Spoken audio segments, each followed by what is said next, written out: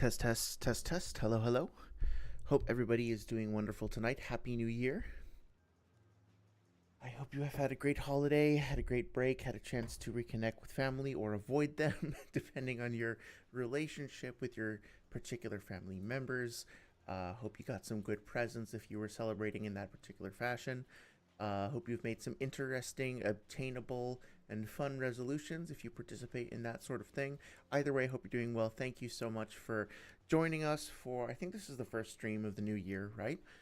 Tonight, by way of introduction, we're going to be talking about Kakuzu versus Pain. Specifically, we're going to be reviewing a Naruto debate on the subject. Now, if you're familiar with the streams, if you've been here for a little while, I'm sure you're well familiar with the way that we tend to approach our debate reviews and reactions. Usually what I'll do is I'll listen through the debate beforehand and I will identify some major topics of interest and going to basically focus heavily on doing a deep dive on those things. So for example, in the previous time we talked about this debate, the concept of whether or not Obito was in control of the Biju and Jinchuuriki came up. And so we talked about, well, what does it mean to actually control them? How can we identify signifiers of control? Are the hand signs important, etc.? We talked about that for like 2 or 3 hours, I think. So this time we're going to be taking a different approach, and I want to be straightforward about this in case this isn't anyone's particular cup of tea. This time I challenged myself to listen through the debate, again, from start to finish, and I just wanted to see if I could put a number on how many individual mistakes were actually made. So listening, or not even how many mistakes were made specifically, but just focus with a laser focus on the points that were being made, the claims that were being made, and the tactics and the flow of the debate. Usually we talk more about the actual series as opposed to the debate tactics, although we've talked about it some, obviously. But this time I wanted to see if I could do a deep dive specifically on how do we determine whether somebody wins a debate? What are our criteria for evaluating it? What kind of logical fallacies might be made? So tonight, and again, just to warn you ahead of time, we're mostly going to be looking at this. And what this is, the self-report over here, is I went through the debate and I basically wrote down every positive statement that I thought was worth addressing, and I made a list of whether or not I thought it was a mistake, and then offered an explanation. Now, the time codes in here, along with each individual speaker, along with the nature of the mistakes, are included here. And if you want to go listen to these things for yourself, I highly encourage you to do so. This is the debate that I'm responding to specifically. This particular upload, these particular time codes are the ones that I'm going to recommend for people to listen through. And I don't think we're going to be listening to the debate much today. Mostly what we're going to be doing is just going through the individual points. But please, if you haven't heard this debate already, especially if you're watching back in the video on demand, please take a look at the time code. Or sorry, please watch the debate yourself in context. I did my best to be very precise with my language and my transcription, but there's always a chance that I made a mistake, and I don't want to misrepresent anybody, even if I disagree with them. With that being said, please excuse the lack of elegant formatting on some of this stuff. You know, I could do a better job at clearing certain things up, and maybe I'll do that as we go through the debate. But as you can see, we have over 400 points to get through, so I'm going to try to get through this at a quick clip. This is a bit of an experiment. Obviously, I've never done something quite like this before, so you'll have to let me know if you enjoy this format. And of course, I might make a mistake. Every single thing that I've written down here might be completely wrong-headed, and I invite people to challenge me, to call me out if you think I'm being unfair. I did try to keep a running tally of the number of mistakes that I thought were made so that I could put a number on it at the end of the stream, but I haven't counted anything. Haven't counted everything. If Noodles or Apollo repeat the same claims multiple times, I'm probably not going to do the Cinema Sins ding for every single time they mention that, because I'm more interested in the overall scope of the debate, if that makes sense. So that being said, let me catch up with everybody in chat, and then we'll dive right in. Of course, I'm more than happy to have a general conversation beforehand, but I am going to try to keep things at a pretty decent clip since we have so much to talk about tonight. But I am delighted to see Saria in chat. I hope you're doing well. Thank you so much for regaling us with the pre-stream bathing and cleansing ritual. Glad to see the cats are snug in their boxes and ready for the discussion. I do hope that you are doing well and that you've had a good a good holiday, of course. I'm loving the carry information, and I'm really glad to see how your theories and ideas are kind of being sculpted and coming along with that. It's really cool to see your enthusiasm there. Um, Again, no pressure, but I do want to reiterate that I think it would make an excellent video if you do decide you want to do that, or even like a podcast. I was thinking the other day, I wonder if there's like a horror movie podcast that you could go on, that you might enjoy having this discussion with other people, because it seems like you have a lot to offer on the subject. And I will do my best to respond to each individual point as well. Sorry, it's been taking me longer. I've just been, well, as you can see, rather laser focused on my own sort of thing. That being said, you and another friend of mine have kind of inspired me to get into horror movies more. I find horror movies to be like, I used to be a huge fan of horror, but then I went through a phase where I was very intimidated by them. So I've been kind of trying to get back into them and watch a bunch of different stuff. You might have seen on my watch thing over here. Somebody recommended this movie. I would not recommend that movie. It is bizarre to me that like you can just go to YouTube and just watch it for like $1. It was it no I don't even really want to talk about it. It's just incredibly difficult to get through. I had to like skim through most of it because of it's very challenging, to say the very least. So would not recommend that one. But I did watch Terrified, not Terrifier, Terrified, and then I watched When Evil Lurks, and Bring Her Back was also a pretty good one. And so there's a couple more that I'm blanking on. Sinners, something like that. So I've been like on a weird New Year's horror kick and kind of enjoying it. I'll have to add Carrie to the list. I shouldn't let that one slide. And I think you said that 2013 was your favorite, right? I'll have to go back and check the awesome tier list that you made. But yeah, especially since I'm now in this horror mode, I feel like I should go back and, and give it a better shot. Hello, Darth Magog. I hope you're doing well. Thank you so much for stopping by. I don't know. Oh, you say you're getting wings. Honestly, that's tempting. I haven't had wings in a long time since I've been eating vegetarian for a while, but there's a place around here that has like some vaguely approximate veggie equivalent that I think I would probably enjoy quite a bit. So I think I need to give that a shot. Um, Howard says, "Oh, hey, Howard, how's it going? Thank you so much for stopping by. Thank you for the nice Christmas or holiday wishes that you sent recently as well." Um, Howard says, "Hi, John. Hope everyone is doing well. Happy New Year." Yes, Happy New Year to you too. I'm doing quite well. It's been cold out here, but I've been trying to get more exercise, spending more time outside regardless. Weirdly, actually getting decent sleep, which is bizarre in and of itself. But that's been that's been fun. Um, I have not watched Superman yet. I really need to do that. Especially since everybody that like whose opinions on movies that I appreciate has who has seen it has highly recommended it. And especially, I don't know if you guys have, well, I don't want to really talk too much about the news because it's I have complicated feelings, but I mean, life is weird and things are stressful, and we could all use um some positivity and some wholesomeness in the world. Like we can use more of that. And so on that note, I actually wanted to mention that basically I'm gonna be taking a pretty harsh tone over the course of this debate because um part of what I wanted to do, or not of this debate, sorry, of this stream, because part of what I wanted to do to kind of prove to myself that my perspective was like correctly calibrated regarding these Naruto debates is I really wanted to go through the exercise of enumerating all the mistakes I could find to really be able to have that number to stare at in the face, to really get a sense of how many like how bad is this really? Because sometimes if you're just listening to the debate for fun, or like I'm half listening while I'm washing dishes or something, it doesn't really sink in just like how bad things are. And so I'm going to be very critical, but at the same time I want to start this by saying that if you enjoy this form of debate, or if you enjoy Noodles or Apollo as debaters, There's nothing wrong with that per se.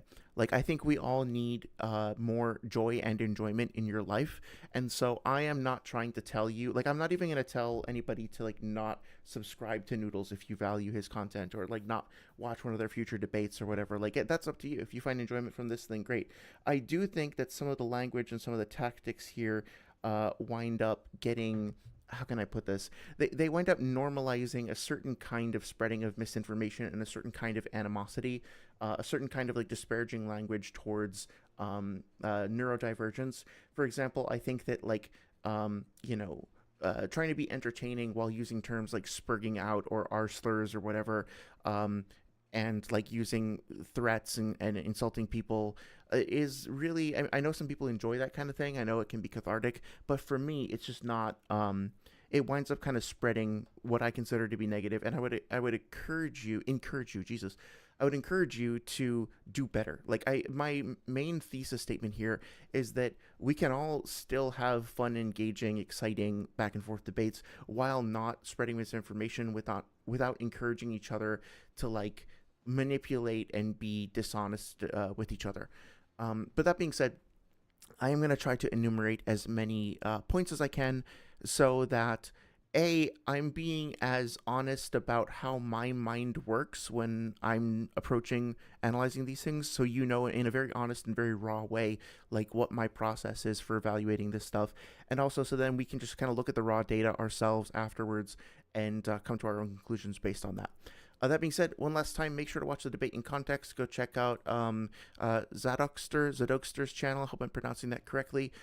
Give them a like and, say thanks for uploading the video. But yeah.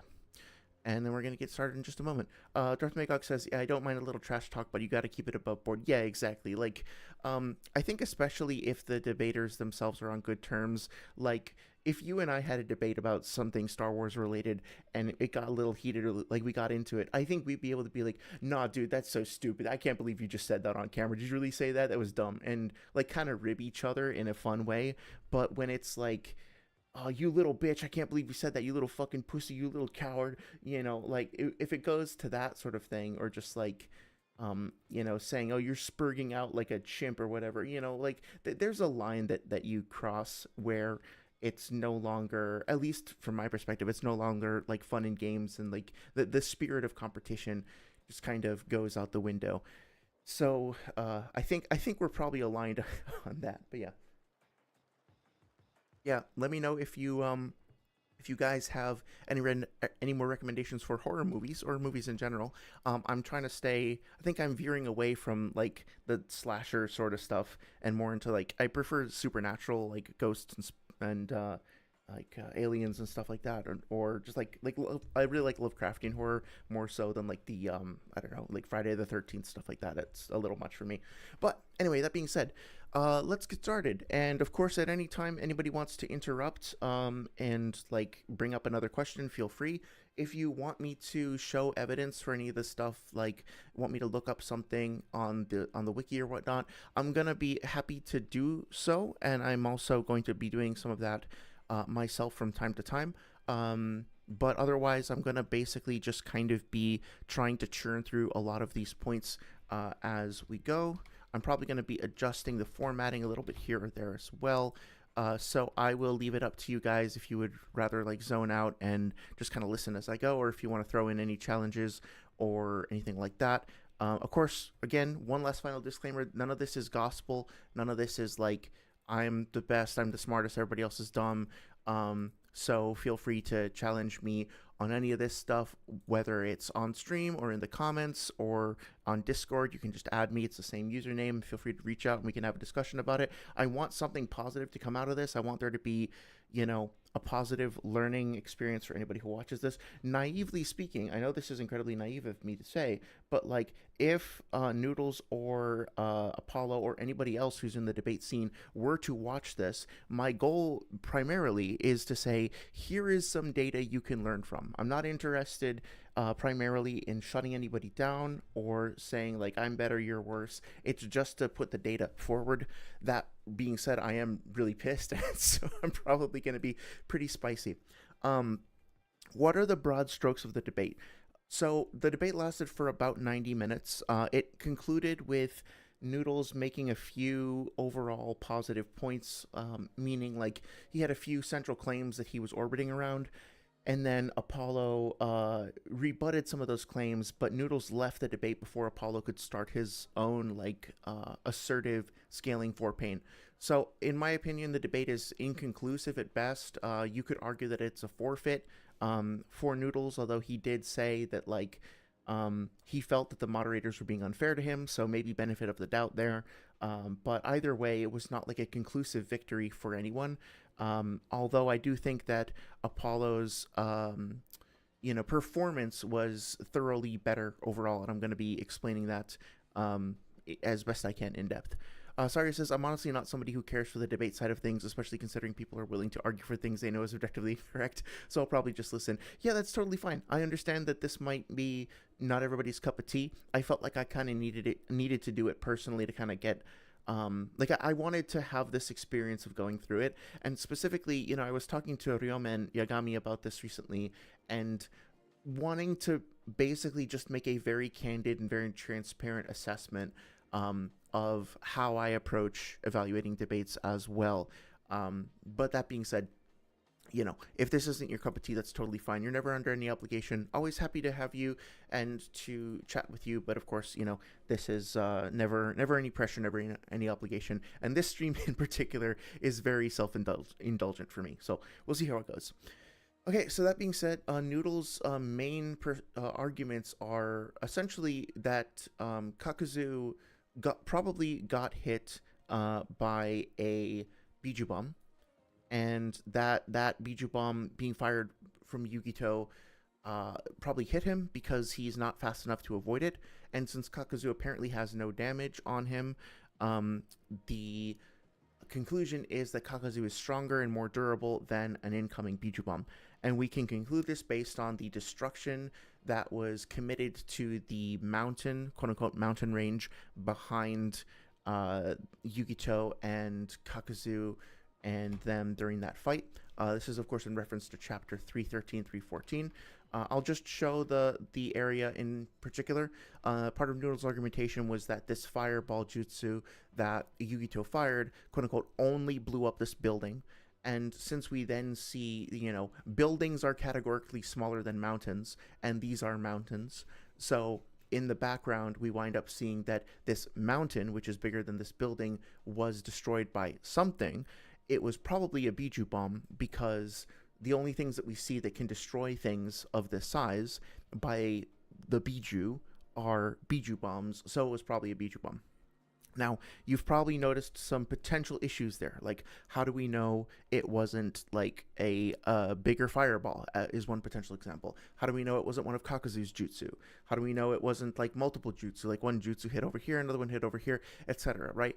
And we can definitely talk about like potential counters. We probably will talk about potential counters, but my main point here is examining, well, what are the claims that are being made, and do the claims themselves actually work? So that was the big one. Another one that got brought up was the idea that, Kakashi stalemated the Asura, or Kakuzu stalemated Kakuzu with 2 Raikiri. The way that Noodles phrased it was something along the lines of, let me see if I can find the exact chapter. It's somewhere around here. So when Kakuzu fires False Darkness at Kakashi uses 2 Raikiri to block the incoming False Darkness. As we've talked about multiple times in the past, the idea here is that the power of the Raikiri, each one of those, the amount of power in each of Kakashi's Raikiri is equivalent to one of the forks of the False Darkness. So in other words, these 2 different streams of them, right? So in other words, Kakashi's Raikiri is worth 0.5 false darknesses, or in other words, 1 false darkness is worth 2 Raikiri. And since Raikiri, however I should be pronouncing that, is capable of one-shotting the Asura path, Noodle's claim, not my belief, then Pain or Kakuzu should be able to one-shot any of the other paths as well. The one-shotting the Asura path thing, of course, is being brought up in reference to chapters 422 to 425-ish. I'll just point out now, because we're going to wind up talking about it, to refresh everybody's memory about this scene, that the way the scene goes is that Kakashi's fighting the Asura path and the Deva path. He comes at the Asura path, pause. The Asura path winds up trying to skewer him, but it turns out that it's actually his lightning clone. And so the Asura path gets hit with a lightning clone, like the electricity goes through him, and then Choza and Choji come in from above and smash down towards them. Choza manages to get a hit on the Asura path, and then you can kind of see it's like scuffed up and bruised or whatever. And then in the next chapter, we also, I think it's the next chapter, we have this attempt by Kakashi to damage the Deva path. The Deva path, quote unquote, throws the Asura path in front of him, or the Asura path jumps in front of him. Kakashi comes in and impacts him. And Noodle's interpretation here is that this one Raikiri is what kills the Asura path, right? The Asura path is one shot by this one attack from Kakashi, and that means that Kakuzu, since his false darkness is worth 2 Raikiri, could also like one shot any of the paths. Obviously, you might see some problems with that. Why are we assuming that all of the paths have the same durability? Why are we not accounting for things like Shinra Tensei and Predapath? Yes, we'll talk about that for sure. I'm just what's the term for it? I'm laying out the arguments overall before we get into that. Of course, just as a general refresher, there's also the fact, and Apollo does bring this up actually, but there's also the fact that the Asura path does survive a little bit afterwards. Like, he's still technically alive and survives long enough to fire off one more missile. So there's, I'm not making a statement about whether or not that contributes to the Asura path's damage just yet. I am saying, though, that it is context for the fight that we should be aware of going into the battle. And I think those are the main arguments. Apollo, basically, his main approach to challenging Noodles at the beginning is to question whether or not it's in character for Yugito to fire Biju bombs while she's alive. In other words, we don't really see Yugito as an alive, like, independent person firing Biju bombs, right? Every time she or Maratabi, her Biju, fire a Biju bomb during the war, it's either when Maratabi's on his own, I think, or when Yugito is an Edo Tensei and she's being kind of like remote controlled. So personally, I think it's entirely reasonable to say, like, especially if you're outside of a debate, to say that Yugito can probably fire Biju bombs. I actually don't really have a problem with that as from like a casual reader standpoint. I think I'd have to go look up the specific examples to justify it in a debate, but I remember the Raikage says something along the lines of the Biju are our most powerful asset, or like B is specifically our most powerful war asset because he can fire Biju bombs. There's a panel when he like tells B, you stay at home, you don't get to leave the country anymore, just work on your Biju bombs. It would be really weird for me to accept that the Raikage wouldn't also be pressuring Yugito to do the same thing. She turns herself over to Maratabi at the beginning of this fight, and like, I think maybe the only Biju that we don't see just naturally being able to use a Biju bomb is Shukaku. I forget if he ever actually does one himself. But yeah, like, Hidan over here specifically says she turned herself over to her tailed beast.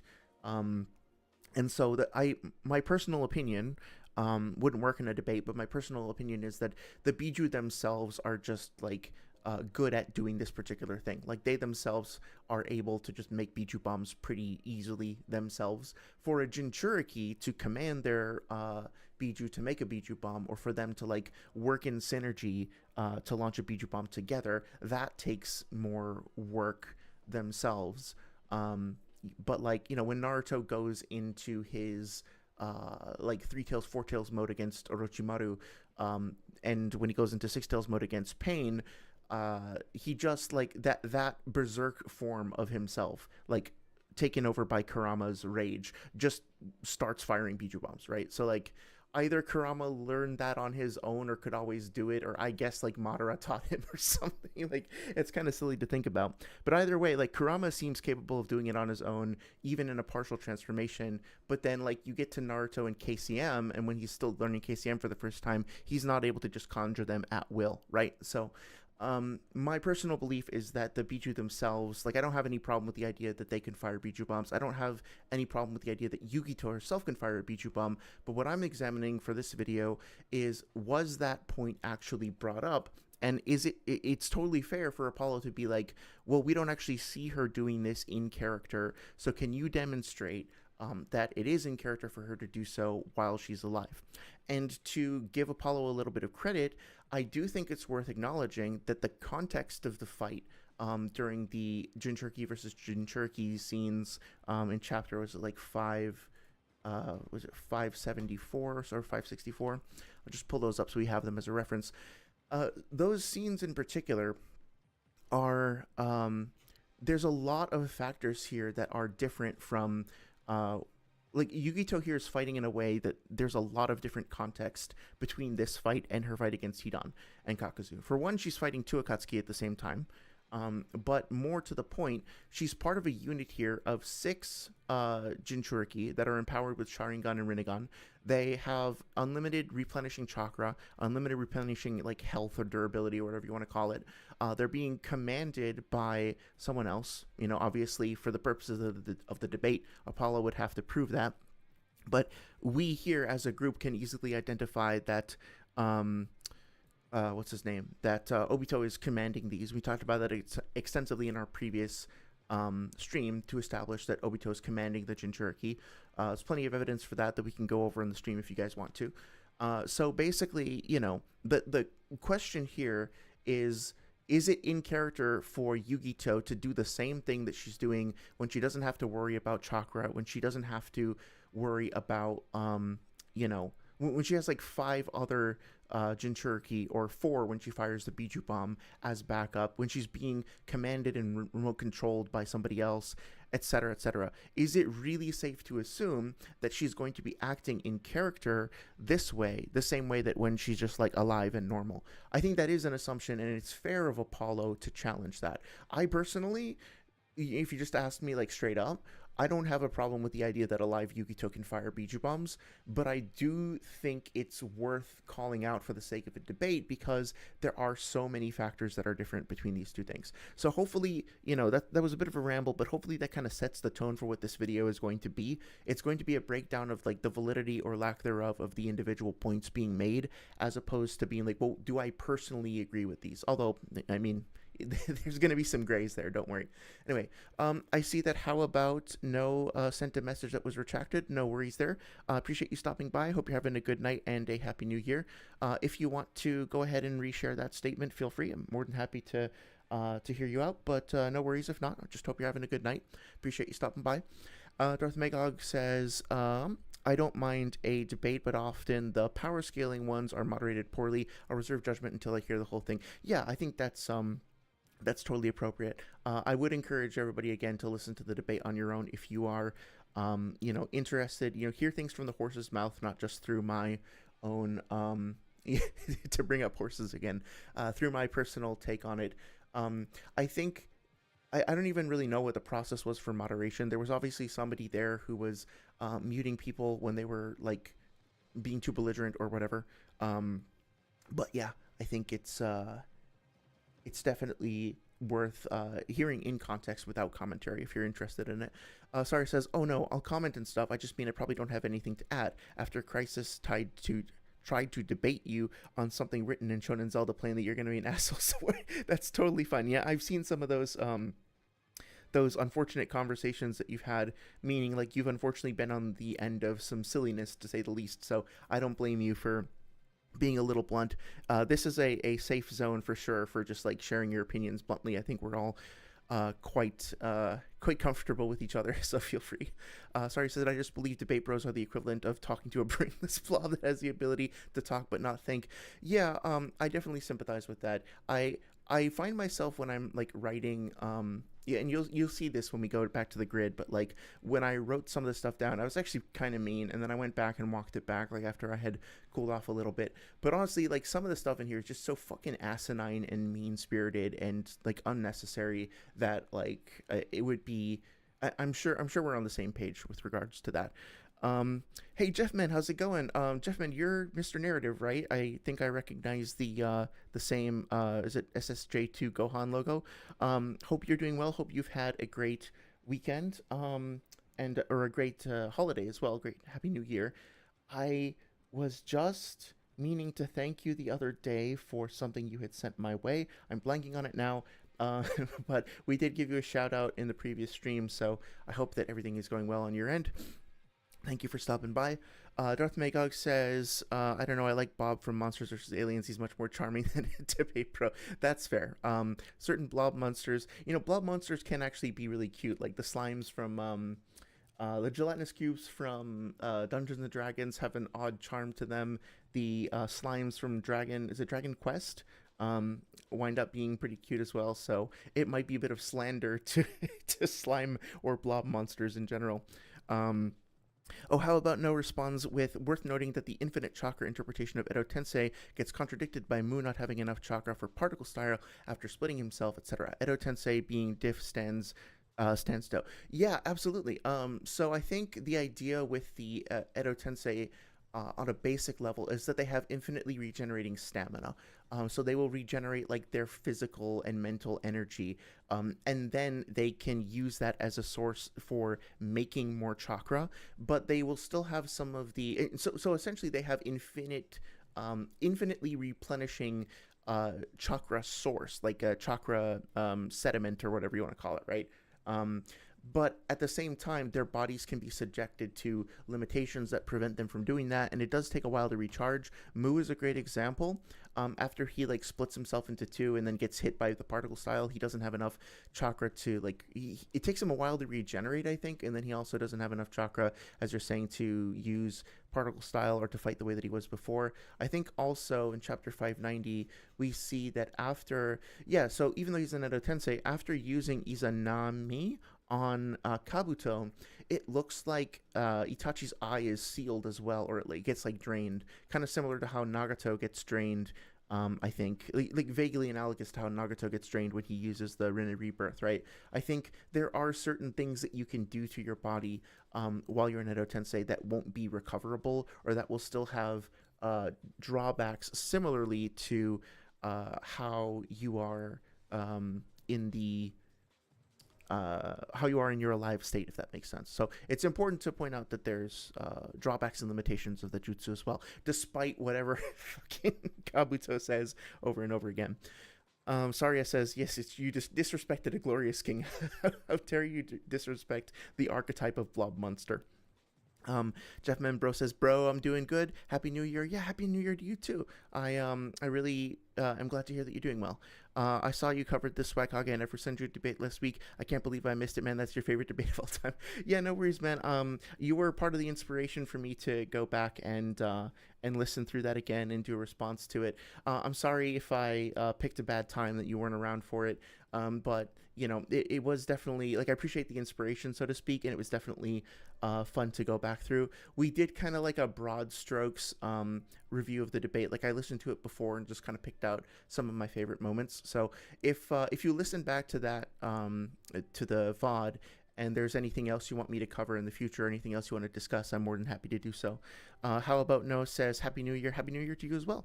I have the volume 37 Japanese scans open in another window if you need translations. Oh, thank you. That's very kind of you. The physical attack statement is correct rather than virtually useless. Obviously not absolute, though. Yeah, so is Kakuzu in Japanese saying that, like, categorically all physical attacks don't work on him? Because I've seen, or at least in his opinion, right? I've seen a translation, like a fan translation, that says something that's closer to that. Like, physical damage does not affect me. And then I saw that the Viz translation says physical attacks are virtually useless on me, right? So, but you're saying, yeah, it seems like you're calling out not absolute in terms of like us not making an NLF, a no limits fallacy, right? Oh, he's saying categorically. Okay, I guess the Amaterasu is referred to as a physical attack if someone wanted to go there. Yeah, I think so too, right? Doesn't Zetsu have a statement during the Itachi versus Sasuke fight where he's like, if the left eye has the strongest genjutsu, referring to the Tsukuyomi, the right eye has the strongest physical attack or something like that, right? I don't remember the exact quote, but I think I know what you're talking about. Yeah. Yes, he does. Okay, perfect. Good. Glad we're on the same page there. Yeah, and to be fair, right, like there are plenty of things that Noodles says that I called out here as a mistake. And when I did so, my calling them out as a mistake was specifically within the context of um, the debate, um, whether or not it was like presented correctly and argued for effectively in the debate. So, for example, he mentions that a narrator in a data book says that uh, or actually, yeah, you know what? Like, I might actually take off these things over here, right? So, Noodles mentions that Kakuzu fought Hashirama and doesn't provide a scan to prove that that was the case. However, that's one of those things that is mentioned in the data book and is pretty well known. So, I might just be like, you know what? The debaters could probably just agree that that's well enough known that it's not that big of a problem. That being said, there is a statement that Kakuzu um, is he says immune to physical damage. Kakuzu in the Viz translation obviously says like physical attacks are virtually useless against him. For this though, Noodles is correct. Kakuzu does say something along that line, but the reason or along those lines. But the reason that I dinged it, so to speak, that I put like this is a mistake, is because the scan was never brought up, at least to my knowledge, over the course of the debate. I don't think Noodles actually presented any scans, although the video that I watched was just like a black screen with the audio, right? So it's possible that I'm wrong about that as well, just to be fair. But just to be clear, like it's possible that like Noodles is correct about things, but they just weren't, or Apollo, but they just weren't brought up in the debate, which is why I called them out. So with that being said, before the debate starts, Noodles tries to establish, or Noodles kind of lays out his initial claim. I probably shouldn't necessarily ding this because what he's saying is that like his overall perspective is that Kakuzu is immune to physical damage. So we should give him a chance to establish that, but also understand that like he will need to demonstrate this with evidence over the course of the debate. And Apollo does kind of call this out very early, and this is kind of where things start off. So let's not like ding it immediately, but it will need to be substantiated.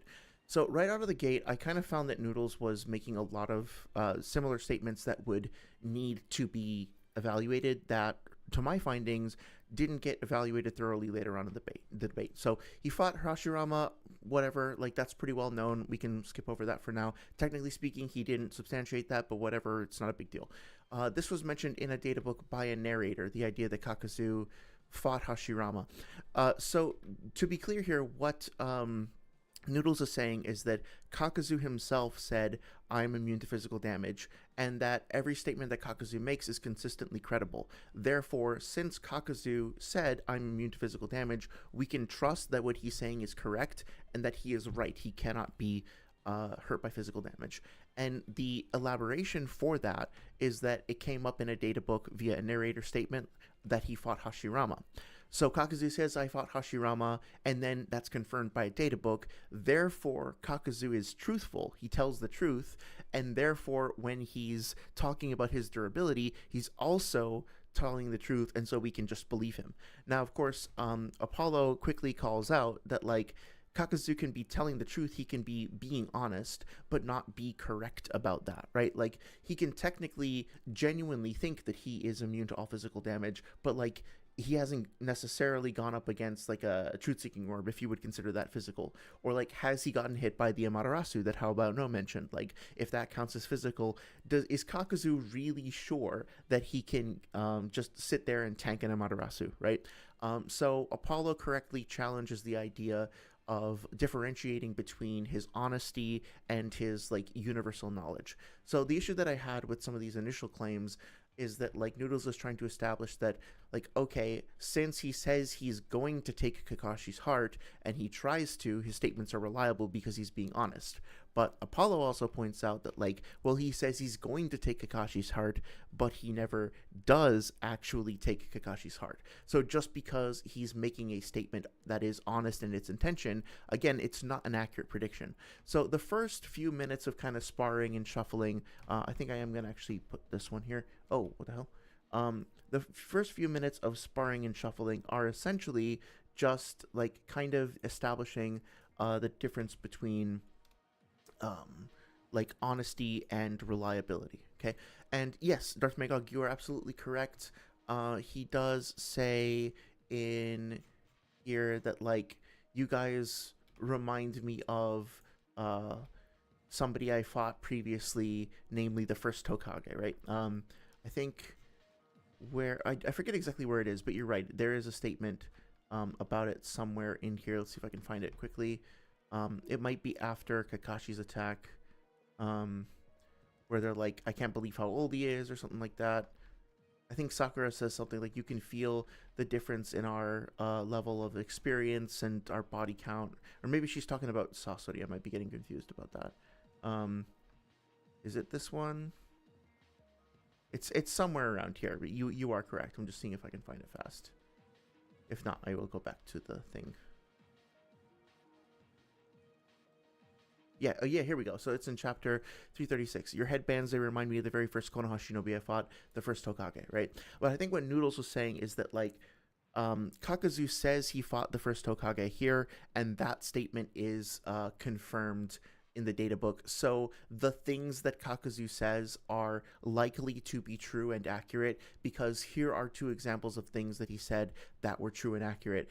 But the problem that I have with that is that on the one hand, he didn't actually show the statement from the data book that corroborates the Hashirama claim. I'm allowing that because whatever, but like he didn't actually show the evidence. So that's arguably a mistake in the context of a debate, which would also entail like he would need to establish the validity of the data books, which is a whole other topic that we're going to talk about more in a later stream. But basically, he does need to demonstrate why the data books are trustworthy to begin with.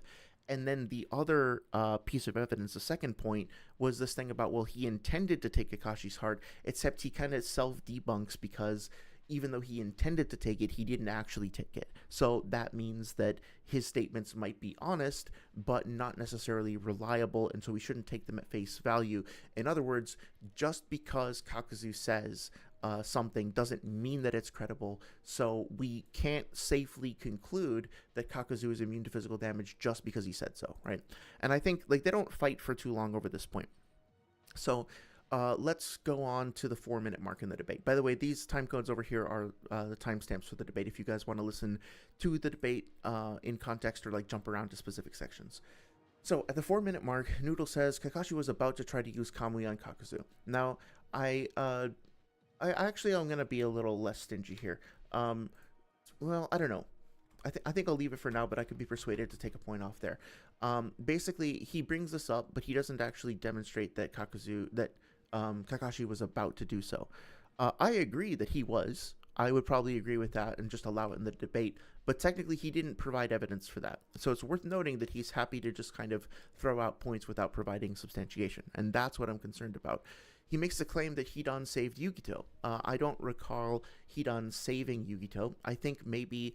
or rather, it doesn't matter what I recall, right? Noodles didn't provide evidence showing that Hidan saved Yugito. I think he maybe meant to say spared her because they don't actually kill her. And we'll come back to the term like Biju killer and whether they killed a Biju later on or whatever. But he did say that Hidan saved Yugito. He volunteered that information, didn't provide evidence for it. He did then go on to clarify that he says that he thinks Kakuzu is honest but not always right. So he winds up agreeing with Apollo on this overall, which leads to him kind of walking back this statement a little bit. So no need to press too hard on that, but it's interesting to see how this kind of goes, like this back and forth, and how Noodles then tries to reconfigure his approach once he's kind of called on that. Now, this is interesting. He says that the reason why, Kakashi's statement was rendered invalid Kakuzu's statement was rendered invalid about him wanting to get Kakashi's heart was because Naruto intervened. And since nobody intervened in the Yugito fight, any statements that he would be making about his durability in that fight would be accurate since nobody got in the way. There wasn't like an outside stimulus. The reason that doesn't work, of course, is because he's trying to establish that Kakuzu is inherently credible, like whatever he says can be trusted. But Kakuzu himself was proven wrong, therefore his initial intention did not match up with what happened, which demonstrates that he's not necessarily inherently reliable. So I get it. He thinks that this is an exception because there was interference. But that being said, what we're what he's trying to establish from the get-go is that Kakuzu is inherently reliable, and so this at the very least is like a very shaky foundation. He goes on to say that Kakuzu doesn't think any physical attack can harm him. Okay, that's fine. I agree that Kakuzu said that, but as far as I know, he didn't actually provide the evidence. Now, based on what you said, how about no, it might be the case that there is a scan out there that actually does say something closer to this as opposed to the Viz translation. So I might wind up taking like misquote off of here depending on that, but we don't know anyway because Noodles like didn't actually provide the scan as far as I know. Okay. He also mentions that Kakuzu is stated to be stronger than Yukito. Now, in my assessment, well, first of all, that was not shown in the debate. Like the scan was not shown for that, again, as far as I'm aware. But more to the point, I'm aware of what he's referring to, and I would personally be willing to allow it in a debate. The problem is that the quote itself coming from the third data book says, like it's describing the Akatsuki members, if I recall correctly, it says, hardened, skillful masters, stronger even than Jinchuuriki. So what it's doing is it's describing the organization of the Akatsuki overall and saying that the Akatsuki are stronger than Jinchuuriki in like this broad categorization way. And as we've talked about countless times before, Noodle's interpretation of that is that, okay, well, since Kakuzu is an Akatsuki member and Yukito is a Biju, or a Jinchuuriki rather, then he's stronger than the Biju and the Jinchuuriki.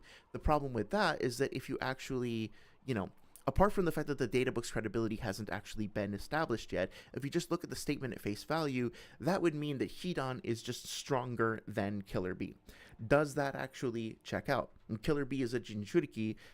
Killer B, I think would have a pretty strong win condition against Hidan. I think he'd have a pretty strong win condition against Kakuzu as well. How are we actually defining strength here? How are we actually corroborating whether or not that statement is valid or reasonable? And that's the problem that I have with this. It's something that's taken out of context. It's probably a bit of a misquote and a bit of a warping of the original intention behind the statement. And this has come up so many times over the years that it's just kind of like extremely exhausting to hear it continue to be used. He then goes on to say that there's a statement in the fan book, quote unquote, that all Akatsuki members have capability to deal with the Biju. I checked the fan book that I have. I couldn't find that in the fan book. I think he's referring to this statement in the third data book, which again, he doesn't provide evidence for that. So, I mean, like, we can't really do anything with, oh, there's a statement somewhere, right, in the context of a debate. So this would count as a mistake as well. He then says that Kakuzu tanks multiple attacks on panel from Yukito. He doesn't show the multiple attacks being tanked. We as a group can identify that Kakuzu took one attack from her paw, and then arguably she took, not to spend too much time on this, but you could argue that he also took some of this fireball attack. The problem is that he's been squished down into the ground and he's being surrounded by rocks or earth or whatever you want to call this, because he's been pressed down into the ground. And then Yukito is firing forward towards Hidan at this point. Is it really accurate to say that we see him tanking multiple attacks? Does that count as him tanking the fireball? Now, maybe you could argue that it does. I personally don't think so. You could make that argument, though. My problem with Noodle's position in the debate is that he doesn't actually show and identify those attacks. I think at some point they do wind up looking at a scan of the fireball, so we can say that, like, maybe he shows or of the fireball. But the fireball is the one I would contest. The attack that he really tanked on panel is this, and he was still kind of overwhelmed by it. So maybe he took no damage from it, but he was still like physically pressed down and overwhelmed into the ground. So again, the main problem here is the lack of evidence. He then concludes it is therefore probably true that he can't be damaged by the Biju, but again, like, the Biju is a category statement about all of the Biju. The quote that he was referring to specifically it uses the phrase Jinchuuriki.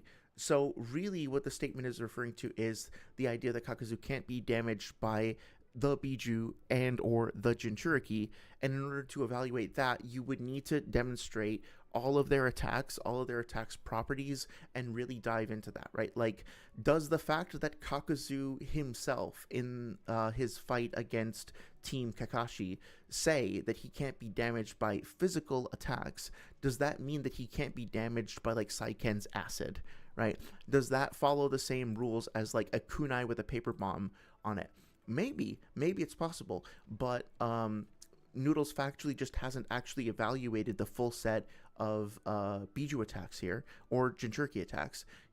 And especially since Kakuzu winds up dying to a Rasen Shuriken, which is an attack from a Jinchuuriki, this is categorically false as well. So that, but again, like the main problem here, regardless of our ability to debunk it, the main mistake that he made was that he didn't actually evaluate the full data set. He tried to draw a conclusion about the entire data set based on just like one or two data points, which is the opposite of how you're supposed to evaluate things, right?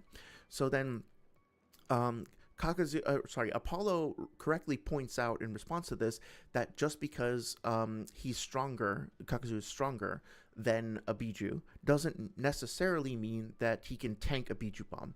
And Noodle's response to this is basically a rhetorical question in the form of a rhetorical question that kind of blends into being an argument from ignorance. What he says is, well, wouldn't Kakuzu be dead if the Biju bomb could just vaporize him? So with a little bit of like shell game, like word, let's just say tactics there, he's saying, well, if Kakuzu gets, like, Kakuzu's fighting a Biju, the Biju are going to fire Biju bombs at him, so, like, if they can't kill him, then why would that be the case? Like, if they could damage him, they would have damaged him. He's not damaged, therefore they can't, right? And hopefully you can kind of see the issue with the logic there. The fact that they didn't doesn't mean that they can't. And so Apollo does kind of manage to call this out. So at the 7-minute mark, we have about 20 to 25-ish individual points made. Let's just say 20. Most of them are being made by Noodles. Most of them do not have evidence supporting them. Apollo has made a couple of decent rebuttals. So right out of the gate, we're not off to a super strong start for Noodles. But let's continue. At the 7-minute mark, Noodles does say that, what does he say? If the purpose of the statement is to demonstrate that he cannot be damaged by an attack, then this would be evidence for it. That's how we would interpret that statement. So he's saying that, like, if the reason why Kakuzu is saying he can't be hurt by an attack is that he can't be hurt by an attack, then that would be evidence for Kakuzu not being able to be hurt by an attack, which is just redundant. So that doesn't really work, unfortunately. He then goes on to say, we know that he's telling the truth because he literally tanks attacks from Biju on panel. This would need evidence, right? We would need to actually see him tanking multiple attacks from Biju on panel, which we don't. He does tank a attack. We could talk about that. We could scale Yukito's paw swipe, but that doesn't come up. And he goes on to say that we do see a Biju bomb's destruction in the background. And when I emphasize stuff like this, I am like, it's possible I made a mistake here or there, but I'm trying to quote directly from the debate. So here Noodles makes a positive claim that we do see a Biju bomb destruction in the background. Well, first of all, we don't actually see the Biju bomb itself, but what he's saying is that we see destruction in the background, and he's implying that that destruction is most likely to have been caused by a Biju bomb, right? And this is the thing we talked about before. This is what he's referring to over there. So the thing is that we don't actually see this event happen on panel, so we're trying to draw a conclusion based off of like a CSI, like a crime scene investigation that we're doing after the fact to see if this is likely.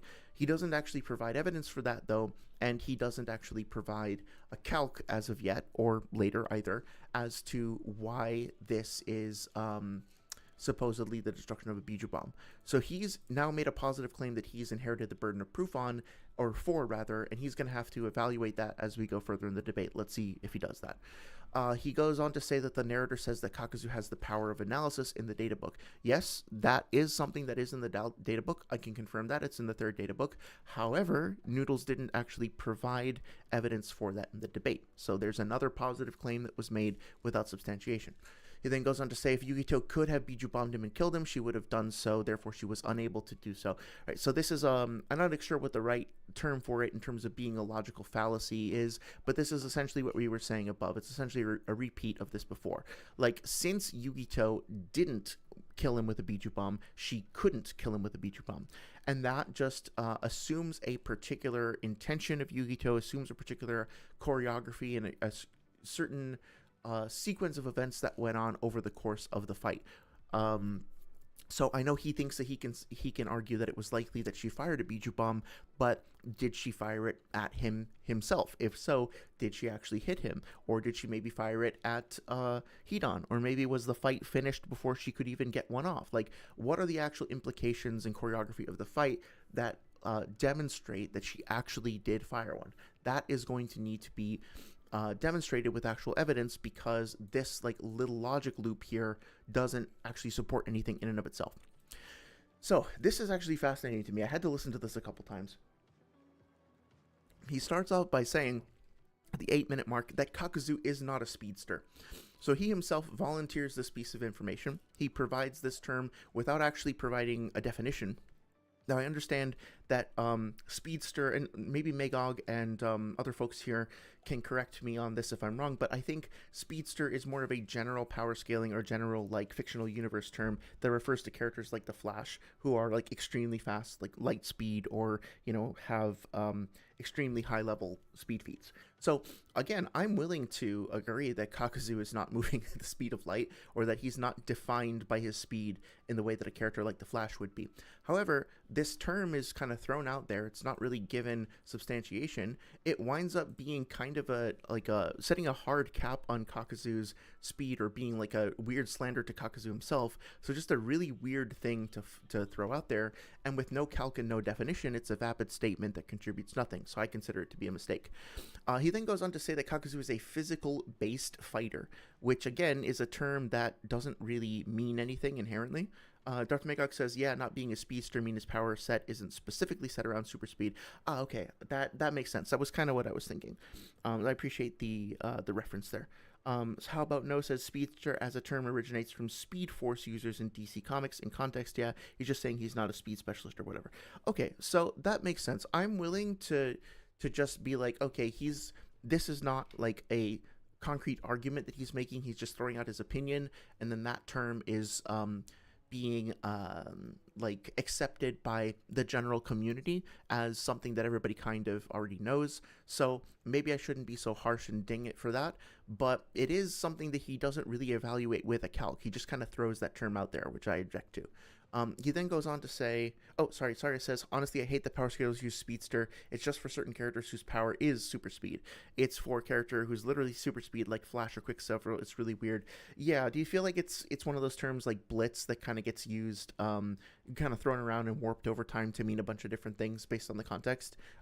It did seem to me like it could. Yeah, I'm going to leave this here for now, because it did seem to me like it was not...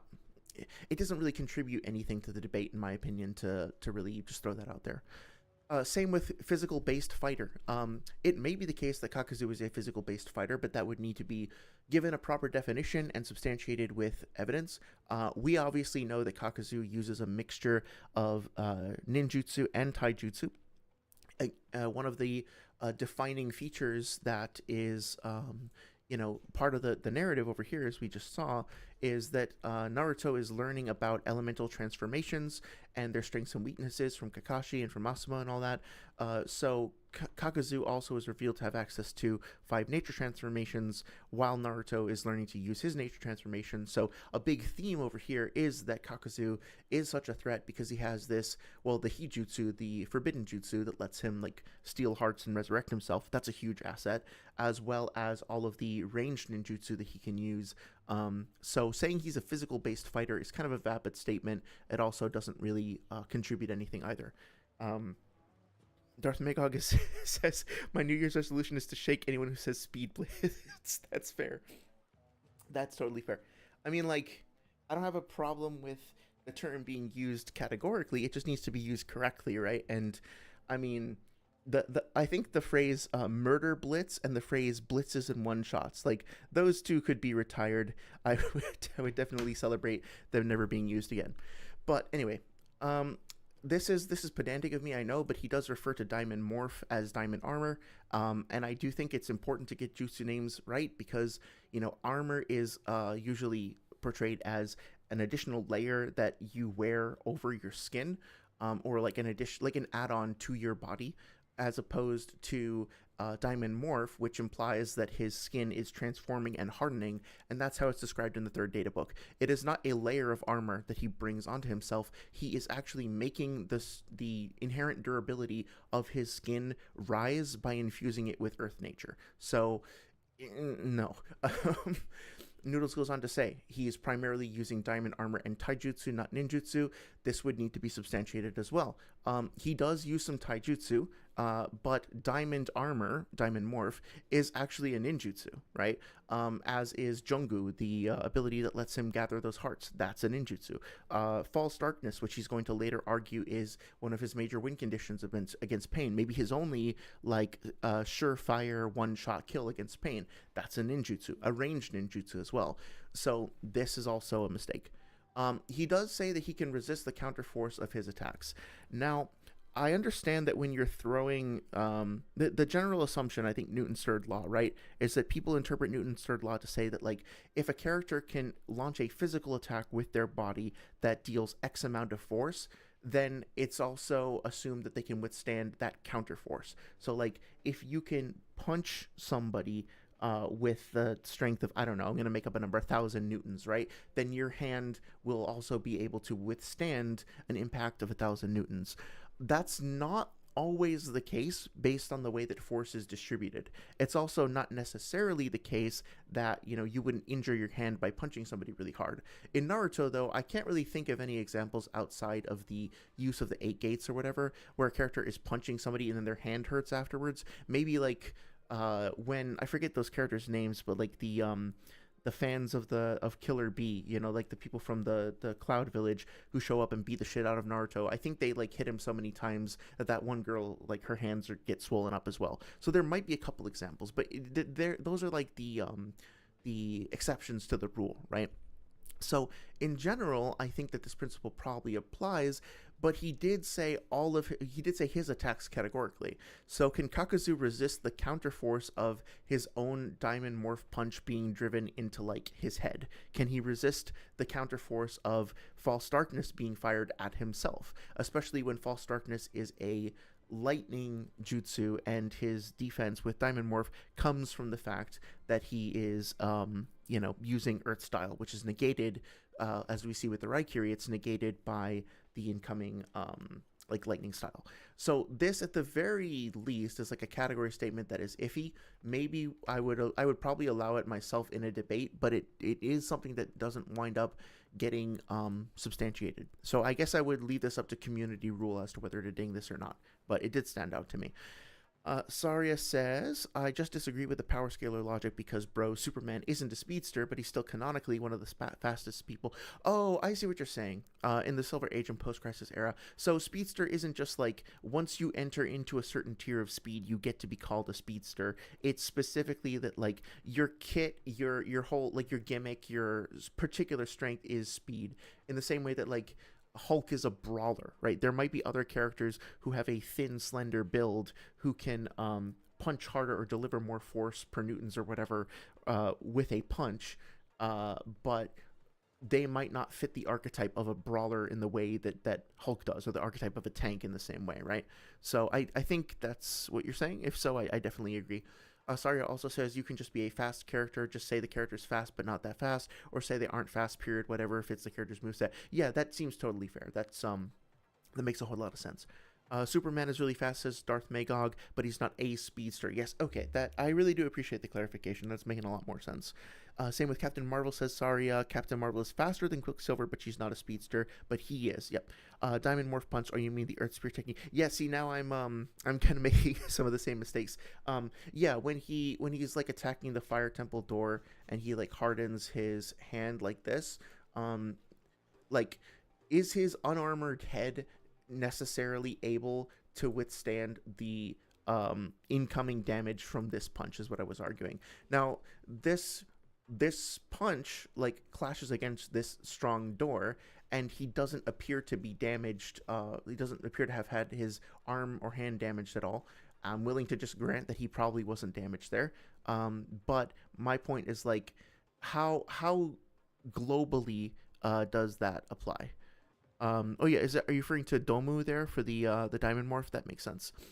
Cool. We got a drink of water real quick. Okay, so he then says that Yugito said she lured Kakuzu and Hidan to go all out. There is something like this in the data book that I think the specific phrasing is she lured them to an abandoned village or something so that she wouldn't have to worry about civilian casualties. But what oh yeah, Domu. Okay, cool. Yeah, Earth Spear, Domu, Diamond Morph. There's like 3 different names for it. But that's cool. I appreciate the clarification too. So yeah, in the data book, there's a statement that says like Yugito lured characters, or like lured Hidan and Kakuzu away from populated areas so she would avoid civilian casualties. So again, I agree that this is what happened, but in the context of the debate, Noodles didn't actually show the reference in the data book. He's also incorrect. Yugito herself didn't say that out loud. The data book describes in the, like, as a narrator in the third person that she did that, but it's not her saying it, right? So like, if you look through here, all she says is, you think you chased me in here, I actually lured you here. But she doesn't say anything about like, so I can go all out, so I don't have to worry about civilian casualties. So unless I missed something, this is a misquote and a misrepresentation of the source material. It turns out that he's right, technically speaking, but in terms of like the debate side of it, he's not actually building his case correctly. He then says Kakuzu is not faster than Yugito. Again, like, that might be the case, but he doesn't provide evidence for that. He then concludes because he's not faster, Kakuzu's not faster, he had to have tanked the attack, which, I mean, like, this is an extension of a fault, or like an unsubstantiated thing from before, but, I mean, like, again, this is making like a broad generalization based on, okay, so because Kakuzu is not faster than Yugito, he couldn't have dodged the Biju bomb, therefore he had to have tanked it. But like, well, first of all, did Yugito actually fire the Biju bomb? If so, how big was it? How fast was it moving? Did she actually fire it at him rather than Hidan? Did she just miss entirely, right? Like, this is making a lot of assumptions about, or at least neglecting to acknowledge a lot of different ways that the fight could have gone down. It's just assuming the fight went down in this particular way without actually demonstrating that with evidence. So this would fall apart as well. Okay, so the 8-minute, 42-minute mark, Apollo chimes back in and starts to kind of push back on some of these points. He questions his perspective here. The way that he's approaching this is to question the credibility of Noodle's statements for the most part, although he does make what I would consider to be the occasional mistake in phrasing his rebuttals in the form of positive claims. When he does that, Noodles can then attack those as positive claims, and that's honestly, like, that's what Noodles' primary strategy is in this debate. He makes provocative statements. He waits until his opponent says something that is like a positive claim, and then he just goes after that. So for example, I'm just making something up, right? He'll say like, well, Naruto's stupid, none of his attacks work, he's a dumb idiot, and by the way, like, he lost to he would lose to Jirobo or something. And then the other character will say, then Apollo would say, like, no, he wouldn't. He wouldn't lose to Jirobo. That's stupid. And then Noodles will be like, okay, I got it on recording. You made the positive claim. You said factually that Naruto would be able to beat Jirobo or whatever it was you said. I got it on recording. If you bring it up again, I'm going to embarrass you. So go ahead, defend that point. Otherwise, I'll apply Hitchin's razor, and then you'll be done, and that point goes away. And it's like, even if that was the case, wow, you managed to catch somebody on like making a positive claim in an attempt to debunk you. But if you dismiss that point, you're just back to square one, right? Because you still haven't actually demonstrated the validity of your initial point. But I don't know if he's aware of that or not, but that's the tactic that he uses. He Gish gallops and uses a lot of like provocative statements to try to get his opponent to say something that he can then like laser in on and like dig his claws into, and then just like refuses to let go. And we'll see that once we get to the discussion of like the Asura path and its durability and stuff. But yeah, exactly. He literally, I have the time code. At a certain point, he's like, Hitchin's razor is the principle that anything submitted with evidence can be dismissed without evidence. I apply Hitchin's razor. Your point is gone. It's off the board. It's no longer. It's like so theatrical too. It's like so fucking ridiculous. Same thing with Occam's razor too. Like they just use this as like a you triggered my trap card, yeah, or like a do not pass go, do not collect $200, whatever, like the go to jail card from Monopoly.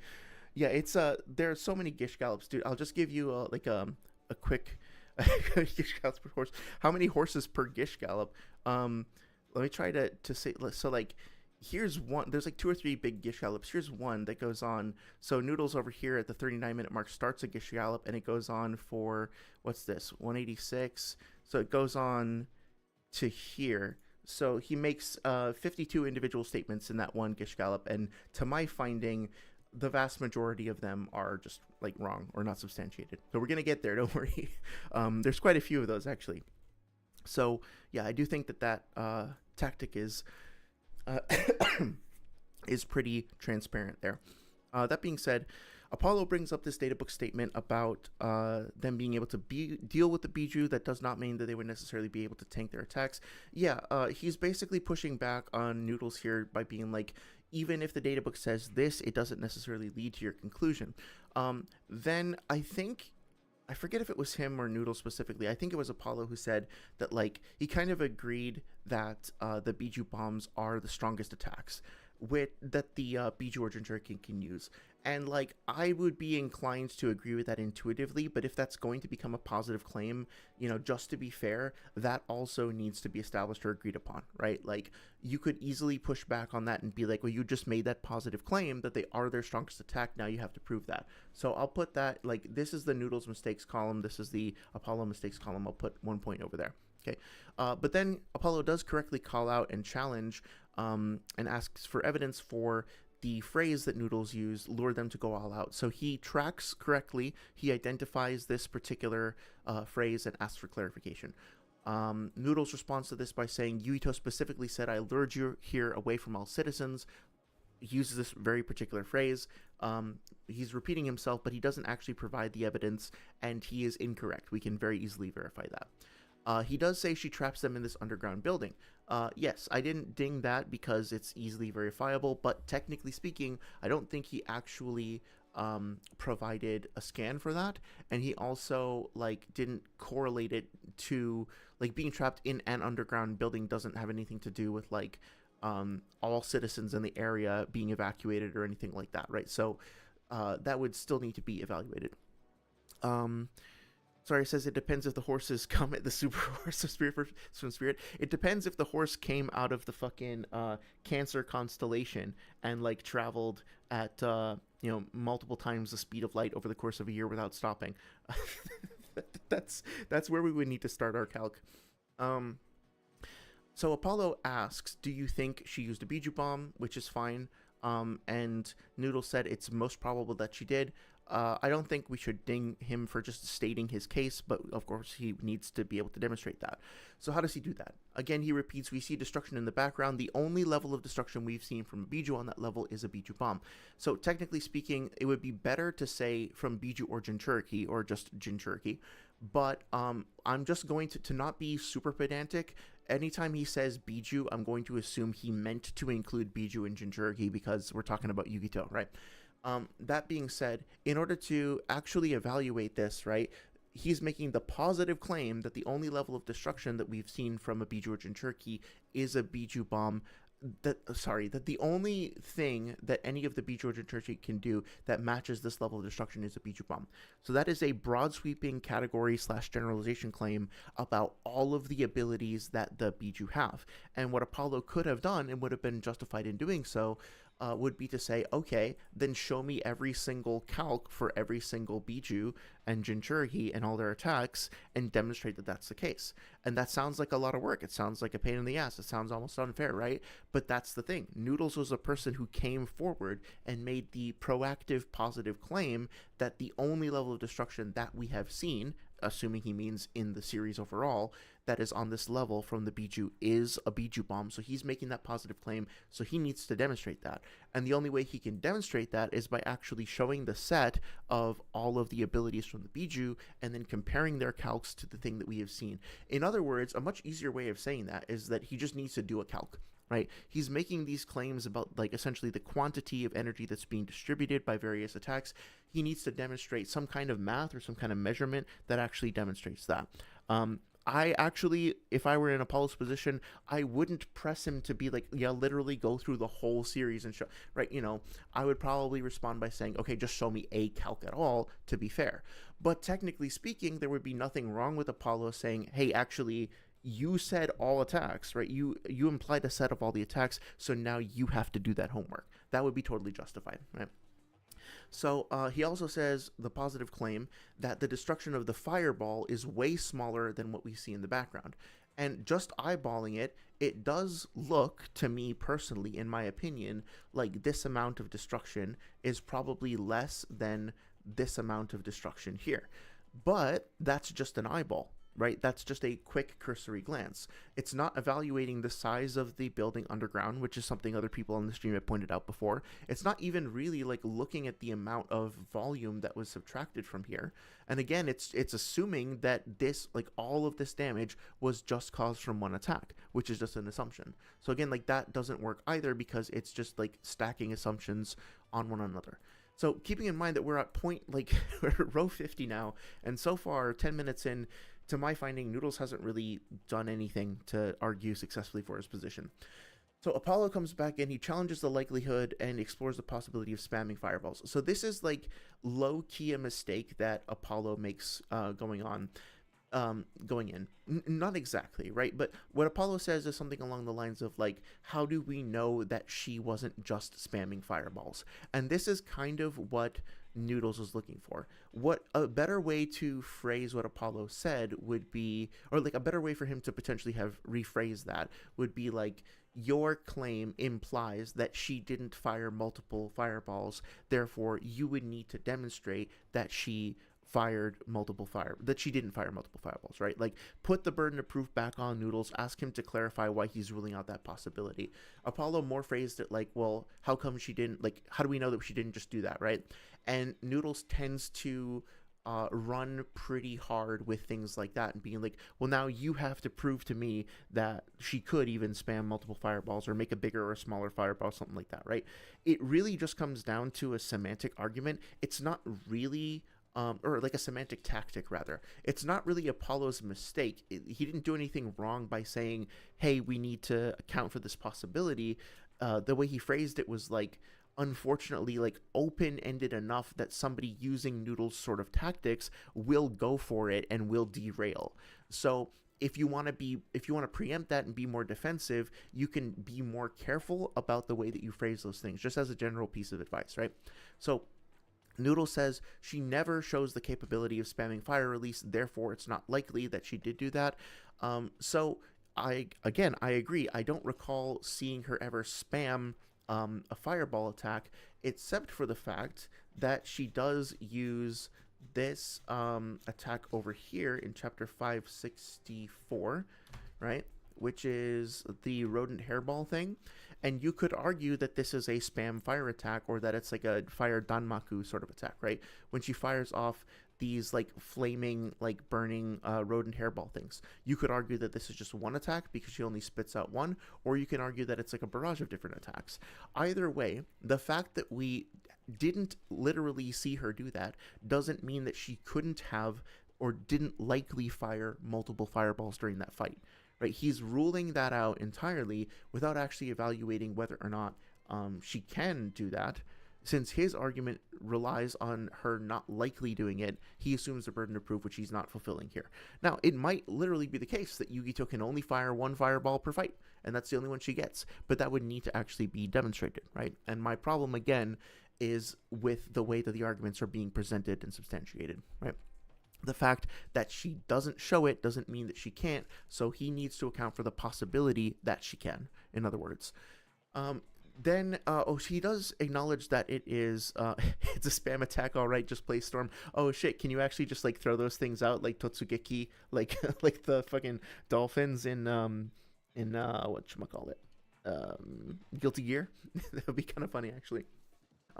So to give him some credit, he does acknowledge that it's a possibility, but he's kind of using like an absence of evidence style argument, being like, well, we don't see evidence that she can, so she can't. It's like verging towards an argument from ignorance, basically. So it's like half credit, I guess. And this is Apollo's, a very strong point that he makes.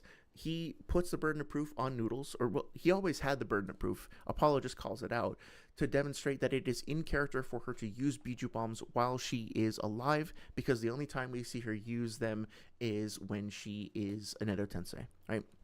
So Noodles responds to this by saying she used Biju bombs in the war. He doesn't show a scan for that, but again, one sec. Again, I wouldn't call him out on that necessarily, because like everybody knows that Apollo could have said show me a scan, but I'm sure that like that would be considered pedantic given how much it's like, do you really need to show that like a scan for Jiraiya teaching Naruto the Rasengan? No. Like if you mention that like the little cat Shu taught Naruto or like helped Naruto make a breakthrough with the Rasengan, that's less known, so you might get called out on that. But like nobody except like somebody who's like being really pedantic is going to ask you to show a scan of Jiraiya and Naruto training. Like everybody knows that, right? So there are certain things that I don't feel is like really useful to call out, even if they're not presented with evidence, because it's just like so obvious. Like Obito hates Kakashi, right? Do I need to show like proof of that? Probably not, right? So then Apollo makes the biggest mistake that he makes in the debate. Now, granted, he does actually recover from this, but he makes the positive claim that Yukito was being controlled by Obito. Now, you and I all know, because we've talked about this on stream before, that at the very least, it is blatantly obvious that the Jinchuuriki are being manipulated by the Edo Tensei. And it is extremely clear, if you read through the chapters, that Obito is also influencing them. But technically speaking, Apollo made this as a positive claim that she was being controlled by Obito, and then he didn't. Then he assumed the burden of proof to actually demonstrate that. Now, he does actually provide scans, and I think he does actually provide at least some evidence for it. I don't think that the evidence is really super strong. I think he could have done a better job. But his real mistake here, in my opinion, was just like making the positive statement anyway, right? He should have just been like, you show that it's in character. And the thing, like, to give him some credit, he does get back around to that, and he realizes his mistake and he recovers from it. But it's worth noting that like this is probably the weakest moment for him in the debate overall. That's fine. Saria says, it's really fucking annoying, but her combos are so fast and flashy that I give her a pass. That makes sense. I mean, I think it makes sense to kind of have her lean into her speed and agility, based on her character being like an agile cat and all that stuff. So that makes sense. Saria says, we know that Naruto, show me a scan that his name is Naruto, and people just call him that. Show me his birth certificate on panel, no data books. Yeah, that's I think probably a little excessive, right? A little too much. Hey, Adele93038, how's it going? Thank you so much for stopping by. Oh, wait, is that Kakuzu God? Am I recognizing that profile picture? It's showing up pretty small. It looks like Kakuzu in Holidays / Kakuzu God. If so, welcome. I hope you're doing well. Hope you've been keeping well over the past little while. Happy New Year, Happy Christmas, Happy Hanukkah, or whatever you happen to celebrate. Yeah, we are delving back into a discussion of the goat, Mr. Kakuzu. Yes, okay, good. I just want to make sure. Cool, yeah, welcome. I hope you've been doing well, man. Tonight we are going through the Apollo versus Noodles debate on Kakuzu versus Pain. Mostly we're just talking about the argumentation as opposed to the like going through all the chapters and stuff, but we're still talking about the scenes. We're still looking at scans and stuff like that. So yeah, I would love to hear what you think. As always, your opinion on the subject. You're probably one of the people in the community that knows the most about this matchup from what I've seen. Obviously, you've like spent a long time on it. Have you actually done a debate? I forget if you've I think you mentioned that maybe that you did a debate against somebody, but I couldn't remember. But yeah, I'll love to hear your thoughts. Saria says, Adele, hello, it's me. I was wondering if after all these years you'd like to meet. Yeah, man, it was really weird. I went bowling randomly with some friends a couple days ago, and for some reason at the end of the bowling lanes they just had like these big screens, like big LCD screens playing random pop songs, and it was like basically I think the person working that day was just a massive Adele fan, and so it was just mostly like Ariana Grande, then Adele, Katy Perry, then Adele, Adele, and then Adele, right? It's just like a lot of Adele music videos and stuff. It's kind of funny. So here's the thing though, like even though Apollo does mention that, like does make what I consider to be a mistake here in making the positive claim she was being controlled by Obito, then Noodles comes forward and says Obito could not control the Biju even in their version 2 states. So now like he has assumed the burden of proof again, and he is making a claim not only about the Biju, like Obito being able to control them in their like what he's going to call their full avatar states, but even in their V2 states. Now again, like he doesn't actually provide evidence of that. He doesn't actually go through the chapter and show scans where like here is a proof that Obito can't control them in X, Y, or Z state. He just kind of throws that out. So I would consider that a mistake as well because of the lack of evidence. Kakuzu and Holiday says, me, a lot, yes, but in French. A bit in English, too, essentially Kisame versus Kakuzu. Oh, that's awesome. Yeah, I'd love to learn more about that. Kakuzu, or Kisame is another one of those characters that, like, if I did debates, I would want to do, like, talk about him or Orochimaru. I wanted to do a video on Orochimaru versus Kisame at some point. Thought that would be kind of fun. So, yeah, that's awesome. I'm glad to hear that. Hopefully it's been relatively non-toxic. Fellow French fry detected. Katy Perry, So Based, Firework is top 10 songs for me. I will say it does help with the focus in on the like getting locked into the to the bowling, right? Like having that anthem playing in the background for you. Also the imagery is motivating to a certain extent. Yugito also uses, okay, so Noodles then says Yugito uses Biju bombs even after Naruto breaks them out. He doesn't provide evidence for that. I don't recall that happening either. After Naruto breaks them out would be what? Like after the Edo Tensei? This is not really clarified. I think, what's his name? Maratabi does later, but not Yugito. But either way, this is not substantiated. So he mentions that she's stated to use her Biju power, which again, I agree that she does use her Biju power, but the context for that is not presented. It's not really clarified what it means to use her Biju power, and more to the point, he just doesn't provide evidence for this again. So that would be another mistake. He then says she's a perfect Jinchuuriki. She mastered a perfect Jinchuuriki's power. Later on, he winds up demonstrating or like admitting that he doesn't really remember where the term perfect Jinchuuriki even comes from, and that he's basically using it as a custom term to mean something that's specific to him.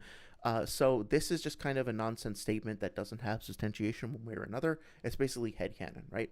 Then he goes on to say there's nothing demonstrating that Obito can control her in her full avatar state, which is again, like it's an incorrect term. There's no such thing as a full avatar state, but it's also a universal claim about Obito not being able to control her, but there being no evidence whatsoever that Obito can control her. And this is why you need to be careful about your terms and the way that you phrase things, because what Noodles has essentially done here is he has made the positive claim that there is no evidence in the entire data set. And if he had just rephrased that as if you're going to make that positive claim, Apollo, you're going to need to substantiate that. Instead, he made the positive claim himself that there is no evidence there, and so he now needs to actually demonstrate that by going through the chapters and showing that there's no evidence. Now, to be fair, if you were willing to be like non-pedantic, you could say, did you mean that you haven't seen any evidence, right? Like you don't have to be like a feral hound about how you debunk that or respond to that. But Apollo would be within his rights to go after that. I think it's kind of a mistake that he didn't push on that a little bit harder. I have your Google Doc on Kakuzu versus the Akatsuki. Yes, I think I still do have that on my Google Docs link. Is that you said that you had moved away from that, right? You're not planning on elaborating on that, which is I think a little bit of a shame because you'd obviously put like a ton of work into it. But I also understand, like I have plenty of stuff that I've written, and I just like I don't feel the motivation to keep hammering on it. I moved on to other things. So whatever feels right, of course. Kisame is in there too. Yeah, if you don't mind, actually, I'd love to go back and take a look at that later to kind of hear your thoughts on that. That'd be cool. So Apollo at the 12-minute mark does, I think, make a correct move where he asks for evidence.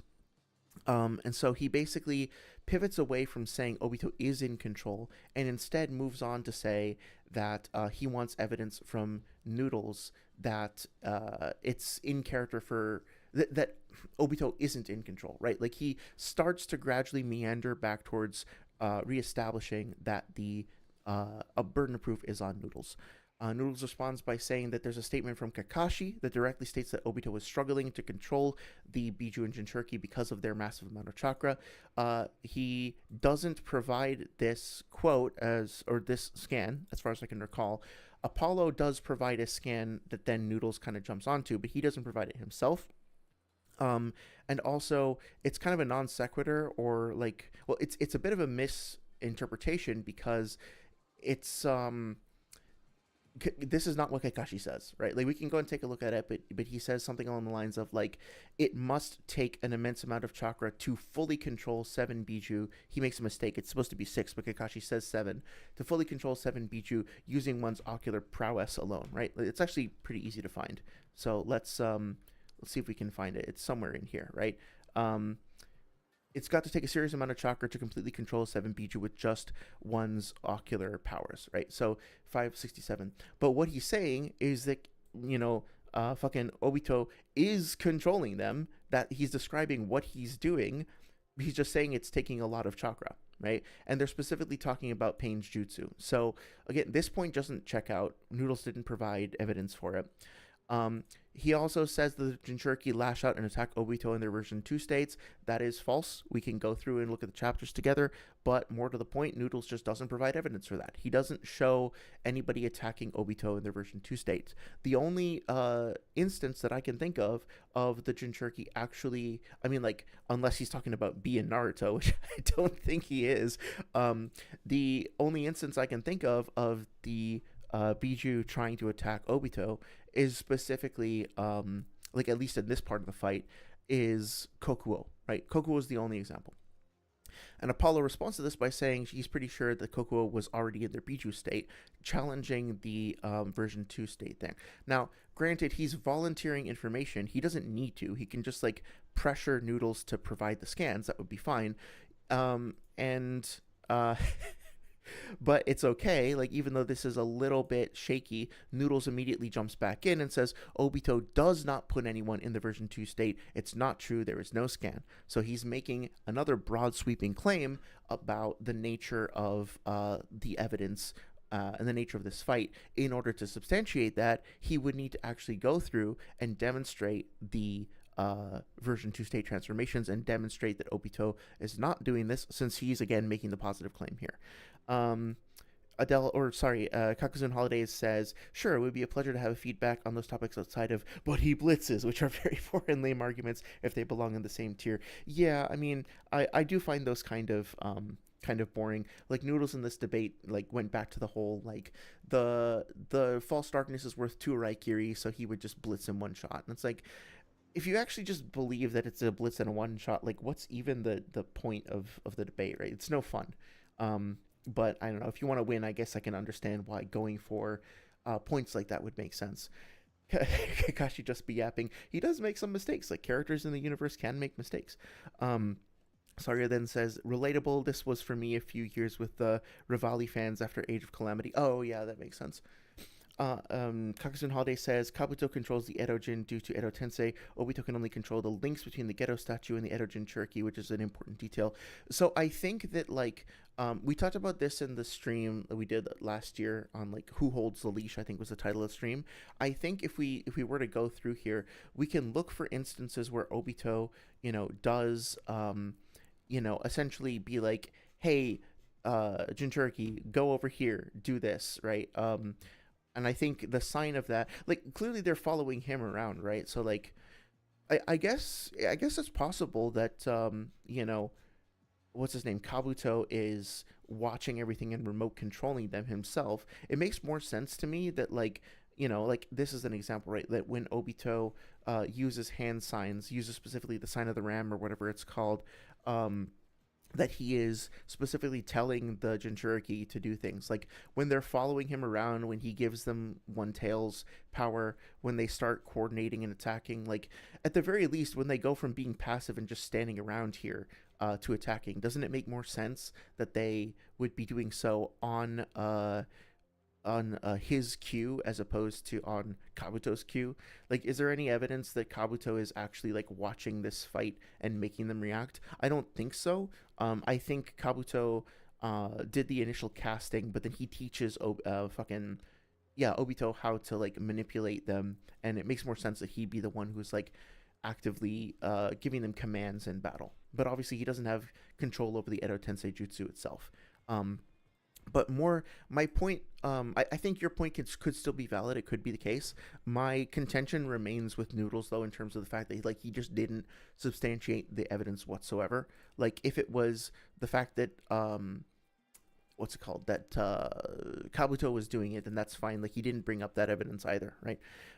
False Darkness only X2 Raikiri and AP, not speed. Well, to me, yeah, I would contest that further. Like I think that the Raikiri that Kakuzu that Kakashi uses are like with this flat palm, as opposed to the way that he in other words, like when he blocks False Darkness, he's just kind of reaching up and touching it and like grabbing it with his palm and then bracing himself, as opposed to when he stabs forward with a forward thrust. That would include like his forward momentum and his stabbing motion.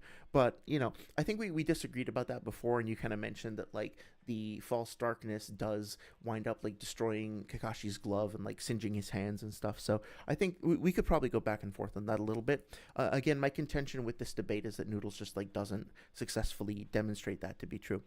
Aren't the Edos also paths of pain? Yeah. So yes, they are. So Obito has access to the Rinnegan, and they each have a Rinnegan rod in them, but he and they also have shared field of vision with the Rinnegan, but he's not technically controlling them the same way that Pain does. Their bodies aren't riddled with chakra rods like all throughout, such that he's sending his own chakra through them and manipulating them. So when he calls them his paths of pain, he's being kind of cheeky, especially since he doesn't ever have them use their like paths abilities beyond the shared field of vision and beyond like modulating the chakra from the Ghetto Mazo into them, like putting the Bijuu chakra into them, right? So I think he's being like a little goofy about it, honestly. They are 6 paths that are kind of imitations of what Pain is doing, but the mechanism that he's using to like drive them is a bit different. The war is very confusing, yeah. Saria says Kakashi straight up can't count and people use him as a reliable source. Irika would never. Yeah, Irika's the true OG teacher, right? Fucking Ebisu wouldn't even make that kind of counting mistake.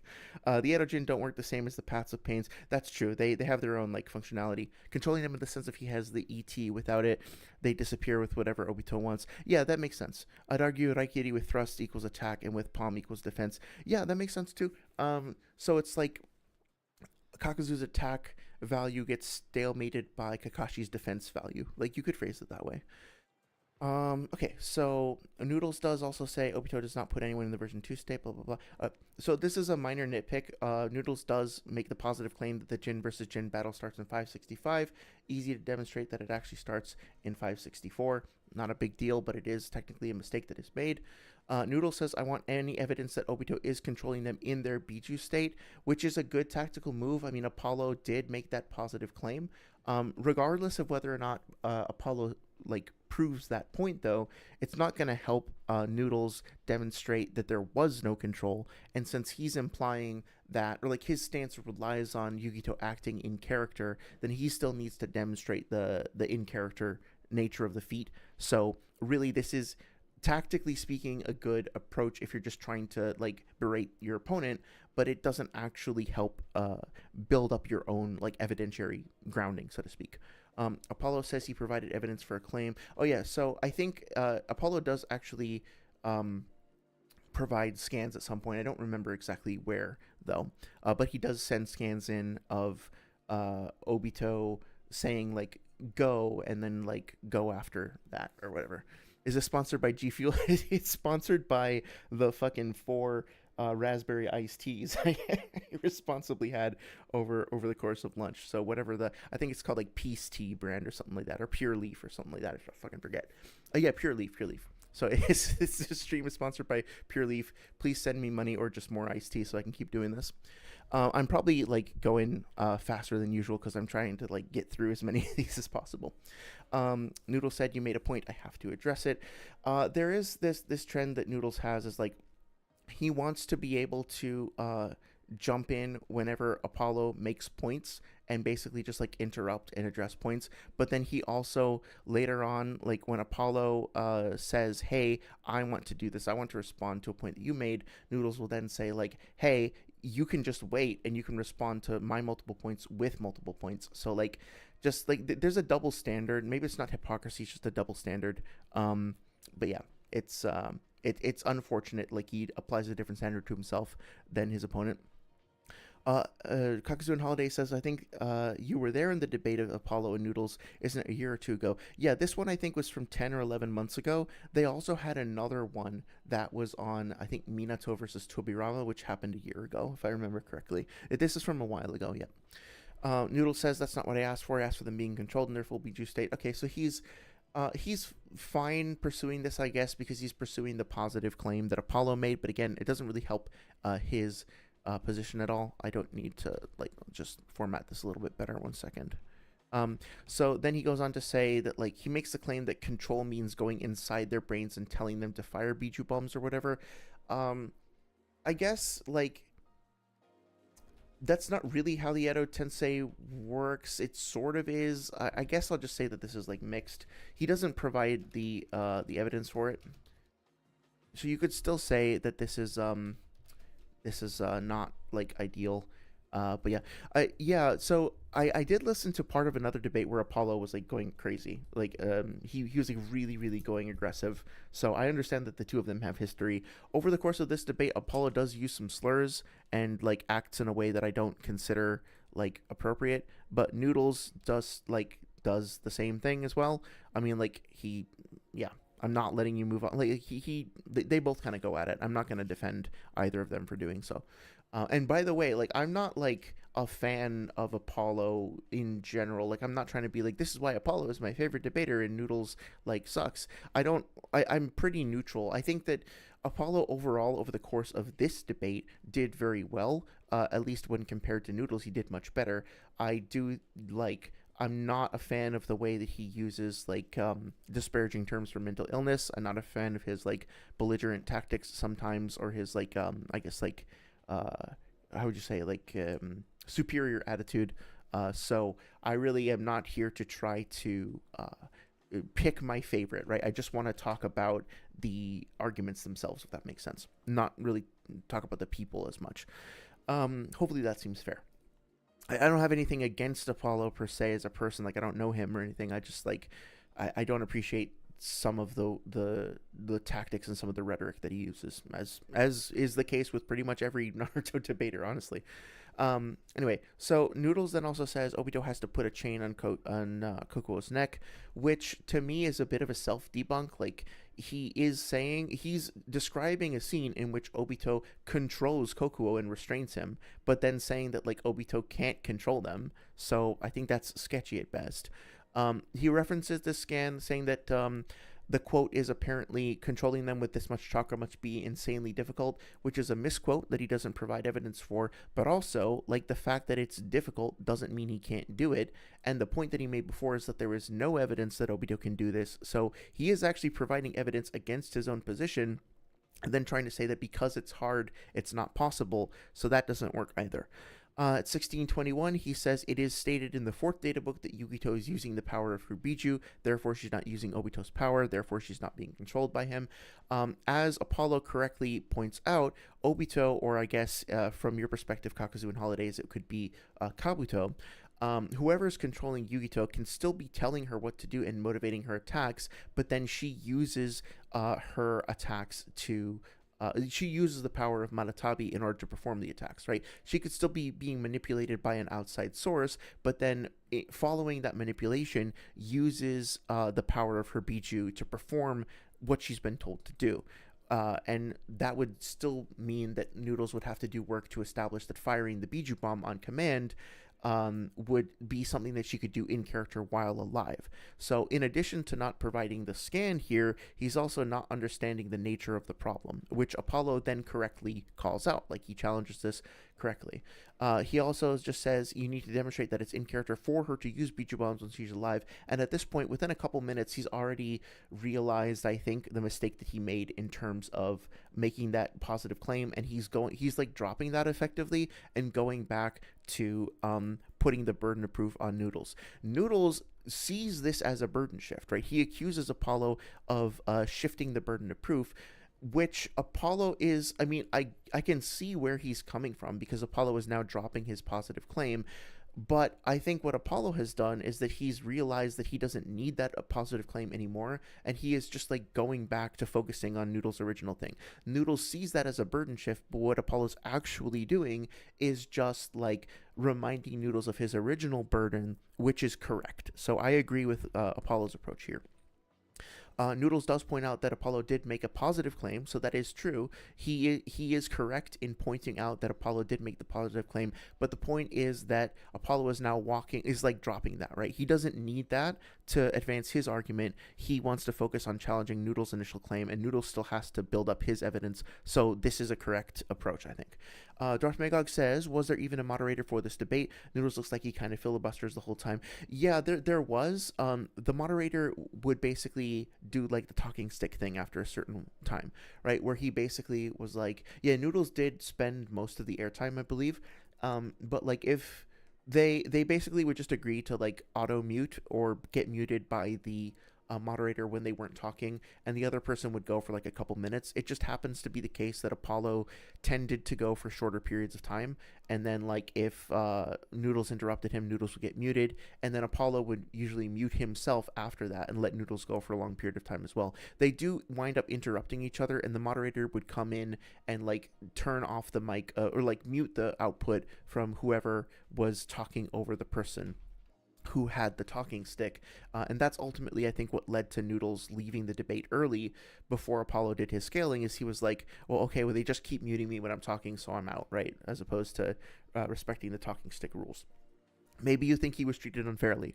I'll let you guys kind of decide that if you listen back to the debate. He did wind up getting muted more, but I think he was also being more like interrupty overall. So Apollo walks back his claim and rephrases it as reasonable skepticism, so I did agree with his tactics there. He mentions that Kakashi saying that the Biju tried to attack him does not mean that Obito has no control over their intentions, so again, he's just like reaffirming Noodles' burden of proof. Noodles accuses Apollo of mistracking here, which is, I wrote this down as partially true. I do think there was a little bit of confusion here around that particular burden, or like the burden of proof thing. It's not so much that Apollo was mistracking in the strictest sense, but they are kind of sparring a little bit over like who actually is like on the affirmative, and Apollo is still like kind of recovering from what he was saying before, but I think he does actually wind up recovering successfully. Noodles then, like, he kind of shoots himself in the foot though, because he makes again the positive claim that they are not in Obito's control, so they are of their own action, which he doesn't provide evidence for, right? Like, he's not actually out there providing positive affirmation for the idea that they are positively not in Obito's control. So regardless of Apollo's claims before, Noodles has now like reassumed the burden of proof definitively by making the statement. And then he's also a little bit confused about Apollo saying that he's making a new point now, when Apollo, really what he's doing is just like going back and like reestablishing burden of proof from before. And by the time that we get to like the 20-minute mark, I think Apollo has basically like successfully done that. He successfully pivoted and reestablished, like put things back on track, right? So you can accuse him of mistracking briefly. You can accuse him of like making a foible in terms of making that positive claim, but he does recover from it, so I think he should at least get partial credit coming back into it. Noodles should get partial credit for calling out when it happens as well. Congratulations, he was able to recognize when his opponent made a mistake and to capitalize on that, so points there, I suppose. Moving on. Let's see. Is Apollo the Minato guy? I think so, right? Because I I mean, I would assume so because Noodles is like a Tobirama stan, right? Like he kind of doesn't like how people, to his mind, like overemphasizes Minato's awesomeness, right? He's usually arguing for Tobirama. Like he was trying to get Sage's thick calves to debate him on Tobirama as well, right? So I think that is the stance that he took, but I'm not sure. It's been a while since I listened to that one. So let's see. Yes. Okay. So he accuses Apollo of failing to fulfill his burden of proof when all Apollo was doing was really just pivoting back to Noodle's original burden of proof. He then makes this kind of like weird statement, like, I'm not letting you move on, when like he really wants to try to force Apollo to stick to this point. Personally, I consider this at the very least like bad etiquette and like a transparent tactic. It's not like up to him whether or not Apollo moves on. He's not in control of that fact. He also then says this is irrelevant, you're attacking ghosts, and then he like kind of low-key threatens Apollo by basically being like, I'm gonna go for a long time after this, get ready, you better prepare yourself for this, right? None of that actually contributes anything to the discussion, and it doesn't actually like demonstrate veracity of his claims. He's also not really understanding what like yeah, anime debates or K-drama, they're so dramatic, dude. They're so over the top with this stuff. It's not that serious. It doesn't need to be like this fucking hostile. I'm with you there. So anyway, then Noodles just says like, you to Apollo, you agree that it's in character for her to use Biju bombs, which is exactly the opposite of Apollo's position. He absolutely does not agree that it's in character. So that I should just call like a straw man instead. But I guess he kind of like he's just like not understanding what Apollo is saying here. He then says, I don't care about this could be, couldn't be shit. It doesn't further the point that I'm making.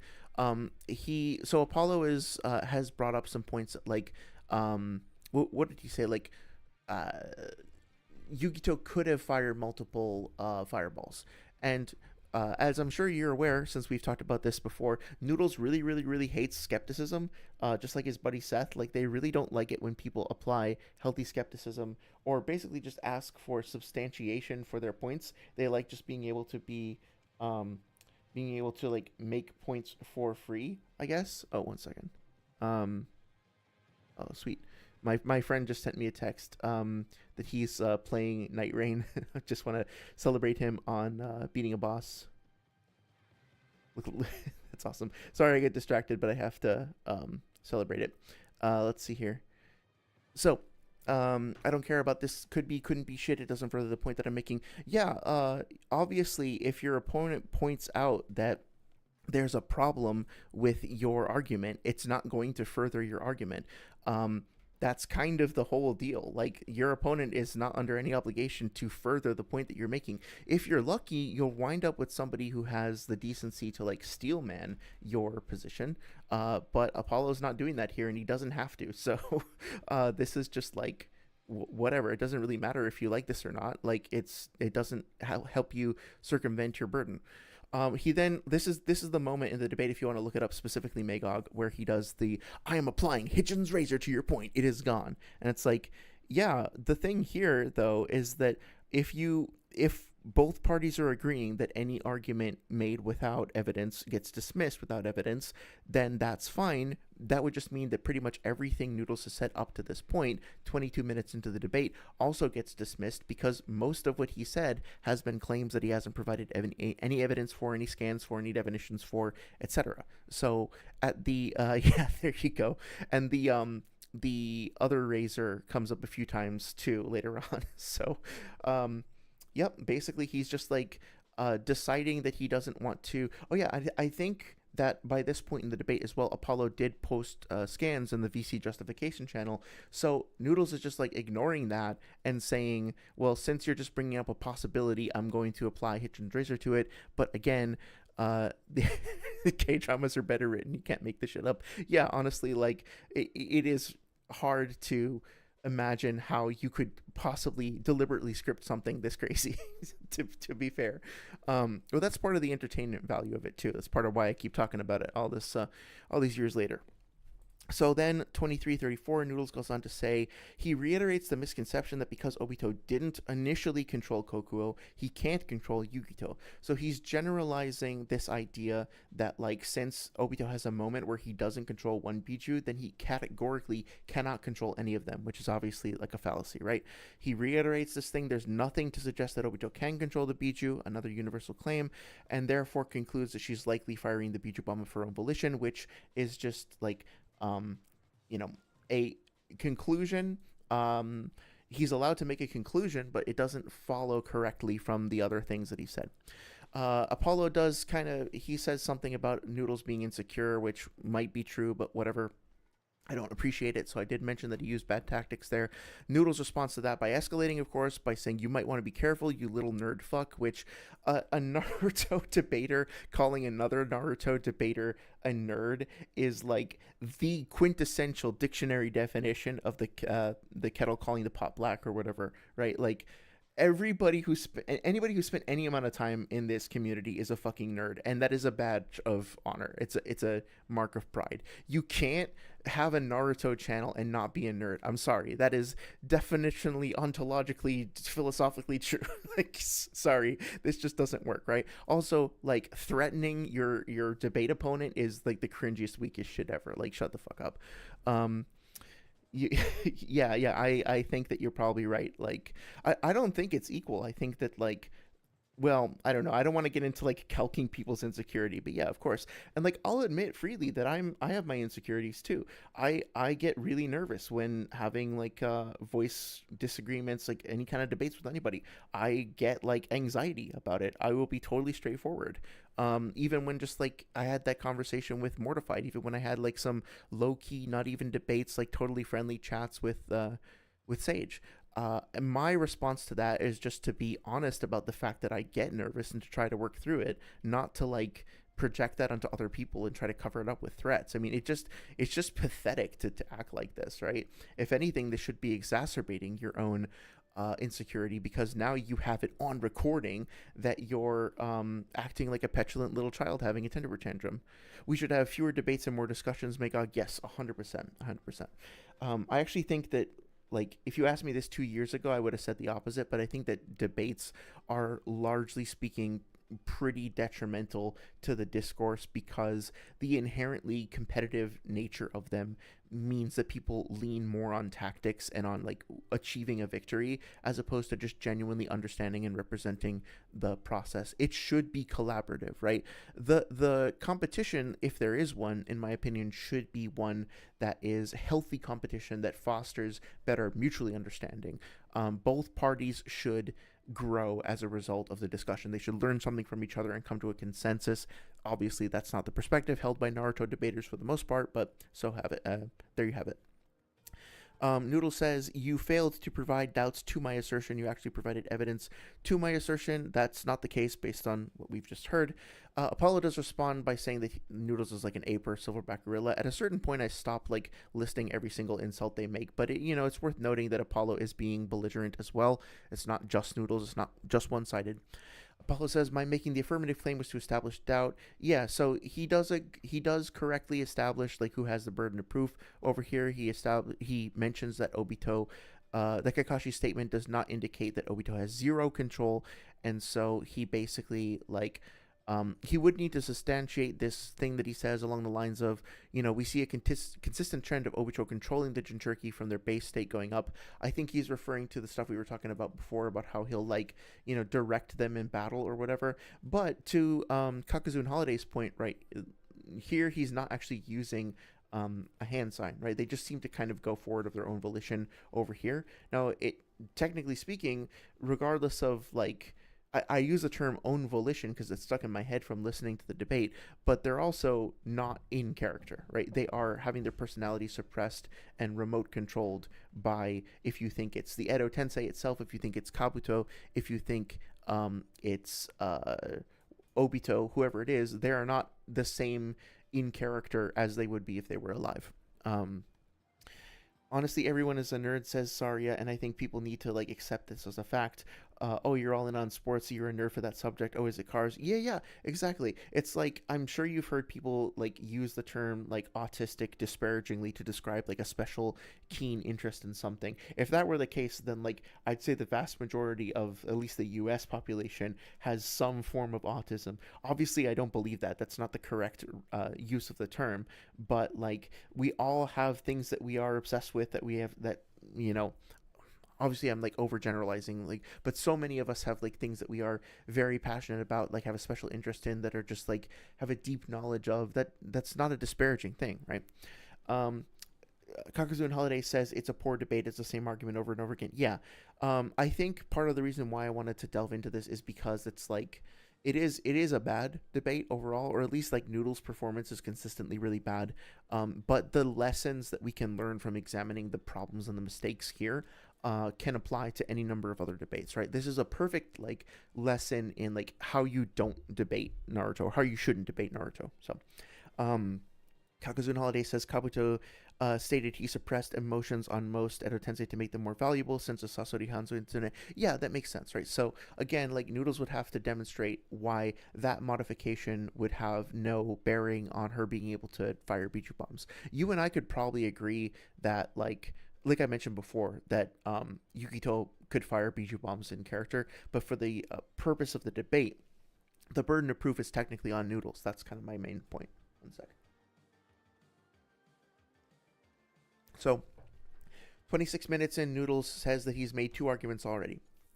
One argument that he says he's made is that the Bijou plural have used actions and they're acting of their own volition, which supports the trend that they can make their own actions and they're making their own actions. I mean, I wrote this down because this way because he is a little bit imprecise with his language. Maybe I'm being a little unkind there, but again, he's making a claim about a whole data set based on just a couple of elements of data, so that doesn't work out logically. He again reasserts that there's no evidence on the other side that Obito is controlling them. Universal claim about the data set, which he hasn't demonstrated. He says that Apollo failed to provide counter evidence, therefore he loses, but Apollo did actually provide scans. He can disagree with the scans, he can dispute the validity of the evidence, but it is factually true that Apollo did provide evidence, so what Noodles is saying is incorrect here. He then says, if we put this in the form of a data set, I'm the only one with any data point in my favor. This is where he starts kind of revealing his misunderstanding about actually, I want to put Gish Gallop up here too as well, because I do think that this is one of those Gish Gallop instances. But basically, I'll put a question mark just in case to come back to look at it again later. But basically, yeah, his perspective is basically that like whoever makes the more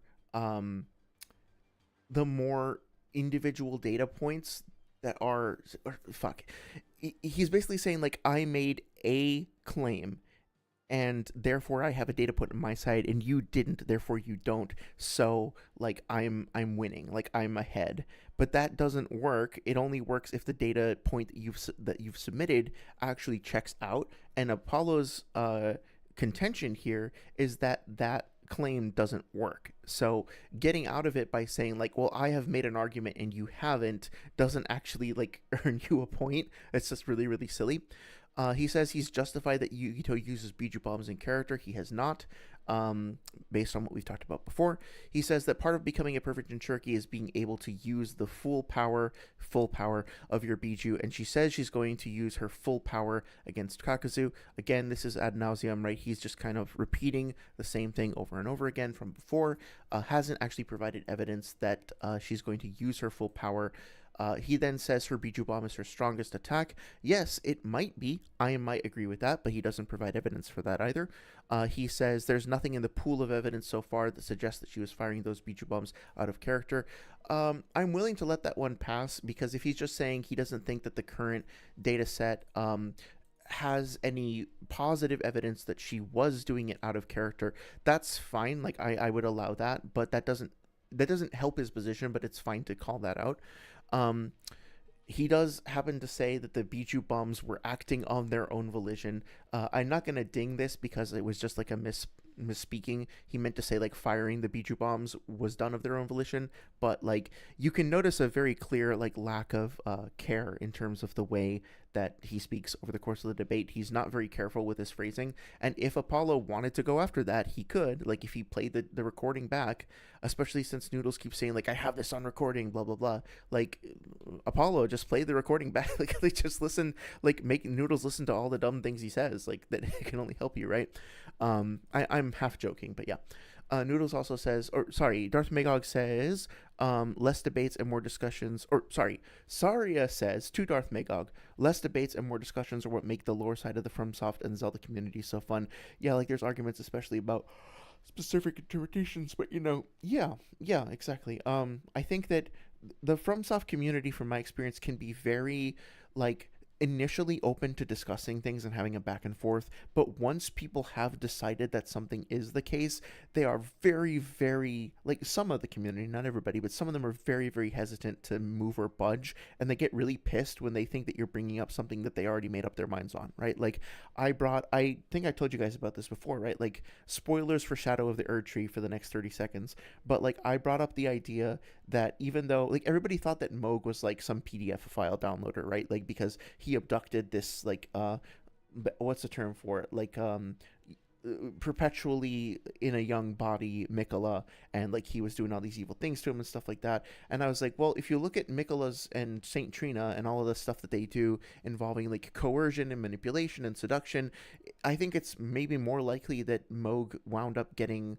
like coerced to do what he was doing, and maybe he wasn't in full control of his faculties.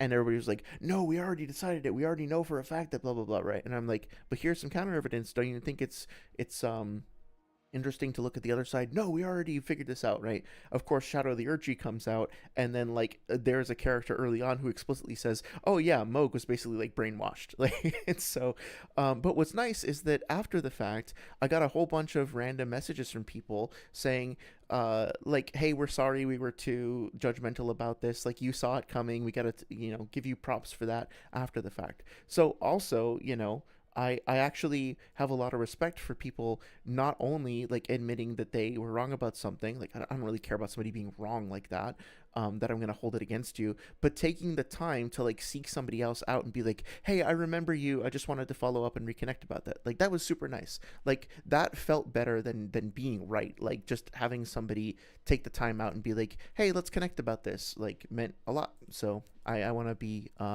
grateful towards that. Anyway, so getting back to the debate here, around the 28-minute mark, Noodle says something like, because of that, she's probably... Oh, yeah, so he's basically just saying, like, the Biju Bomb is her strongest attack. She said she was going to go all out, and she was acting of her own volition. Therefore, she's probably going to use a Biju Bomb against Kakuzu. Again, like, the fact that she... Like, all those constituent points need to be established, first of all.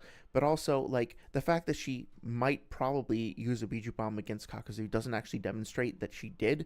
So, yeah, it's an argument from possibility, which Noodles himself dislikes. So, at the very best, I think this is a double standard. He goes on to say that Apollo lost the fireball point.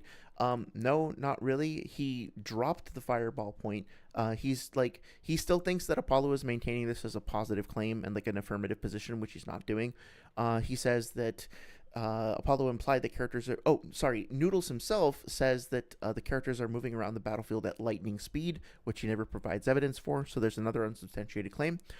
He then describes Yukito firing fireballs at a mountain over and over and over and over and over again, which is a little bit of a straw man of Apollo's position. I didn't ding this specifically, but like what Apollo says is said specifically was spamming fireballs. So I guess you could describe that as over and over and over again. What Apollo could have done to be more precise is just been like said multiple fireballs. That way Noodles wouldn't like glom onto it and be like straw man it, or maybe he would anyway, right? So I would say that Apollo could have been more precise with his language, but also Noodles is still like leaving his fangs sunk into this point that Apollo's not even really using anymore.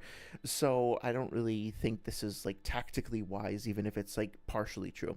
Then he goes on to say the fireball only destroyed a building, which in and of itself is like not a useful phrasing, right? It did destroy a building, putting only before the destruction feat doesn't somehow invalidate it. If you want to actually use the size of the building as part of your calc, you need to provide a size calc for it or a measurement or whatever. If you're trying to say that that represents like an upper limit of the ability, you need to provide evidence for that as well. The implication, of course, here being that, like, since the upper limit of the fireball is the building and the mountain's destruction was larger, the fireball likely didn't do it to the mountain, but that would require you actually demonstrating that, like, what the size of the mountain is. He didn't provide a calc for that either. He then goes on to actually demand that Apollo give him some math later on, which is part of the reason why I'm emphasizing this. Like, the burden of proof on providing like calcs here is on Noodles. He goes on to ask rhetorically, how many fireballs is it going to take before you destroy 2/3 or half of a mountain? Again, I don't really think that 2/3 or a half has been established here, since the mountain extends further. That was never actually demonstrated with evidence.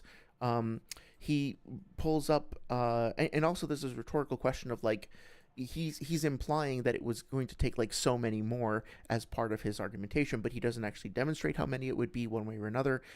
He pulls out this term Sagan standard, extraordinary claims require extraordinary evidence, and he tries to argue that the fireball spam is less likely, therefore it's a more extraordinary claim than his. So basically, he's trying to say it's less extraordinary for me to argue that one Bijou bomb was used as opposed to like spamming fireballs, but he still hasn't actually himself provided the calcs that would lay the foundation to say that it would require more fireballs, right? So maybe it's more extraordinary evidence, but his own argument could be the more extraordinary one, and he needs to still demonstrate that, which he hasn't done yet.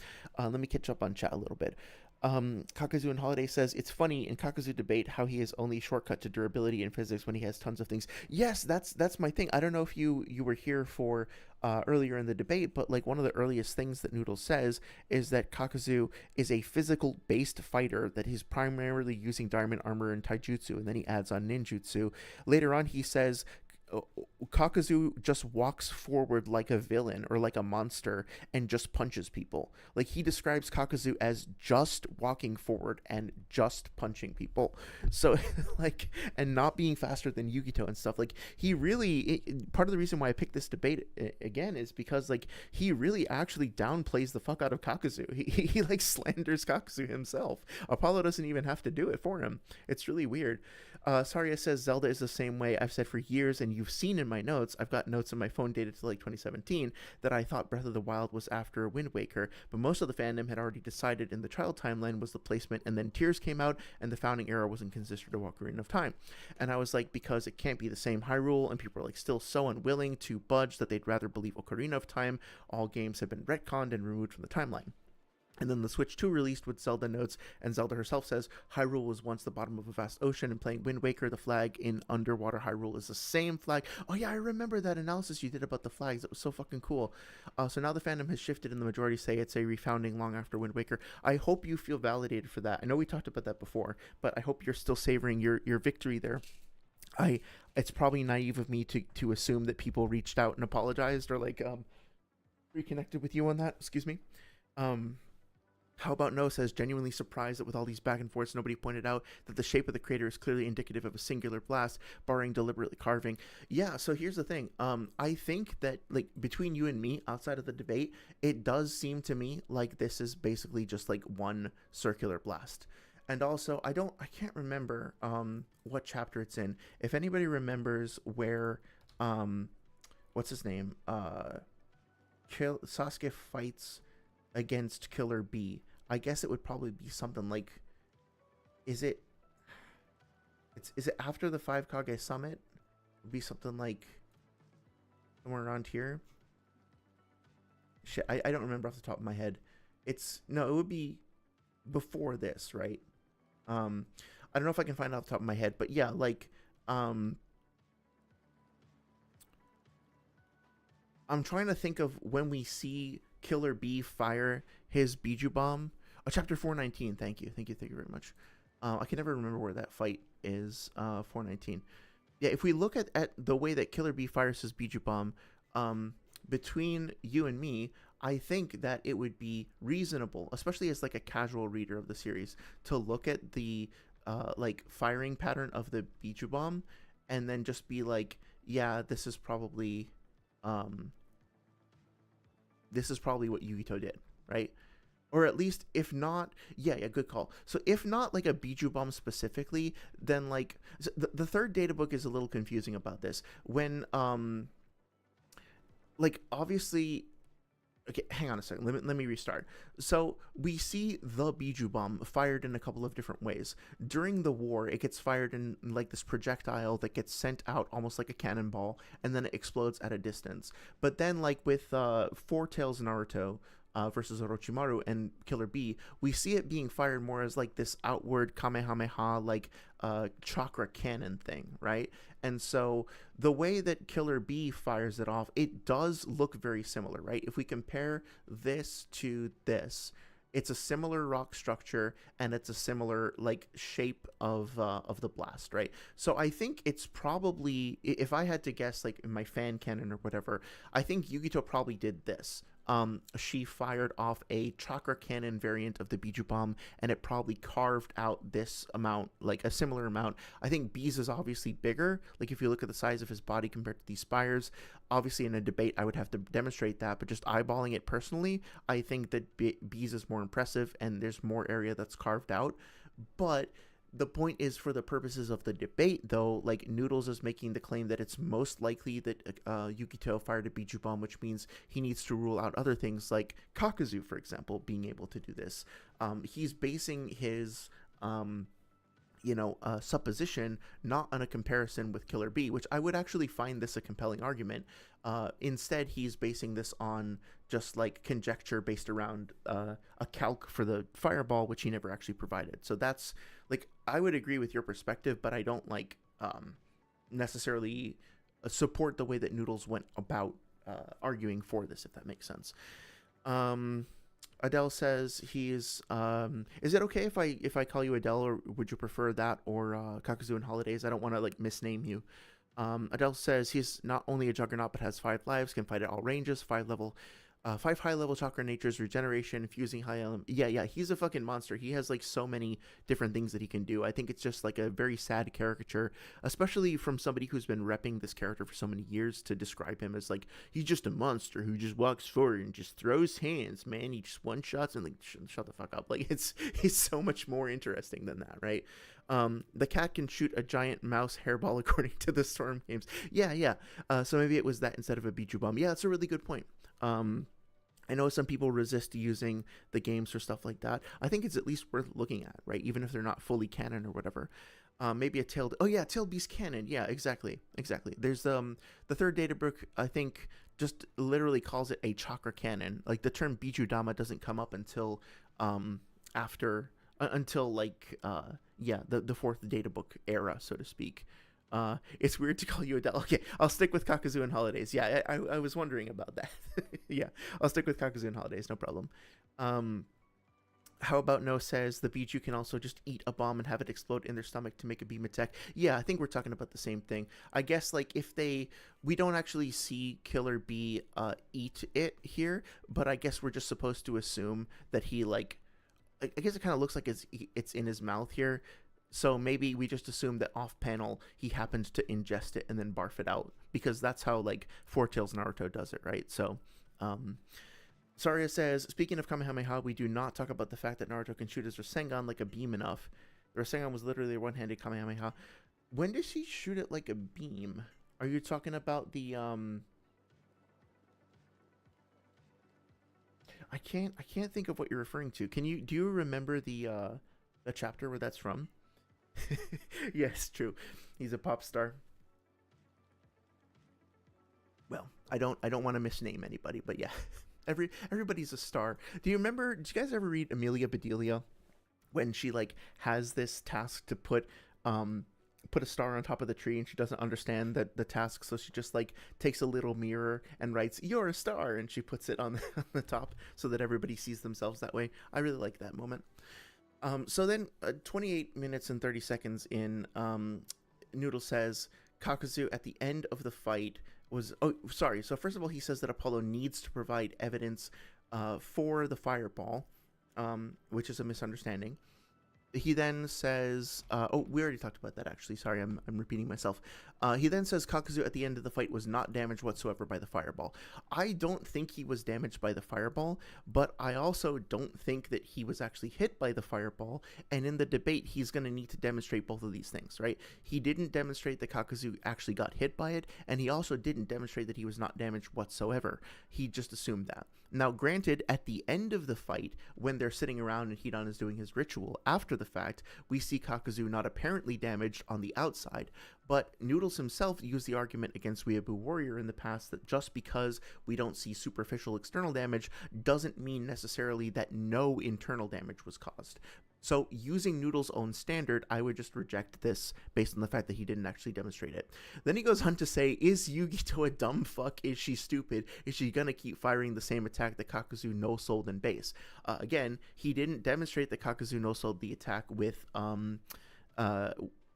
an actual scan, and also like asking these weird rhetorical questions about Yukito's intelligence. He's just implying that he thinks Yukito is thinking a certain way without actually demonstrating it to be the case. It's not up to Apollo to demonstrate Yukito's intelligence, although it is really, really funny to hear him be like, is Yukito fucking stupid? Well, let's see. You don't like popularity, neither do I. Honestly, I don't usually like being the center of attention, despite what my persona on here might convey. I do like having small like group discussions, but yeah, I don't really like if I say something in a room and everybody looks at me, I just like want to crawl into a corner. Naruto in the last and in one of the episodes. Okay, I'll have to go back and take another look at the last. What do you think of this? I have a counter argument for you, Maven. Kakashi actually used a Raikiri with his palm versus Haku. Do you still think it lowers his AP? I'd have to look at it specifically. The way that he used the attack versus Haku, I thought he like thrust it forward, right? Like, doesn't he like stab Haku as well? Can take a quick look at that if you want. But yeah, that I would just, my initial response would be like, that's cool. Can you show evidence? Can we take a look at it together in context? That's usually my initial response, is just I want to see how things look like in context directly. I'm more than happy to entertain pretty much any argument as long as it is something that we can actually evaluate together and it's not just like conjecture. So here, yeah, I think I see what you mean, right? Like, he has his palm out and he's like doing like a tiger grip or whatever, and he thrusts forward. And yeah, so he hasn't actually put his fingers together. It's like an open palm. So that is a very good point. I personally think that you could make an argument that, based on, again, I don't remember the chapter for this specifically, but the fight where the third Raikage is fighting Naruto and he does the hell stab, and they talk about like how when he uses like fewer fingers, he's like concentrating more power, and like you could argue like the physics of how Kakashi's hand being formed into a spear would like make it easier for the lightning to, I don't know, there's probably ways that you could like further elaborate on it, right? Like here, the lightning is more surrounding his hands overall as opposed to being formed into a spear tip the way that it is against Pain, for example. So I think there's room for argumentation back and forth. I think it's an interesting topic that could be explored more. But I will say that like Kakashi actively dashing forward and thrusting his arm forward, I think that's clearly more force than Kakashi. Like there's more attack force that's being applied than when Kakashi just braces himself against the ground and like pushes his palms up to catch something, right? It's like the difference between, like, as a vague analogy, it's not perfect, but as a vague analogy, the difference between catching an incoming baseball with a catcher's mitt versus throwing a baseball. Like, is it assumed that like because you can catch a baseball, that when you throw a baseball, you're throwing it with the same exact force that you caught one, right? They're two separate gestures, right? He shoots it to fly in front of the moon with Hinata. Oh, okay, cool. Yeah, I'll have to go back and rewatch that. I appreciate you pointing that out. Kakuzu Holiday says, what internal damage can Kakuzu get anyway? He merely only have a heart and tons of tentacles. Yeah, like, I would agree with you. I personally don't think Kakuzu is damaged, but my objection is to the fact that Noodles made the positive claim that he was not damaged, and then he didn't actually back that up. So from, like, an understanding of the series standpoint, I don't know. We talked about this before. I think that it's possible that he took some kind of damage or strain when he was smashed into the ground, but it's also possible that he no sold the the pos wipe, right? Both are possibilities. So I'm gonna just say that my opinion is that he probably didn't take any damage from it.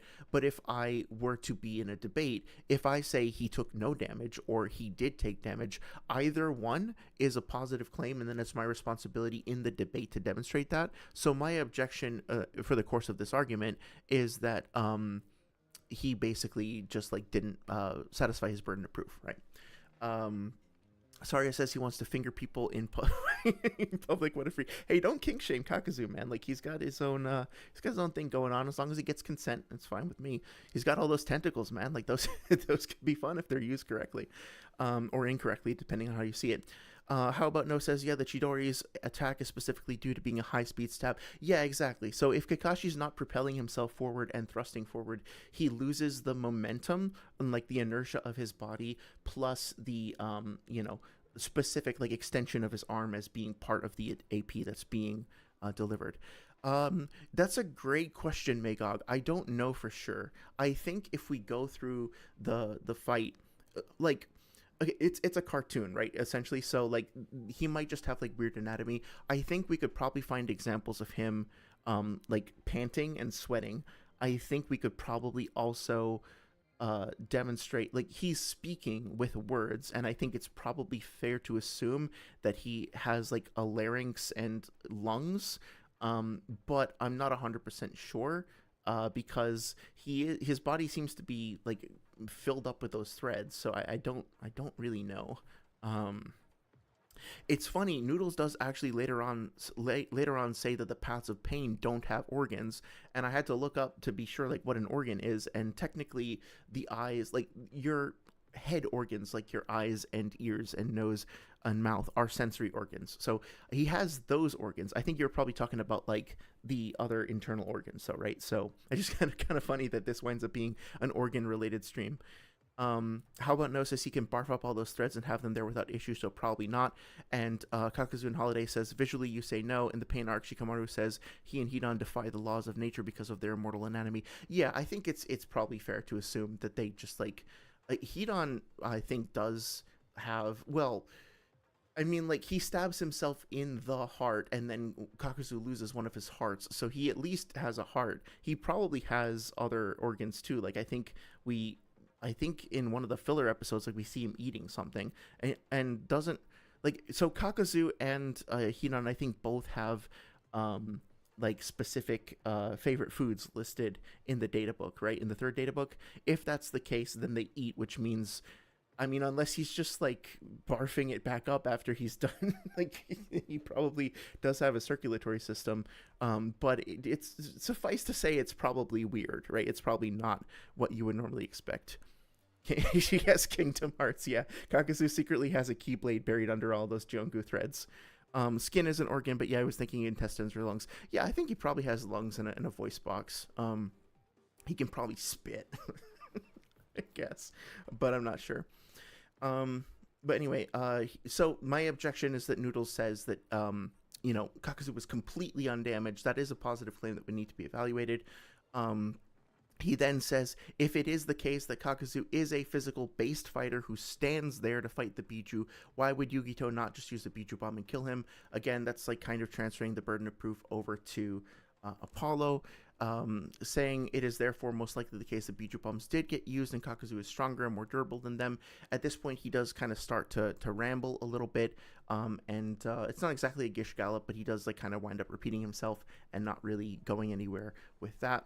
He repeats again that the destruction level in the background was only that of a Biju bomb, but he hasn't actually demonstrated that.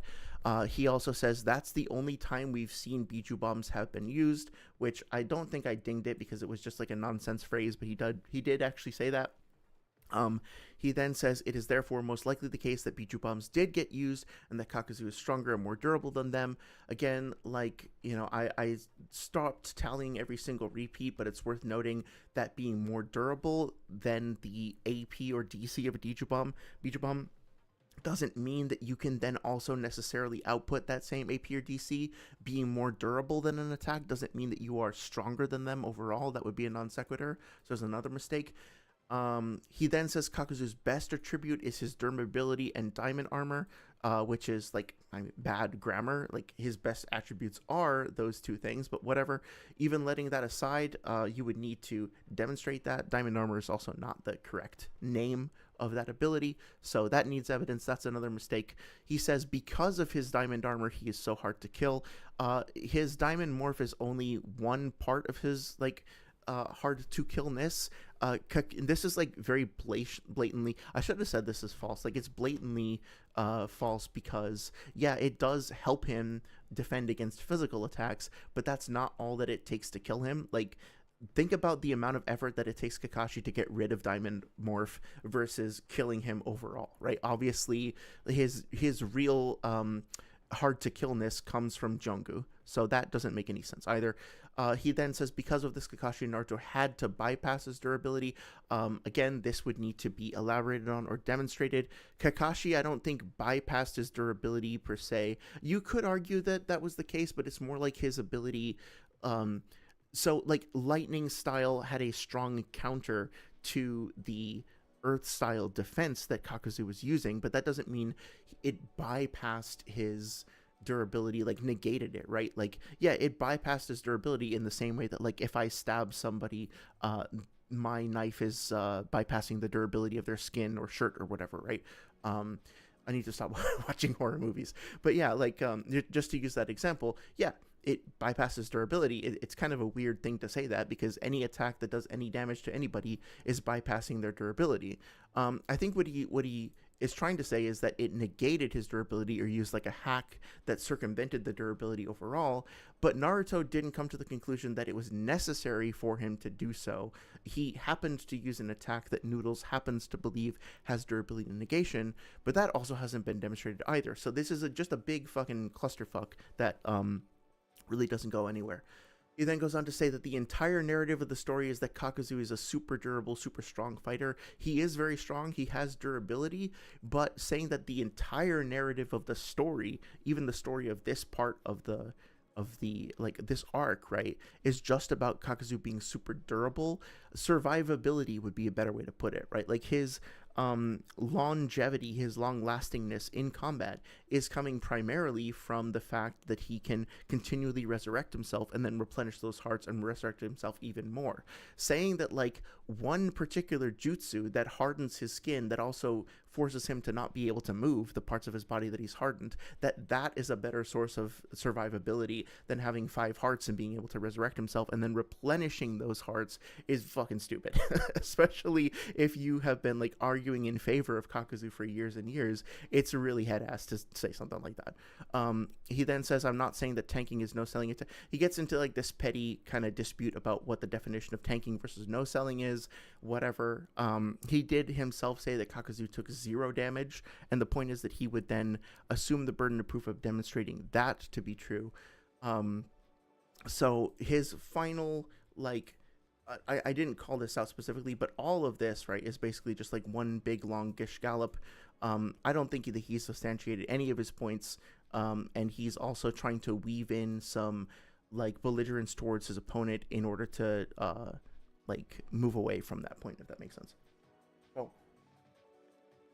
I do want to take a quick second to get a drink and a snack, so I'm going to take a 2-minute break. Sorry, I really need to get a break screen up. What do I have? Does this count? I don't really love this this screen over here, but I guess I'll go with it right now. Yeah, I'm just going to go grab a quick drink, and I'll be back in like 2 to 3 minutes.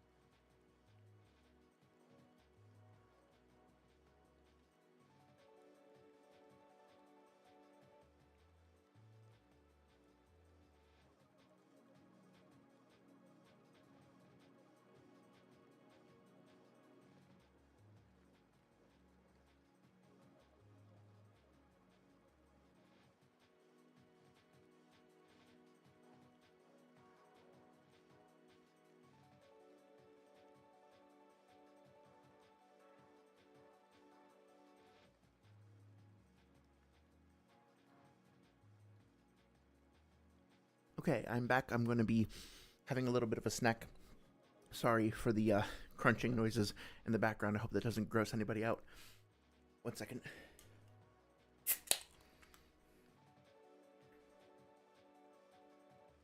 Need to remember to eat before the stream in the future. Actually, burns up a lot of calories fucking yapping for 2.5 hours straight. Let me see. So, catching up on chat over here, Adele says, or I'm sorry, Kakuzu and Holiday says, even when transformed, we don't see his muscles, etc. But yes, in the data book, he eats. That makes sense, right? We don't see the actual, like, sinews of his musculature because his limbs seem to be filled up with the jungle threads. And I think he's supposed to... Kakuzu and Holidays also says, it said that he lost his humanity. I guess it can be interpreted in different manners. Yeah, that makes sense. I think it's also the case that, like, his various masks and abilities are based on, like, mecha, right? They're, like, supposed to be based on Gundam. So maybe the idea is that, like, his body has basically just, like, become a modular, like, Gundam platform. So his heart and soul or whatever, like, his essence is inside of it, but his human body does not exist the way that it did previously. I think that kind of fits the character. Magog says, I think he bleeds too. Yeah, I think we do see him bleed. I think Kakuzu and Holidays would know better. How about No says, it annoys you how people misuse the term durability negation. Attacking the cells isn't that. What does he think his body is made of? It's just really sharp blades, meaning attack. Yeah, exactly. So, like, I think it does kind of... The ability of the little tiny blades to slip between the cells or whatever, or like to be able to puncture the cells on a very minute level, does work differently than like a firm bludgeoning object or something like that, or like a punch, or even something larger like a knife. But at the end of the day, they are still tiny swords, quote unquote, that are going up against the skin and the cells of the person they're attacking. So it's not like a phantasmal, ethereal attack like Pain's fucking, like the dragon that he uses against Hanzo's men that, you know, like sweeps through them and just rips their souls out. It's not that, that intense, right? It's not that level of durability negation. It is still a clash against durability. It's just it has like an armor piercing component to it. It has like an extra advantage against defenses that the normal Rasengan doesn't necessarily have, right? How about No says, similarly, it's not bypassing durability. Lightning Jutsu just have a typing advantage. Yeah, and so the Lightning Jutsu as well, like, you could say, I don't necessarily agree with this, but you can say that it just deletes the Diamond Morph because it's an Earth Jutsu, and then, like, that would be closer to acceptable for me. But then, like, the Raikiri is not magically bypassing Kakuzu's skin durability or like the durability of his Jungu threads inside his body. And yes, of course, I can't believe I forgot this. Kakuzu obviously has blood and does bleed because that's a whole part of the plan to get Hidan to use the ritual on himself, right? Like, that's the whole point of, like, Kakashi grabbing the blood in the vial and then giving it over to Shikamaru. So the fact that that plan works is proof that he does have blood, at least. I can't believe I didn't think of that immediately. Saria says, in other news, I start your internship at the JPL tomorrow. That's fucking awesome. I'm so excited for you. Congratulations. I'm sure you must be, like, super excited and maybe a little nervous. Oh yeah, you, you literally just said that. First day in a lab for NASA is amazing. I'm super happy for you. I want to hear all about it, assuming that you're not, like, under NDA, but I'm sure you're going to do amazing. Congratulations again. Super, super excited for you. Yeah, sorry in space. It's going to be great. Hello. I'm going to try to say your name. Please correct me if I'm saying it wrong. Is it Rimu Y4B? Can I just say Rimu? Is that okay? Or would you prefer, like, Rimi? Just let me know. Yeah, it was good to see you. Thank you so much for stopping by. I hope you are having a great evening. Hope you've had a good and happy new year. Saria says it's only an internship, so you're not putting too much stake in it. So if it doesn't work out, at least the online store is something I have. No, that's genuinely great. I think it's great that you're finding different ways to branch out and to, like, invest yourself creatively and productively and all that. Yeah, if it doesn't work out, I wouldn't look at it as any kind of personal failure or anything like that. Maybe it wasn't meant to be, but I have a feeling that you're gonna do that you're gonna do really, really well. Rimu says you just woke up. Kakuzu said Friday loses to Mizuki. I think that might be a little spicy for certain people in the chat. Um, Honestly, I wonder if there's like a prime version of Mizuki. I know he comes back in the anime, right? Like that maybe um, there is like a monster Mizuki that we never saw. Doesn't he become like a furry or, or something? But no, I think Kakuzu has some good feats. He loses to Pain.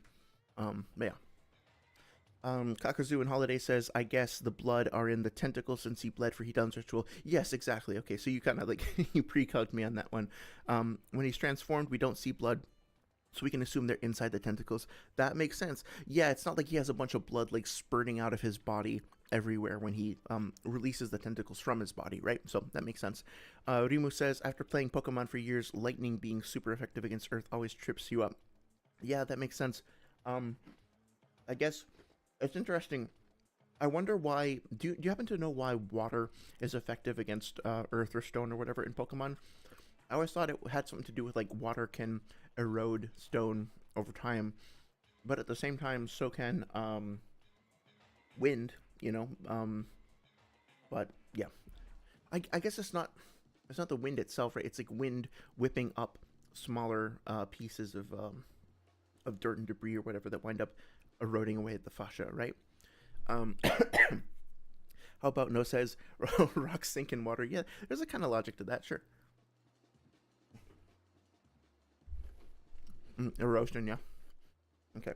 Sorry for the noises. I'm just gonna take a quick snack here.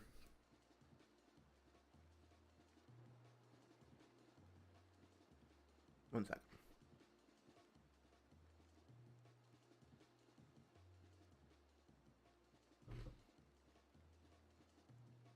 Almost done. Mm. They don't have wind type. Okay, they're just bird type. That makes sense. Oh, shit, I was watching like a streamer that I watch a lot, Hams666, was playing recently. Where I guess there's like a fan, like a community mod where there's all these different new types that are added. Like there's like a friend type, there's a Reddit type, there's a like no life type, there's a candy type. There's like all these like additional, like I think dozens if not hundreds of new types that were added in. It's really cool. um Fairy types just vibe. Yep. Yep. Like the idea of there being specifically a bird type. um so getting to the 30-minute mark, in my opinion, despite making some good tactical decisions here or there, making some good ploys, I suppose, or being genuinely, uh, successful in maybe like pressuring his opponent. Noodles himself hasn't actually demonstrated, excuse me, proof of anything. He's misrepresented a lot of things. He's misrepresented his own character pretty egregiously, and he's not really staying in lockstep with what his opponent is doing or saying. Apollo, on the other hand, is doing a pretty good job of identifying where Noodles is making mistakes and pressing back on that as well. Now, granted, it's a little unfair to a certain extent because Apollo hasn't actually started doing his scaling. I wish Noodles hadn't quit because I would love to actually hear Apollo scaling and see to what extent he's successful in demonstrating his cases. We didn't get there, unfortunately. So this is kind of skewed as like a Noodles critique, I guess. But like, if he'd fucking stuck around, then maybe I would be able to listen to Apollo's arguments better. And anyway, Rimu says visual novels are superior to all other forms of media. Oh, I have not the grounds to be able to dispute that because I am still looking towards. Sorry, I lost my train of thought. I still have to get through House in Fata Morgana. I will say the only visual novels that I have experience with are Steins Gate and Doki Doki Literature Club. I don't know if I should count Doki Doki because it's like kind of a it's like not a parody. What would you call it? It's like a commentary on the genre as opposed to like its own visual novel universe in the same way that like Steins Gate is, right? But yeah, I would be curious to. I didn't really like Steins Gate. I didn't like 999, although I don't know if that's technically a visual novel because it does have gameplay elements too. But I really am looking forward to getting into House in Fata Morgana. Um, it's like high on my list of things to invest in. Let me know if you have any other recommendations. By the way, I'm happy to try. Oh, it is just flying type. Okay, bird type is an old type list in the Gen 1 and Gen 2 data. It's okay. I do kind of wish there was a bird type because that would be my favorite, obviously. Ramen pack is the second name of mistakes. The second name of mistakes. Can you clarify what you mean by that? Or are you just saying that, like, he has the most mistakes? I'm not sure what you mean. Sorry. Megok says, or Saria says, it's pronounced Perbs. It's okay. People also call cats or cars cats for some reason. Yeah, I don't know why. I have two cars. They're running all over my living room as we speak, causing a ruckus. I don't know what these like cats are. I don't know why people confuse R with T, but yeah, definitely cars, 100%. Bro is missing out on peak by not reading Fata Morgana. I am. I promise. I'm gonna get through it. I've made this commitment to like 3 or 4 people now. Umineko when they cry. Yeah, I'll have to check that out too. Isn't Umineko like written by oh, is it maybe I'm thinking of Higurashi when they cry? But like the what's it called? The writer of the recent Silent Hill game, Silent Hill F, was involved in one of those, right? And I really liked Silent Hill F, so I've been meaning to go and check those out too. Although I hear it's like a 200-hour commitment, so I might need to wait for the next holiday. Um, Oh yeah, it's a good point. He probably does have a blood type in the data books. You're right. I can't find my copy of the third data book. I'm so pissed. I might have to buy another one. Um, but yeah, all the characters do have blood types, if I remember correctly. All the ones that we have like data on anyway. Um, oh, that they're written by the same perv. Oh, person. Okay. Higurashi and Umineko, they're written by the same pervert. Great. No. I'll check them out. Yeah, I think he was the lead writer or whatever, or like in a high level design position on the on Silent Hill F, and I really enjoyed that. So okay, so at the 30-minute mark, Apollo resumes his position. He clarifies the definition of tanking, and he calls out that Noodles strawmanned him, which I think he did successfully. He also mentions that Noodles is asking these rhetorical questions and mentions that they don't count as evidence, so that's an effective tactic as well. Or an effect, not even a tactic, just an effective like ability to track his opponent's arguments and notice mistakes with them. Apollo mentions that he did provide evidence for Obito's controls, so circumventing the the whatchamacallit, the attempted strawman that Noodles did, or misrepresentation that Noodles did. Noodles does interrupt him while he's talking, and like tries to say that Apollo is off track. So when Apollo does successfully, mention, hey, I actually provided evidence for the things you're asking for evidence for, Noodles interrupts him and tries to shut him down, which is like, not great. But then Apollo, does unfortunately respond by using a slur and like calling him apish and stuff. So just to be clear, I am not like standing Apollo here. I'm not like fully in support of his conduct over the course of the debate. Human to human, but I will say that like in terms of debate success purely, like I think he's doing better with debate skills, but you can put aside, you can stop using slurs and stuff like that, please. Apollo does say, he correctly points out that if the Biju bomb is their most powerful attack, she did, yeah, so like Noodle says the Biju bomb is their most powerful attack, but at the same, and that Yugito is going all out. But as Apollo mentions, like she starts off the fight by using a fireball, which is not her most powerful attack. So there's a potential contradiction there. That's worth pointing out. He specifically requests evidence that Yugito can use a Biju bomb in character while she's alive, which is correct. He's just reminding Noodles of his burden of proof there. He then goes on to say that she thinks she might have learned how to use a Biju bomb when she was in Edo Tensei. I don't think that makes a whole lot of sense. Personally, in terms of my fanon, I think that like the Biju themselves can just use Biju bombs like naturally, and that so she probably there's other reasons why I think Yugito can probably just use a Biju bomb. I don't think that this like achieved it when she was an Edo thing really goes anywhere, but it was kind of like volunteering it as a personal opinion. So I would say try not to do this sort of thing. Like don't speculate on things when you're debating people like Noodles, because they're just going to wind up like using that as ammunition against you, right? He does request evidence for Yukito being a perfect Jinchuuriki. That's a good call out. He says he doesn't see the evidence for the argument that she was spamming fireballs. I think that he really. What did he say? I think he's misunderstanding, and like he thinks that Noodles is saying that she was spamming fireballs or something. Like I didn't really get like what he was saying here. So I marked it down as like a misspeak because I don't know, it was a little bit confused, at least to me. Like I couldn't like quite grasp what he was trying to say. So maybe I should like not put this here, but I think he was misunderstanding Noodles' point. Like that's why I wrote this down. But overall, I mean, like just compare like Noodles' previous block, right? Like he takes up this amount of time, he makes all these claims, and I had a problem with like everything he said here. And then Apollo, over the course of like 2 minutes, I do think he needs to stop using slurs.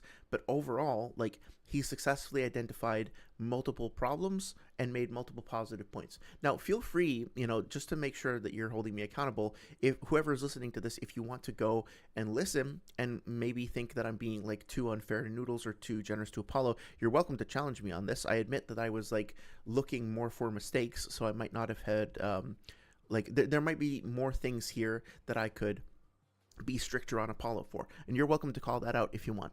But I think overall, like in the approximately same amount of time, he's able to do a much better job at like pointing out issues with his opposition.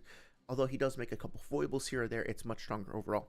Megok says, you got a job, you're picking up Lady Megok from the airport. All the best to the team. Hey, you two men, take care. Thank you so much for stopping by. Happy New Year. Best to you and Lady Megog, and I hope that you have a great start to your week as well. Drive safe, be well. Orimu says, Higurashi, oh yeah, word is going around that Naruto YouTubers scale the data books and not the manga. Yeah, I mean, like, that is, so my next big video is going to be, like, my next edited video is going to be specifically an examination of the data books. Over the past couple of weeks, I've read through everything in the first and second data books, and I basically just kept a list of any entry in the character profiles in the 100 Leaves collection, in the jutsu entries, any statement that had either a hyperbole, colorful language, inaccurate language, or just a plain falsehood, or something that was retconned later. And something like 80 to 90% of all data book I just saw BBC Hammer is crazy. Yeah, I God damn it, that is really funny. BBL Hammer as well. But yeah, like God damn it. It's funny. Fuck, I lost my train of thought. It's cool though. Yeah, so like 80 to 90% of all of the jutsu entries, or like all of the data book entries across the first and second data books, Jesus, have some kind of inaccuracy in them. Like people just assume that they're accurate because Kishimoto wrote them, and they also assume that like they take the stance where like I'm just gonna assume that they're all correct, and if you think that they're not, you have to prove me wrong. So it's a burden shift, and it's just an assumption. Sage of Thick Calf does this too. Like if you've seen his debate with, I think Jay the Great, he like people put so much time and effort into like just being like trying to establish that the data books themselves are inherently valuable unless proven otherwise, or reliable unless proven otherwise, but then really not substantiating that at all. If I had to pick one primary source, like the number one problem with misunderstanding and source of misunderstanding in the community, it's the misinterpretation and misunderstanding of the data books, 110%. And I hope my next video like helps to kind of balance the scales a little bit, if that makes sense. Rimu says Noodles, Dionite, and BBC Hammer will set the Naruto community back to the Stone Age. Honestly, I think my biggest problem right now, I don't even have a problem with Daigo Knight, like, specifically. I personally can't stand rewrites. Like, I think it's extremely arrogant and weird and gross to be like, welcome to my channel where I am doing the Naruto rewrite, right? Like, I am rewriting a series. And, like, when he announces, like, the latest episode in the rewrite is out, it's like, really, like, bad vibes to me. You can have a problem with somebody's art and want to critique it and want to present like another way it could have been, but to saying that you're rewriting it, the way that it's phrased, the way that it's publicized or whatever, I can't stand that. But that's just like my own bias or whatever. I don't actually have a critique of his writing. I don't have a critique of his storytelling. I haven't listened to it enough to be able to actually give like an intelligent, informed critique of it. I just don't like the premise of it. NC Hammer, I don't really have a problem with him either. I can't really get into his content because he's always fucking shouting. I think that he's just like targeting towards a younger audience than I that like need like higher levels of stimulation or whatever. And so I always feel like he's yelling at me and it makes me uncomfortable. So I don't listen to his stuff for that. But I don't have I don't know if he's like bad at scaling or anything like that. Noodles, yeah, like I almost think it's like giving him too much credit because he doesn't even really do that much these days. He doesn't make videos the way that he used to. So I don't know. It's just really weird. It's weird to me that he seems to be getting worse, like over the years, and just like caring less. But I think maybe he's just like done and wants to leave. So good riddance. How about No says extra funny how the data books are actually a downgrade power ways compared to the manga. Oh yeah, well, I mean, there's definitely like plenty of statements in the data books that are like, this attack is unstoppable or unavoidable. This attack will defeat any enemy, and then it like does nothing, right? I'll pull up a whole bunch of examples of that. Don't worry, I have like a huge list that I'm working on. How about No says you hate how main source of databook translations flatten divine speed, lightning speed, exactly lightning speed. Oh yeah, there's so much nuance lost in them. Yeah, exactly. The same thing happens for light speed, right? Like the two of my biggest like personal pet peeves about the Naruto scaling, the Naruto community are universal Naruto and lightspeed Naruto. I think there are maybe one or two arguments you can make for very specific circumstances, characters moving at light speed, but you know, I've heard people say that, like, I don't know, fucking characters in Boruto are moving around like millions of times faster than the speed of light and shit like that. And it's just like, and like characters can blow up entire universes. Like Noodles himself said in one of his videos, and then Von Key repeated this, that they think that Madara literally created millions, if not quintillions, of entire full universes that scale to our own observable universes, full of like quintillions of black holes and trillions upon trillions upon trillions of stars and planets and shit, inside the minds of all of the birds and frogs and fishes and cats and dogs and everything as part of the infinite Tsukuyomi. They literally think that the infinite Tsukuyomi is a multiversal ability, right? Like it's fucking ridiculous. Like the multiversal / uni Naruto and lightspeed Naruto are like my two dragons to slay, so to speak. You can't blame them though, they were working under far more difficult conditions. Yeah, so that's the thing, like Narutoversity, right? Narutoversity still gets used. This is what I'm using to go through like the databook scans and stuff like that. But it's also like they're very clear that some of the translations, like I think if we go to the bottom here, right, like you'll see that they're very upfront about the fact that they translate sometimes from Portuguese from Japanese to Portuguese, then Portuguese to English. I think they've also said in the fourth data book, they also say something like, yeah, sometimes it's from German than the original Japanese, etc. So the people who put this together put in a fucking lot of work, like a lot of time and effort, and they deserve to be commended for that. Sometimes some of their translations are not 100% accurate. Sometimes they are a little bit like exaggerated, or they take creative liberties or whatever. I actually don't have a problem with that. They're doing their best and they're doing it for free. What I have a problem with is the people who then take these, like oftentimes without crediting them, and just like assume, that they can be taken at face value as like flawless sources of information, taken literally out of context, etc., right? It's the way excuse me, I'm so sorry. It's the way that people use them as opposed to the fact that they exist themselves, if that makes sense. Oh, the rewrites are just an edgy fan fiction. That makes sense. Kind of funny that he says he's fixing this. Yeah, that kind of rhetoric, I just like, I don't like that. Oh, sorry. How about No says, hate how main source of databook translations flatten divine. Oh yeah, we talked about that. They're working under far more difficult conditions. Yep. Yeah. How do you translate light speed to almost like the speed of light? Yeah. I think it's tricky to do those translations in the first place, but I think honestly, how can I phrase this? That the authors and translators behind the data books just kind of assumed, incorrectly apparently, but kind of assumed that people would be smart enough to and have like the baseline media literacy, like reading comprehension skills, to understand when things are hyperbolic and not meant to be taken literally. And like I don't think that anybody writing the data books or working on the data book translations was like, man, I gotta be really, really, really careful with my language here, because otherwise, like, some edgy kid is gonna use it as like a cudgel in a petty internet debate. Like, it's our decision to engage in this stuff. It's our decision to take things hyper literally and use it as part of like calcs and shit like that. So it's not the responsibility of the authors to tailor their work for that purpose. Anyway, yeah, sorry, I'm still kind of snacking here. I should have eaten before the stream. Busy day.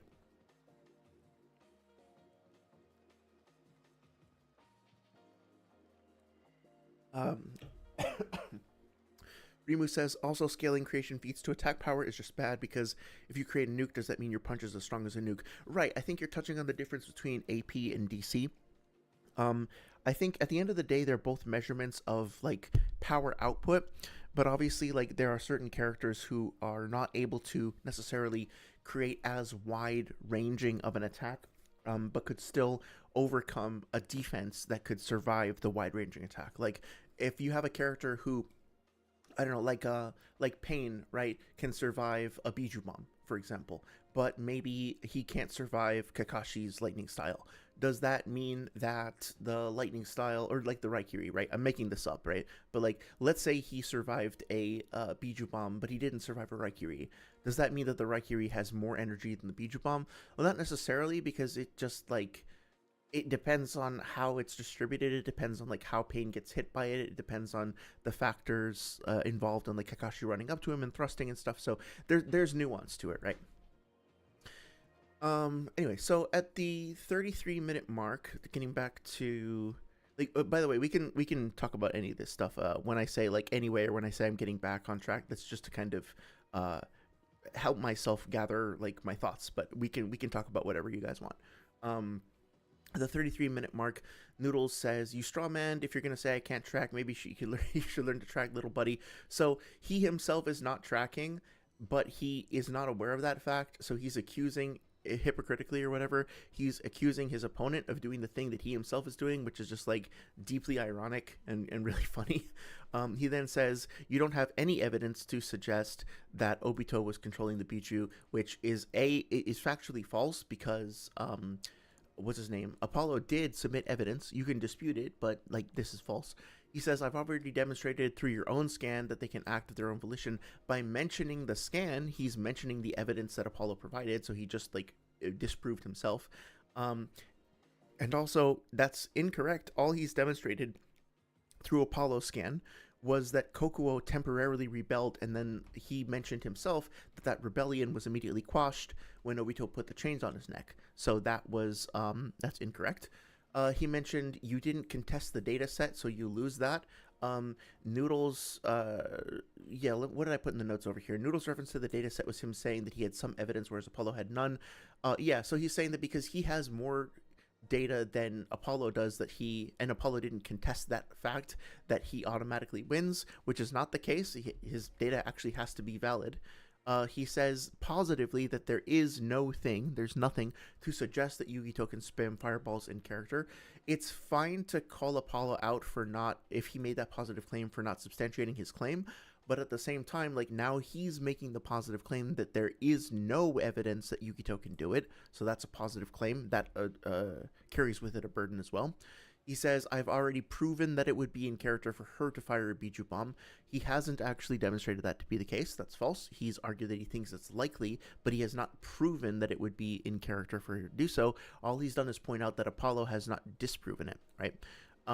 There's nothing to demonstrate that she's being controlled in that situation. This is ad nauseum. He's just like repeating the same thing. And again, like this is an argument from ignorance, basically, right? Since there is no evidence that she's being controlled, therefore she isn't. Therefore she is firing Bijou bombs, right?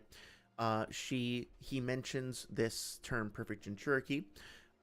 In response to like Apollo asks for the definition of perfect Jinchuuriki, and Noodle says, I don't think there's a standard for what constitutes a perfect Jinchuuriki. So in addition to never providing an actual definition for it, he now admits that he isn't even aware of like there being a standard for what a perfect Jinchuuriki is. I can definitely mention what I've heard the community use as a standard. I can even mention what Noodles himself has said for years is a perfect Jinchuuriki. Now, for whatever reason, he's just saying, well, I don't even think there's a standard for what constitutes one. So he's like admitting that he just used this made up term, despite the fact that he's been using this term for years proactively. So he's like self-reporting on the past multiple years of his debates. Catching up on chat really quick. The same goes for speed. Just because you dodge a light speed attack doesn't mean your combat speed is light speed. Yeah, combat speed and traversal speed are different things. They have different constraints. Sometimes they can be equivalent, but a lot of times, we used this example before. Like if you have a spaceship that can, like in Star Wars, that can travel at hyperspeed or like travel at light speed, that doesn't mean that spaceship can also dogfight at light speed. Like the pilot can slam the ship around at the speed of light and handle the G-force that would entail and stuff like that, right? So there are different ways to express movement speed for sure. Hey Loa, how's it going? Hope you are doing well. Hope you had a great new year. Thank you for stopping by.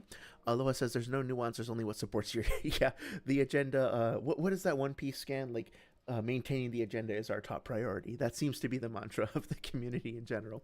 Rimu says, like, if a car is running at you at full speed and you dodge at the last second, does that make you... Yeah, no, exactly. I think that's what some people would call aim dodging. Like, you're predicting the trajectory of the car and getting out of the way. But yeah, exactly. Like, if you want to see if you are capable of moving faster than the car, you would take your distance over the time that you moved that distance, and you would compare it to the distance over time of the car, and then see which had the larger value, right? But your point is on point. How about No says, I've calculated light dodging feats that range from like 1% C to literally septillions of times the speed of light. This is why context matters. Yeah, absolutely. And I think a very important thing to ask is like, what are the ramifications of this, right? So I'm sure you've probably heard that Haku can move at the speed of light between his mirrors. There's a statement about that in the second data book. It does actually contain the phrase literal light speed movement. So it seems very intent on demonstrating that this is the case. And I've been kind of beaten down about this. Like I've been ground down about this over the past year. I am willing to say that I think it's possible that Haku can, under some circumstances, move between his mirrors at the speed of light, maybe.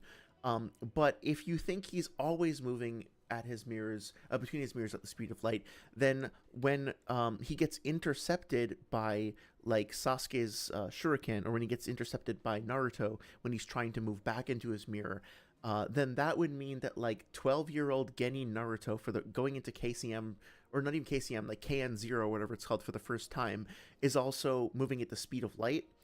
So, and then you think about like, okay, well, characters who can keep up with him, like Kiba, is moving at the speed of light too, right? Like these characters are somewhat relativistic and can perceive motion on that level. Is that really make sense? Is there any evidence for that across the series? Is there any actual corroboration for that if you look at it in context and look at multiple data points? Is anybody actually going to say out loud that Kiba is the speed of light in part 1? Like really? I don't think so. And what implications are there for the physics, right? Like if Kiba is moving at the speed of light with Fang over Fang and then he crashes into a wall, wouldn't the amount of force that's being transferred into the wall like just obliterate it and like blow up the whole stadium that they're in or whatever? And then you can counter by saying, oh, well, it doesn't make sense to apply real world physics to a cartoon. Yeah, okay, well then I guess we shouldn't talk about F equals ma, because that's like a calculation or an equation from real world physics, right? So like it winds up treading into this like swamp of contradictions and confusion. It's just like a whole big fucking thing because people don't want to look at things in context, right? Rimu says, has it ever been stated in the manga that Haku can move at the speed of light? I think it's databook only. It's not in the manga. There is a statement, like a screenshot that I've seen from the anime where he says, like I can move at the speed of light between my mirrors. So it's what I would say is you should also consider though that characters can misrepresent things to other characters. Like they can brag, they can be inaccurate. So really, if you want to know whether or not Haku can travel at the speed of light, you should look at the actual feat where he's like dashing between the mirrors uh, before that drop of water hits the ground. That would be a good place to look at it, and also to look at the original Japanese and see like if there's any nuance that the translation is missing. Aloha says Seijimo Kabuto's sound genjutsu GG would never land. Yeah, that's a very good point as well. Light is like tremendously faster than sound, right? Like sound is a couple hundred kilometers or like miles an hour, and then is it 313 something like that? And then oh wait, no, that's meters, isn't it? It's like speed of sound. I should know this. I fucking speed of sound miles per hour. Why don't I know this off the top of my head? Okay, so yeah, 767 miles per hour, and speed of light is like 680 million or something like that. Yeah. No, I don't want AI mode. Yeah, so like pretty fucking fast. Um anyway, technically, once you reach light speed, it kind of does just break. Like strictly speaking, increasing FDL speeds result in less energy. Yeah, that makes sense. So I think like for certain purposes, it makes sense to be like moving at the speed of light with custom physics rules or something like that. And like again, like I don't think we need to like strictly apply every real world physics rule to a fictional universe, because that assumes a certain knowledge and consistency from the author that I don't think is necessarily there, like demonstrably a lot of the time. So I'm not going to argue that on a hardline stance. What I am going to say is that if an individual power scaler or debater volunteers information that is based on physics, then they should be consistent about that going forward, right? And if they say, oh, you can't use physics here, then if they're going to use physics elsewhere, they need to demonstrate why that's not like a double standard. To go back to, oh, Saria says, scalers would be happier if they moved like me and just took things for what they are instead of forming complex agendas. I stand firm in my belief of using physics to educate for scaling. Yes, 100%. I would agree that like power scaling is a wonderful way to get people interested in other topics like physics. Like, as you know, I've learned about some quantum physics as a result of doing research for the power scaling stuff that I wouldn't have learned otherwise, right? But when it comes to just scaling in general, let the magic be magic and you'll be happier. But then again, you're an astrophysics student. Yeah, I mean, like, I think you are well aware that I'm in agreement with you on this. Think there's room for more nuance and more magic and all of this stuff. How about No says you've researched stuff that predates relativity being discovered, and there was a whole discussion on how to approach it. I'd be curious to learn more about that. That sounds really interesting, to be honest. I don't, like, I'm not the resident physicist here. That would be Saria, but I'm always keen to learn more about it. We did a couple of streams talking about like speed of light as insofar as it like related to the size of the planet and like how big planets could be, and like we took a look at this like what do you call it, like a 3D universe model thing, what's it called, like Simulaverse or whatnot. That was pretty fun. How about No says, or sorry, Rimu says the only thing worse than P1 Naruto being light speed is Jujutsu Kaisen being light speed. Well, that's something too. I think that like people in the JJK and especially apparently the Bleach communities, what I have heard is that like Bleach scalers have arguments for Bleach characters being uni and light speed, and that Naruto scalers feel like those arguments are unfair, and so to get Naruto to be competitive with Bleach and JJK, that we have to like try to inflate Naruto as much as possible, which then kind of motivates this like slightly dishonest like or sometimes very dishonest scaling, because we have to get Naruto to be competitive as opposed to actually just meeting him where he is, you know what I mean? Oh, the death, oh no, come on. Please, I can't. Well, I can believe it. I can believe it. Yeah. I have not actually heard of that, but I can believe it. I think you mentioned it on stream once before, but I still haven't like fully processed it. Okay, so going back to the debate, sometime around the 34-minute mark. Yeah, Noodles then also admits that what he refers to as a perfect Jinchuuriki is someone who can go into their Biju avatar state, which would include, like, well, first of all, Biju avatar is not the right term for it, but this would include Gara because he's able to do it in part one. According to the Minato one shot, this might also include fucking Han and Roshi. Arguably, it might include Reen because she, like, I think her mission was to like transform into like Isobu and Rampage or whatever, right? Like, so basically, like, this definition is just not very helpful because if you go through all the Biju and look at evidence for it and all the Jinchuriki, especially if you include the anime, like, most of them, if not all of them, can do this to a certain extent. And also, what you happen to call something doesn't actually mean that that definition has any relevance. So, yeah, if you're going to use terms like that, you need to actually source them, which he didn't do. He then says that Killer Bee tells Naruto he needs to befriend Kurama in order to transform into his avatar. He doesn't provide a scan or a quote from that, so that can just be dismissed. If I remember correctly, what Killer Bee says is, like, it's not like you and the Nine Tails are buddy-buddy, so it makes sense that you wouldn't be able to perfectly transform for your first transformation, and Noodles is just, like, misrepresenting that as, like, you need to be friends with him in order to transform correctly at all, which is not the case. I mean, like, obviously Gaara and Shukaku aren't friends, and he can still go into the full Biju mode. So that's, you know, like, but neither I nor Apollo need to disprove that. Like, the point here is that Noodles didn't substantiate that claim. He then concludes that Yukito must have befriended her Biju as well. That's a non sequitur. It's just another assumption that isn't demonstrated. He says that it's stated that she mastered her Biju power at a young age and gained the respect of her peers. I think that that is true, but he doesn't provide evidence for that. He says in order for a Jinchuuriki to gain the respect of their peers, they would have to master their Biju.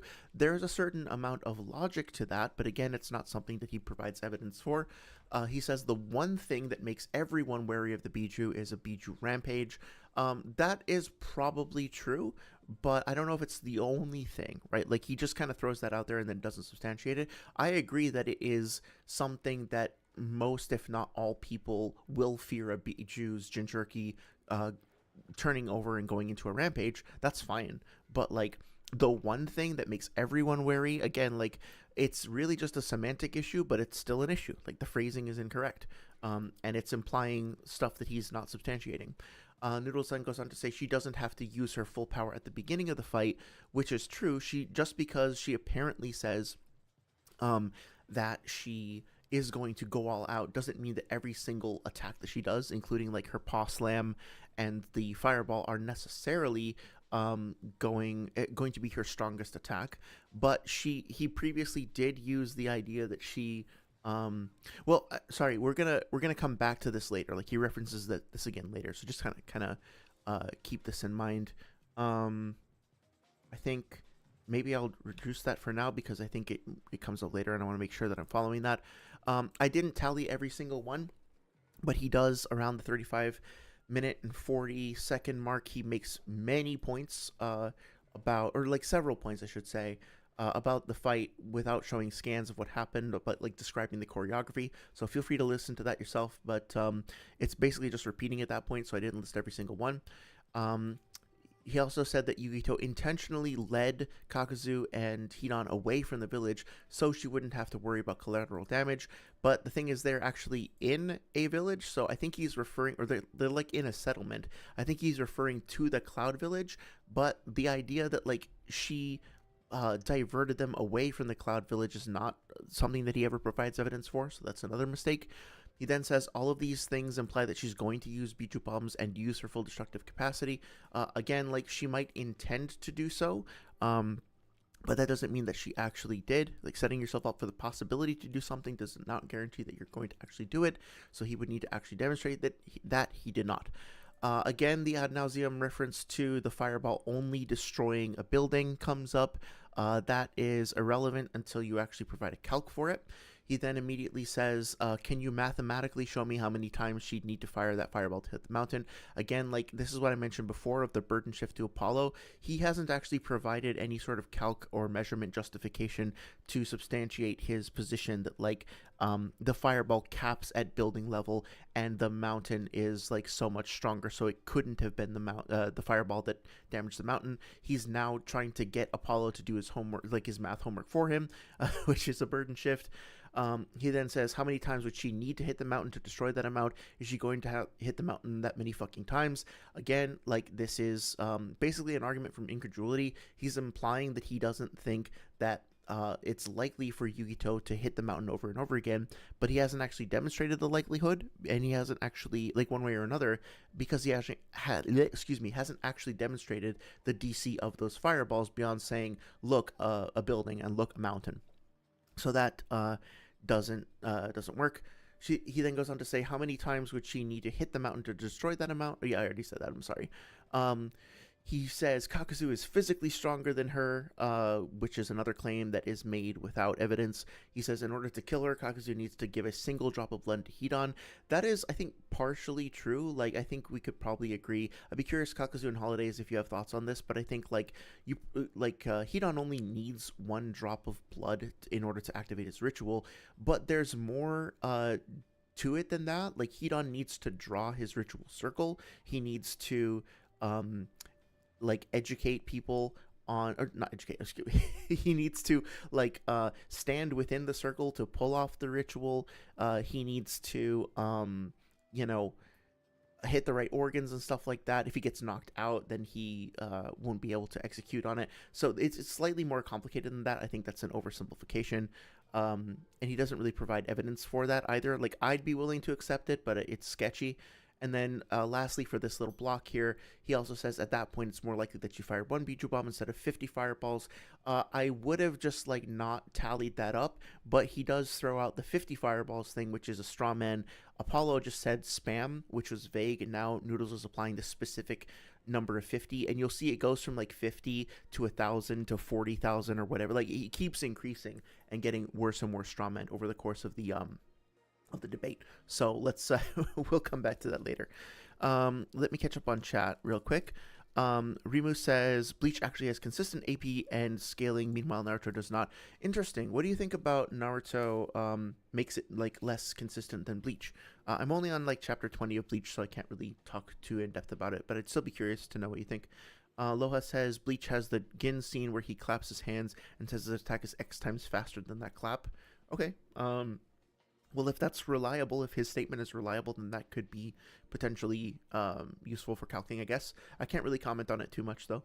Rimu says, like, Senjumaru shaking the 3 realms just by releasing her power, and Yuhabaha was literally going to destroy the 3 realms, and Ichigo is relative to him. Oh, I see. That makes sense, yeah. So if we assume that the realm is, like, comparable to our universe, I don't know, like, how big or how, how much stuff there is in these realms, but yeah, that makes sense.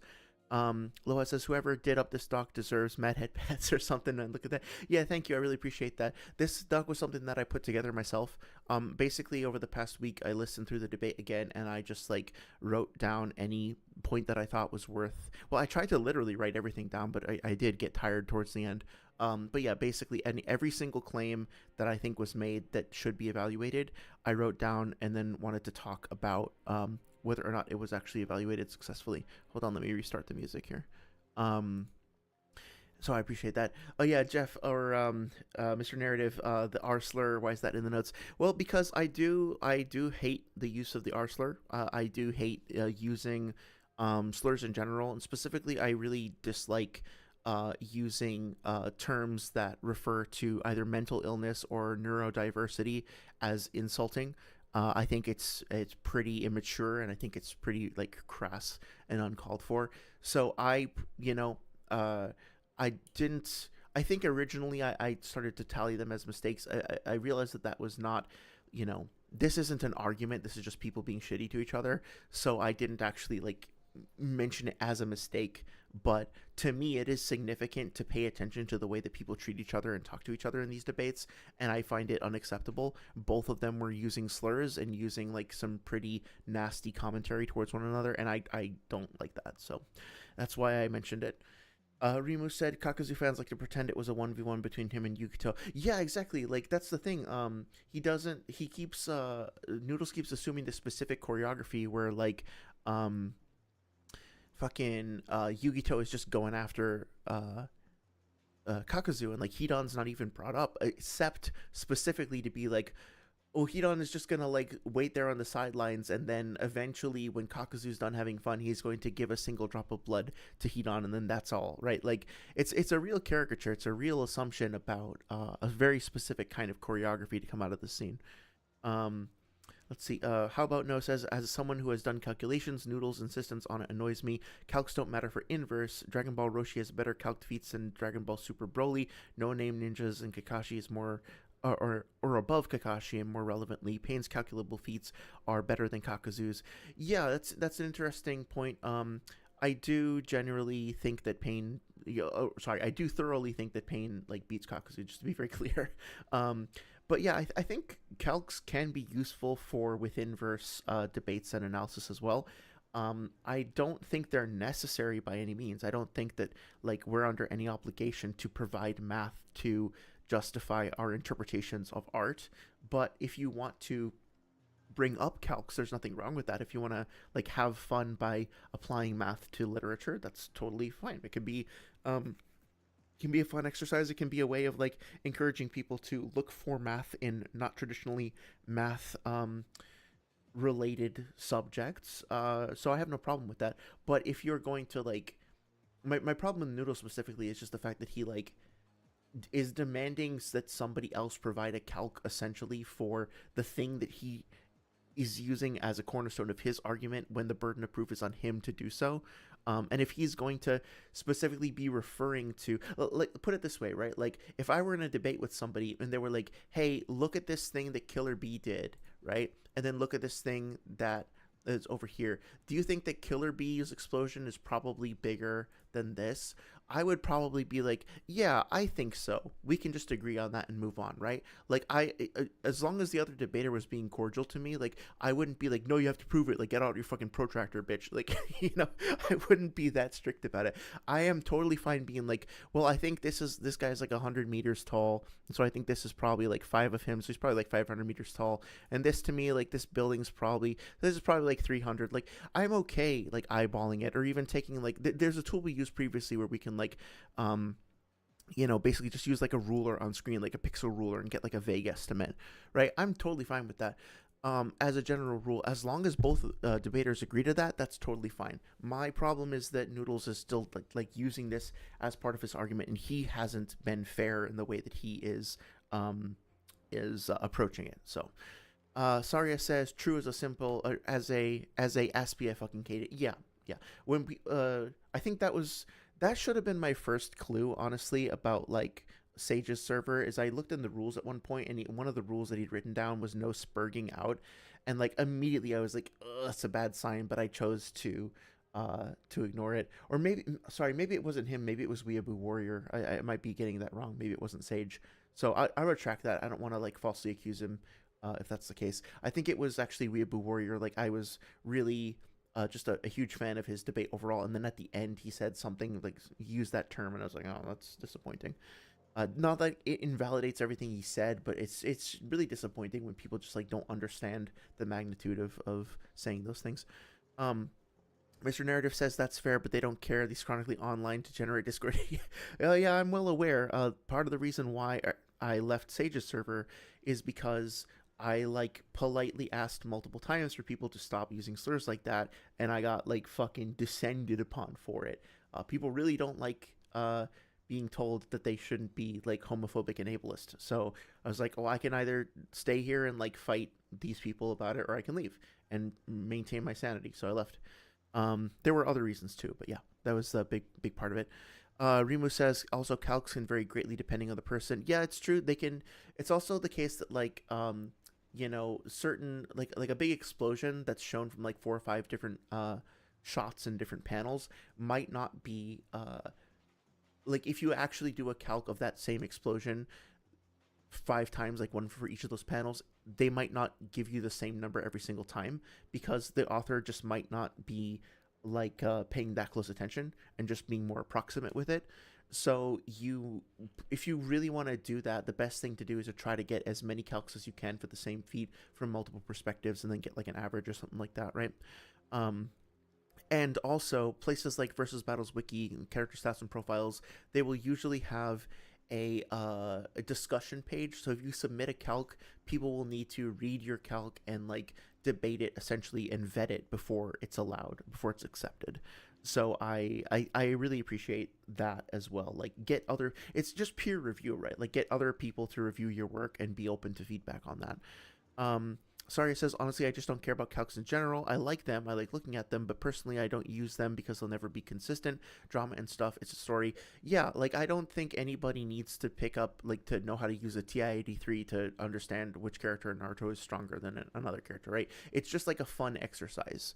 It can be useful in debates, but even then, I don't think anybody ever needs to use them. The reason why I'm saying that Noodles does here is because he specifically brought it up, and he's specifically making an assertion about the size differential between these two different things without actually substantiating it. Like I would accept like a vague like pixel measurement or something like that as opposed to precise math, but he didn't even do that, right? Like I don't even think he showed the scan of the explosion for all I know. So yeah. Rimu said, like the one feat in One Punch Man where Flashy Flash, Garu, and Platinum S created a light constellation in the sky, and it can be calculated to 4 to 7 times, even hundreds of times the speed of light. Well, that's a pretty insane feat for sure. If that's what it is, then I would be curious to see that. Like I know, like One Punch Man, just in general has some pretty crazy feats even in like season 1, right? So, but I've only seen up to season 1, so I can't really comment. Oh, well, yeah, sure. Like the difference between 4 and 100 times the speed of light is certainly massive, and it's important to understand like which of those tiers the thing falls into, right? So getting that calc correct could be very important.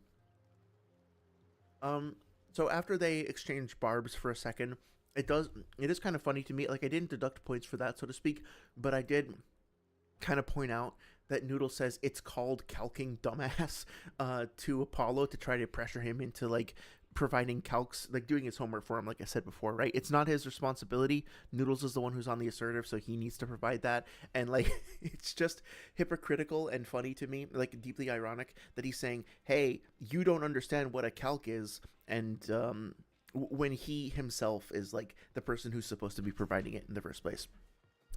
Apollo asks if Noodles made the claim that Obito isn't able to control him, um, to control the Biju. So he's asking for clarification here.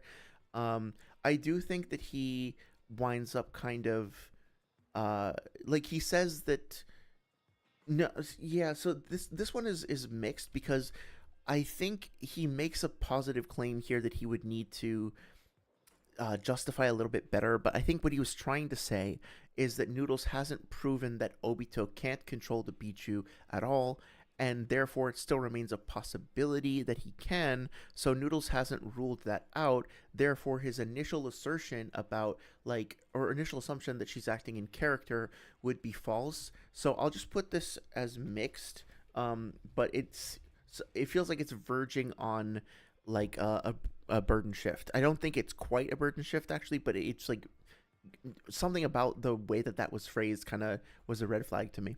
But I'm not sure about that. Paulo points out that befriending the Biju doesn't mean you have full control or master them. Because when Naruto goes into KCM1 for the first time, he, doesn't have, like, he hasn't befriended Kurama at that point, so they're not necessarily connected. I think I agree with him, but also like it would be fair for Noodles to ask him for evidence there. He didn't provide evidence at the time. He then says this phrase, I don't think Yugito is as powerful or as talented as Naruto. Now, there's nothing wrong with volunteering your opinion. You just can't, like, pass off your opinion as fact or use it as, like, part of your argument proactively. And Noodles, you'll see, like, right here, Noodles immediately, like, jumps on that. And so I would just say, like, try to avoid making these statements if you think your opponent is going to be belligerent at all. But yeah, like I offered a suggestion as to how to potentially rephrase that, right, or paraphrase that. Apollo then says you still have the primary burden to demonstrate that in the majority of cases, i.e., in character, when Yugito uses the Bichu bomb, she's doing so of her own volition. Yep, he's correct about that. He hasn't. He's just again reestablishing that Noodles still hasn't satisfied his initial burden of proof. So yeah, winning the Olympics for sure, Rimu. I went to Noodle server because I thought we were just gonna have a conversation at one point about the silliest thing. We were gonna have a conversation about whether or not Jiraiya killed 5 paths of pain, which is a claim that Noodles made in his debate against Swag Kage, and like I lasted like I think it was like 4 or 5 hours before I lost my. It's like I started to get really fucking pissed, but like an inevitability. Sooner or later, like if you are engaged in a debate for that amount of time with a person like this, you're just gonna break. 'Cause that's the whole point, right? Like that's the only tactic that he really has in his favor is just like trying to poke and prod and annoy you. It's essentially the equivalent of like somebody in a like you're just like somebody in a fist fight or whatever going like yeah, you can't hit me, you're stupid, like jumping up and down and making goofy faces. You have to like have a totally steel mind to not get like pissed off at that eventually. I admit that I have my limits too. Usually what happens for me is that I'm very, very calm for a long time and then like one little thing will set me off and I'll be like, "Sorry, you motherfucker." But I think to my credit, I never really got like really worked up. I just got like personally, internally pissed off. But I don't know. Maybe other people remember it differently. I think, I think, yeah, mental Olympics is probably the accurate way to put it. Um, so now I think we're almost at the 4 hour mark, and we still have a lot to go through. A lot to go through. We're obviously not going to get through all these tonight. But what I will do for now is let's just go through this remaining Gish Gallop over here, right? And I'm not gonna actually like try to prove or disprove the points. I'm just gonna go through the points that are made to demonstrate the effectiveness of or like the magnitude of the Gish Gallop. And then once we're done that, we'll have like a little closing discussion around the 4 hour mark. And then I'll put up a poll and see if people want to do a part 2 and finish the rest of them. Before we close the stream, I will just scroll through and demonstrate. Like, I'll do a quick tally because I wanted to like put a number to how many mistakes I was able to detect. Okay, so Noodles at the 39:30 mark begins like one of the biggest Gish Gallops of the whole debate. So he starts off by saying, "I don't think that Yugito he responds to Apollo's statement about him not thinking that Yugito has as much talent as Naruto, and he calls it a baseless assumption. It's not an assumption. It was a volunteering of personal opinion. It's fine to call somebody out on their opinion, but calling it an assumption is not true. It wasn't an assumption he was making. Apollo was making. It was a volunteering of a perspective. Noodles then goes on to say, you're basically assuming the fact that she's less talented than Naruto. Again, that's not true. It's a straw man of Apollo's position. He didn't make that as an assumption. He made it as a statement of personal opinion. Noodles embarrassingly says, you did make that claim. I have it on recording. If you try to lie about it, I'll embarrass you again.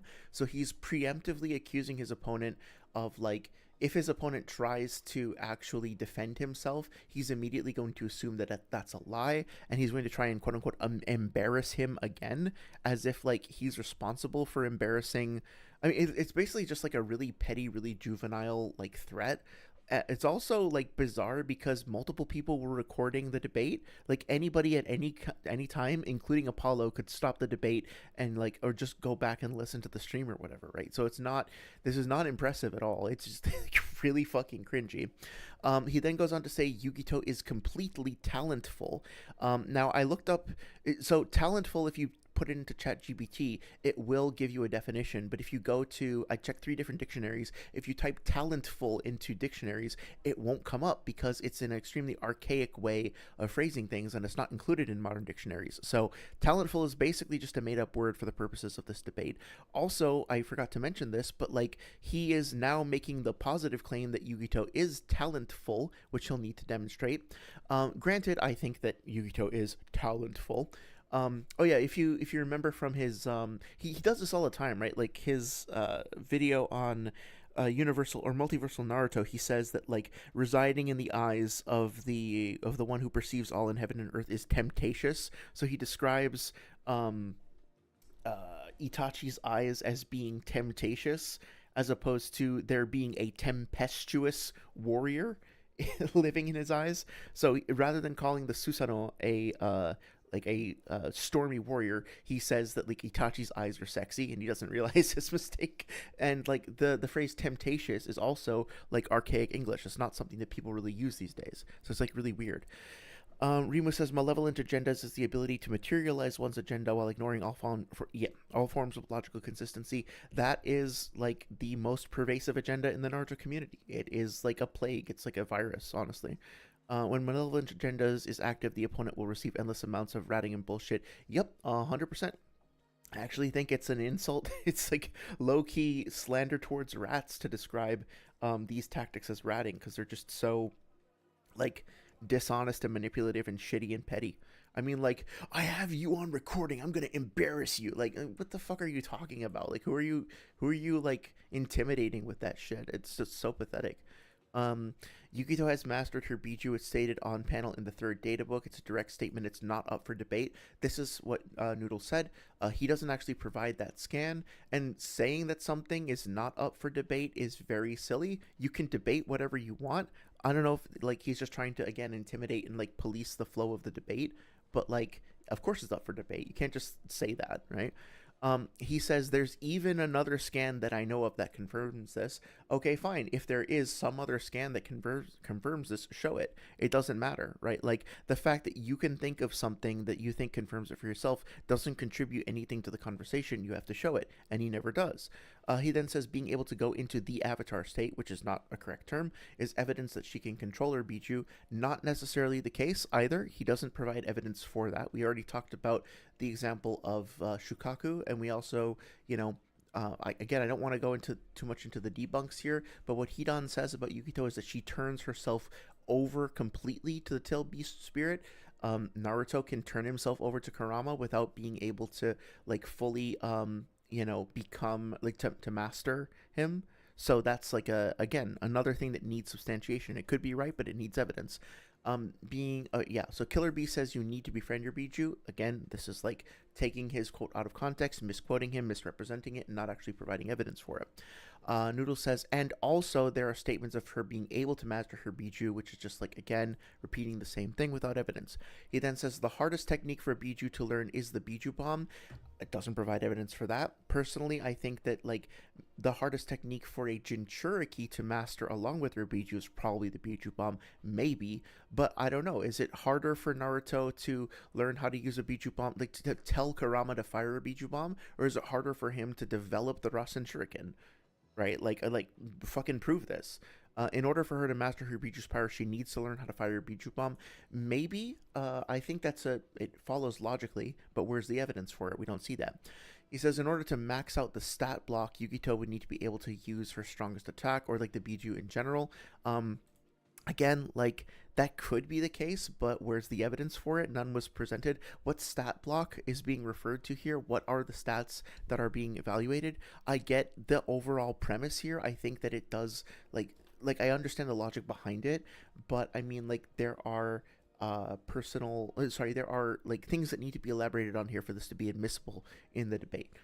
This is just my own personal like rambling here. It's not it's like personal notes that I left. You can read it if you like, but it's not like anything I'm holding anybody to, right? So the 41-minute mark, Noodle says, I provided evidence that they act of their own volition. He hasn't actually demonstrated any evidence of that. All he's said is that there is a instance where Kokuo did act of his or her own volition, but not that the Jinchuuriki themselves are doing it, right? At that point, it's Kokuo. We even hear Kokuo's voice. He doesn't actually prove this whatsoever, and I think it was a scan that Apollo provided anyway, so saying that he provided the evidence for it is disingenuous.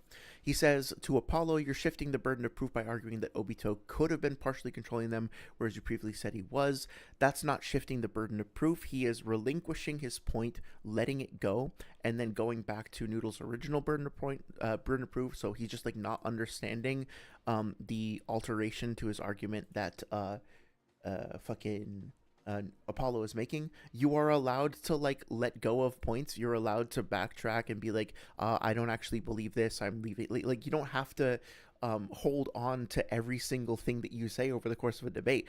This might come as a shock to some people, including Noodles, but you can admit that you've made a mistake. You can admit that you are wrong, and you can try to. You can like whatchamacallit, like change your stance as a result of learning from that mistake. Now, granted, Apollo was not as gracious as to say, like, I have made a mistake, please accept my apology, like my interlocutor, right? He just like kind of like slithered away from it, I guess you could say. But I'm like, maybe I'm being too harsh on Apollo. I don't know. He went away from it without outright, literally saying, "I made a mistake. Please forgive me, Daddy." Right? Like, which is fine. He recognized it and then he recovered. You have to show me some evidence that the Bijou bomb was fired under Obito's control. No, that's basically just going. I called it shadow boxing because he's continuing to go after this point again and again and again without understanding the adjustment that's been made or the course correction. He says there is nothing in the whole fucking manga that shows that Obito can control them. So now he's making a statement about the entire manga overall, which he'll need to go through the entire manga to demonstrate, since it is a positive claim that he's making.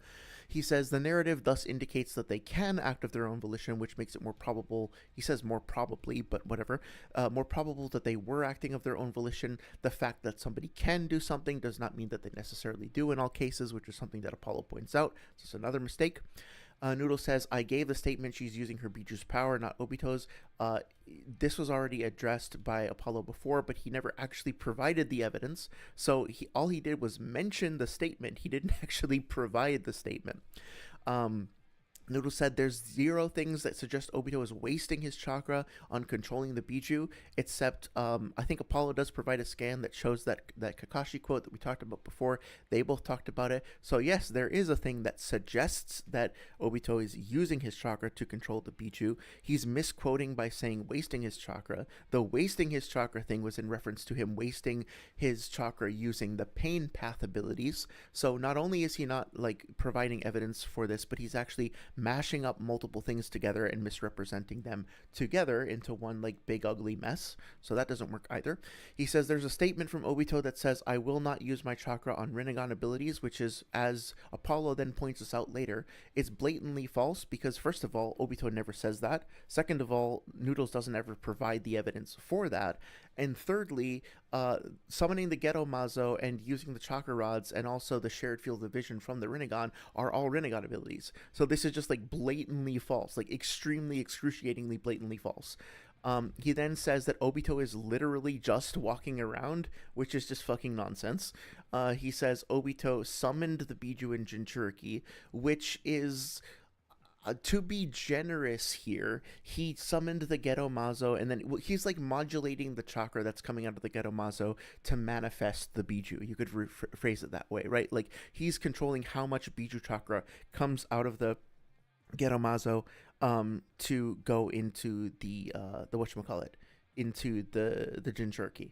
So if that's what he meant to be generous, then yes, he quote unquote summoned the Biju, but he never uses a Kuchiyose, like an actual summoning jutsu, on the Jinchuuriki, and he also never like summoned the Biju with a Kuchiyose either. Also, like Obito was the one who like summoned, like used the Edo Tensei Kuchiyose to bring the Jinchuuriki back. So it wasn't even his jutsu, so that's false too. More to the point, he never provided evidence for it. He then says they are acting on their own volition. There's zero. Okay, this is just ad nauseum. Again, he's making a claim about there being zero evidence. He says there is evidence that they can attack. I think this was just a misspeak. I think he meant to say of their own volition, but whatever. I marked it because whatever. He says, I do think Yugito used her Biju bomb. Okay, that's fine. You can volunteer that opinion, but given that you just, like, that he just called out Apollo for volunteering an opinion and then, like, strawmanned him and said, well, you've actually just made this baseless assertion, it's a double standard for him to then just be, like, volunteering his own opinion without substantiation. He then goes on to say Kakuzu is stated stronger than her, which in and of itself is bad English. And also we would need to actually see evidence for this, which he has not provided. He's also just repeating this ad nauseum at this point. He goes on to say that Kakuzu's capacity as a ninja and an Akatsuki member is his capacity is most emphatically known for his durability. I think he meant to say that Kakuzu himself is most emphatically known for his durability, but that's okay. I don't know if that's the case. That would need to be substantiated with evidence. Do the other Akatsuki members go around saying that, like, oh yeah, Kakuzu's the most durable guy? They have statements about, like, fucking what's his fuck Kisame having like Biju levels of chakra or whatever, or being like the tailed beast. Do they have any statements for people saying Kakuzu is the most durable member among us or anything like that? Really? Like, I haven't seen him. Needs evidence. Noodles then says, because of these factors, he's probably tanking Biju bombs. To me, that's a complete non sequitur.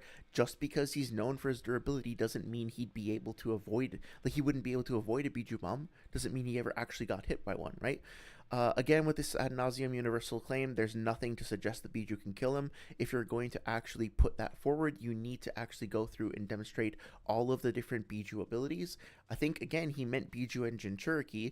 Considering the fact that he was killed by a Jinchuuriki, this is also completely fucking false. So you have to go through the entire set of abilities that the Biju and Jinchuuriki have, and that wasn't done there either. He repeats that he's not a speedster. We already know that. That's ad nauseum. Or we already know that he thinks that. That's ad nauseum. He never provided evidence for that, as I mentioned before. He mentions, and I am going to get through this whole thing before I respond to chat, sorry. He calls Kakuzu a tank who walks forward and throws hands like a goddamned monster. That's a direct quote from Noodles during the debate. I don't know why you would like straw man and characterize your own character in that way by just saying that like Kakuzu walks forward in a straight line and throws hands like a monster. What the fuck does that even mean? Like, that's a complete nonsense term. It doesn't mean anything. He then says, if he does that, which he hasn't proven that he does, if that's the way he fights, why can't the Biju just bomb him and kill him? Again, like, it's a rhetorical question that implies a burden shift. He then says, if Kakuzu can withstand the Biju bomb, as if all Biju bombs are the same, and continue to fight afterwards, he can withstand the Biju bomb, which is just like a tautology. If Kakuzu can do X, then he can do X. Yes, obviously. He asserts that Kakuzu wasn't even damaged after that. I might agree that Kakuzu didn't take any apparent damage after that.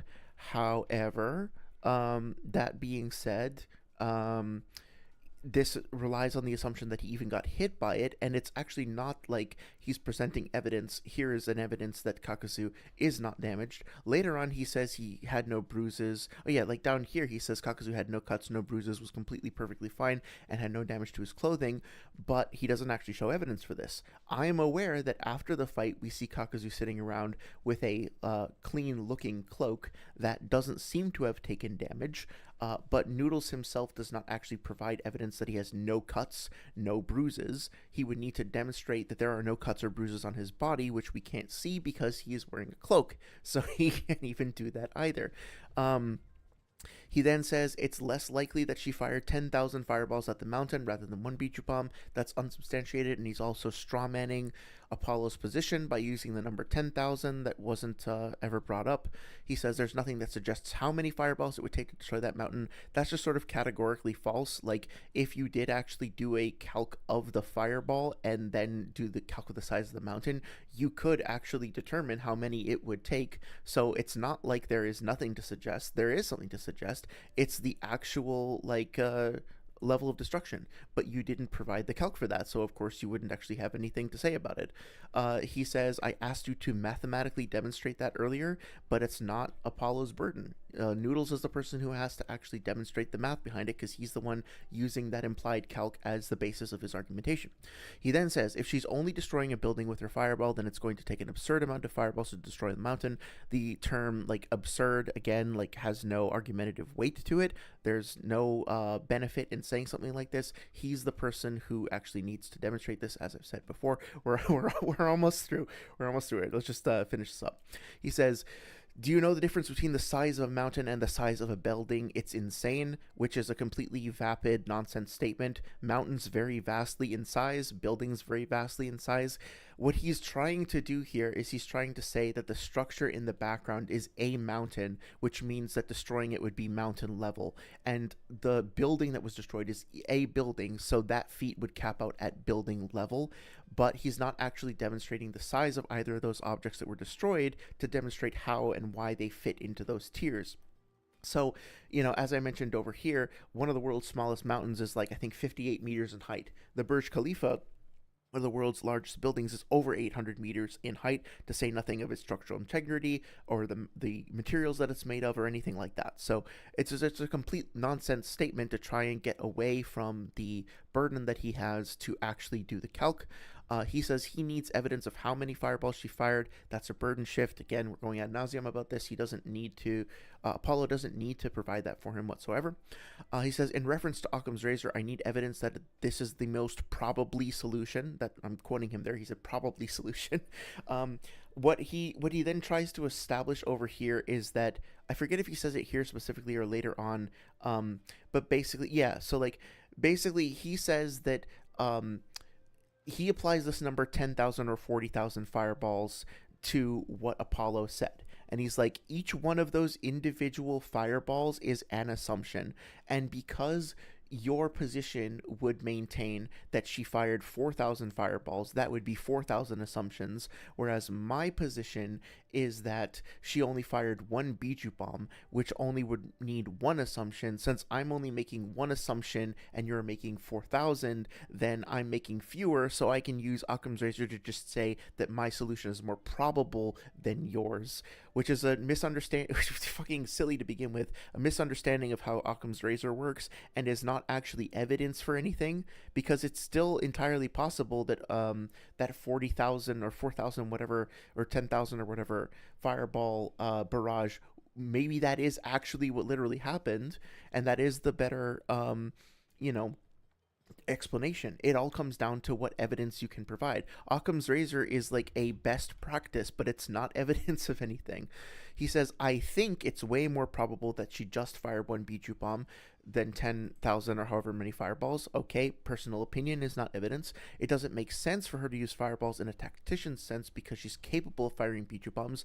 This, again, is like personal opinion. It assumes like a tactical perspective from Yugito that he hasn't actually like evaluated or elaborated on, so this is completely vapid as well. He reiterates that he thinks Kakuzu was tanking fireballs to the face. We don't actually see any evidence of this. He doesn't present any. He repeats that Kakuzu no-sold the fireball. No evidence shown for that. We already went over this point. He repeats that they only need to get a singular drop of fight in that blood in the fight to win. I object to the use of the term singular here. It's much more. It's really awkward to use singular. I mean, it's not technically fully incorrect, but usually you would say single. Singular has other definitions that would work better elsewhere, so this is just like really weird. Feels like he's saying singular to try to make it sound fancier, but it's like sounds stupid. Just say single. And also, no, that's a mischaracterization. Like, you need to get the blood and then perform the ritual. It's not like fucking Hidan just like eats the blood and then immediately wins, right? He has to do the ritual. So that's a straw man of the, or like just a misrepresentation of the feats required. He says she probably doesn't have the time to fire 10k fireballs, but again, that's like irrelevant because the number 10k is made up. It is way more probably of a solution. Maybe he actually said probable. Maybe I misquoted this and it's like autocorrecting, so I want to be careful about that. Let's just assume the benefit of the doubt. It is way more probable of a solution via Occam's razor that she fired a Biju bomb in that situation. Occam's razor doesn't really determine probability. It's more like feasibility, and it's a general rule, like a rule of thumb, so that's not like evidence of anything. Kakuzu is stronger than Biju bombs. Again, like being able to tank a Biju bomb doesn't mean you're stronger than them. You have to define like what you actually mean by strong, and then demonstrate the validity of the definition. Pain then he throws these two things out at the very end. He says Pain has no durability on this level to tank it, whatever it means. I guess he means a Biju bomb.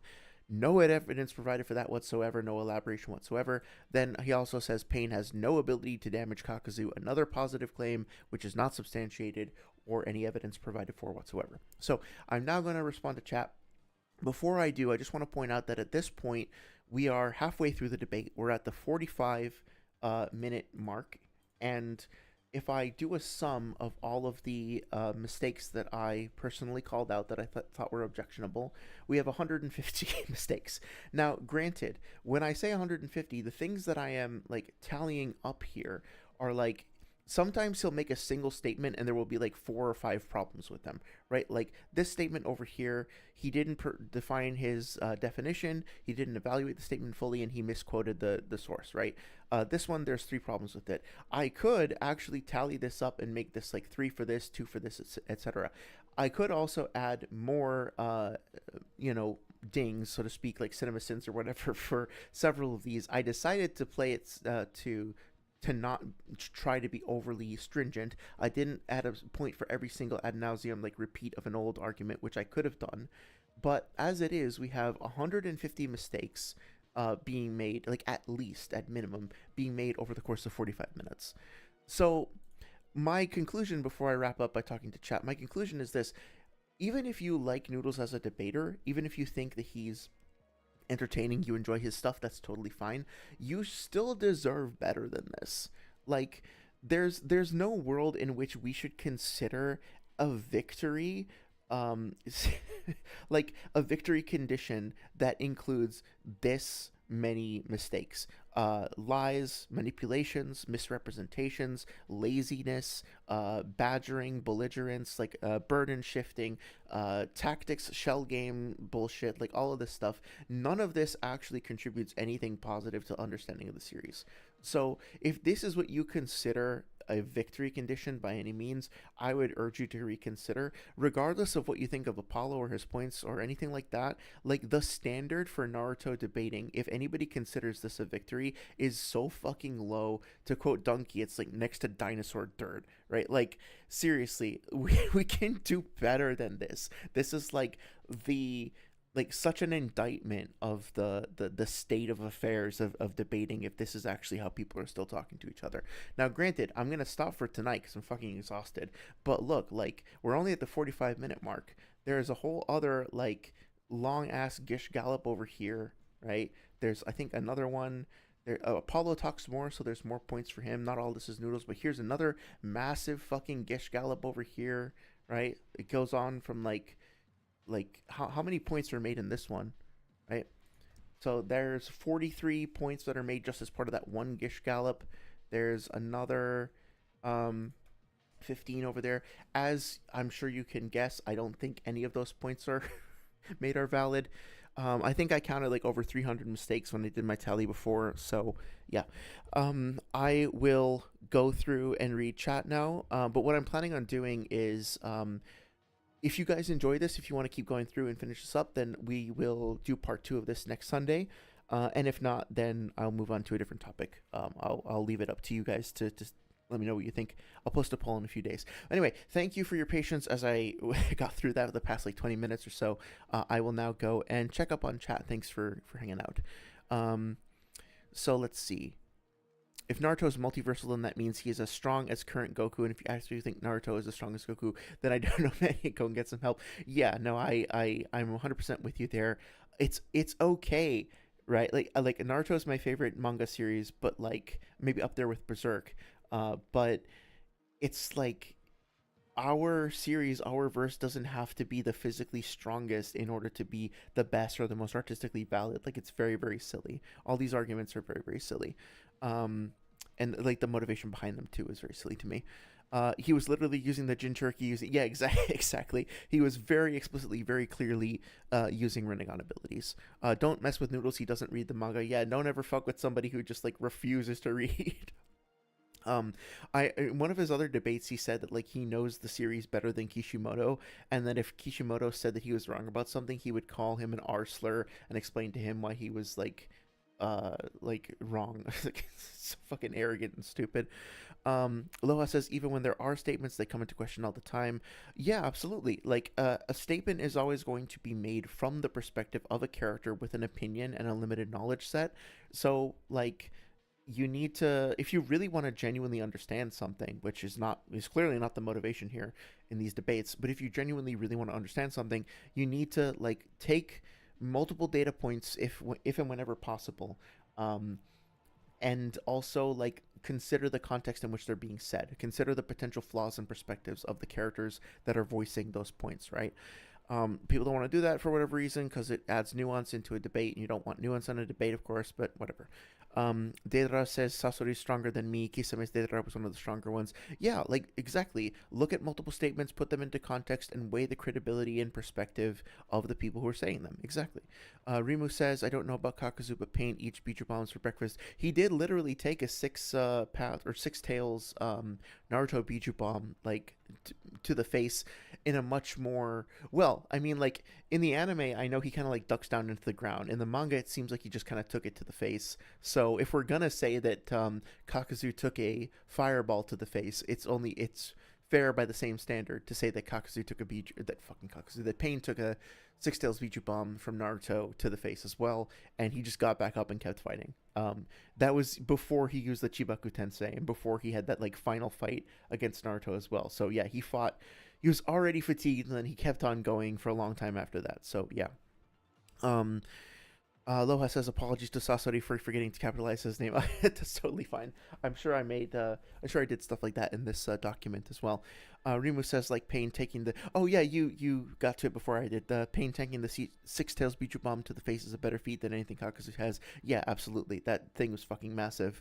How about No says the versus battles wiki deciding to make mountain level a thing as has done an irreparable damage to the versus battle community by their own metrics elsewhere, destroying a random mountain as like town level, tearing in general, tbh. Yeah, I think it's important to understand that, like, you know, just like when we talk about, so this is something that comes up with like Kaguya scaling a lot, where they'll be like, Kaguya made a dimension, and a parallel dimension can also be described as a parallel universe, so she's universal.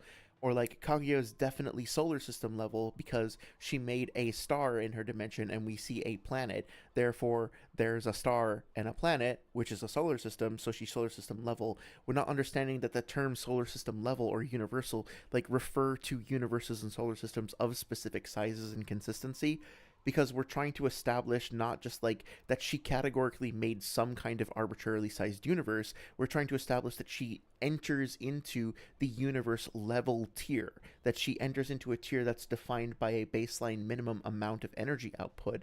So it's irrelevant like how many there could be like a billion planets that are just very small planets, and she might not even be planetary if they're like teeny planets, right? In some kind of alternate universe fictional rules setting where like you can just have like King Kai's planets, right? Like if you had if she made 10 King Kai planets, she might not even be planetary because the mass and the like dimensions of those little King Kai planets wouldn't compare to the size of the Earth if that's what we're using as our baseline planetary feat, right? So precision and specificity is very important when using terms like this.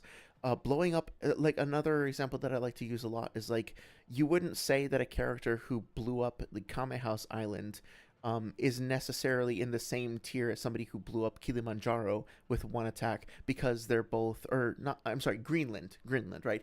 Greenland is an island, Kame House is an island, but, you know, calling both of those like categorically island level and saying that two characters who have like one character caps out at Kame House Island level and the other caps out at fucking Greenland level, that they're in the same tier. Like, it's just very silly to say that, right? How about No also says like the mega slash giga slash teratons prefix already exists and more directly represent what's being discussed. Yeah, the more level of detail, the more specificity and precision that you can get, I think, like the better off you're doing, right? So having that clarification is very useful. Rimu says, I say the same thing to people who say that One Punch Man Season 3 was good, like, bro, you deserve better. Yeah, exactly. Like, it's totally fine to enjoy it, right? If you sit down and you watch it and you have fun with it and the animation style doesn't bother you or whatever, then that's totally fine. Like, it's not my job to go around telling people what they're not allowed to have fun with or derive joy from. But you could have so much better.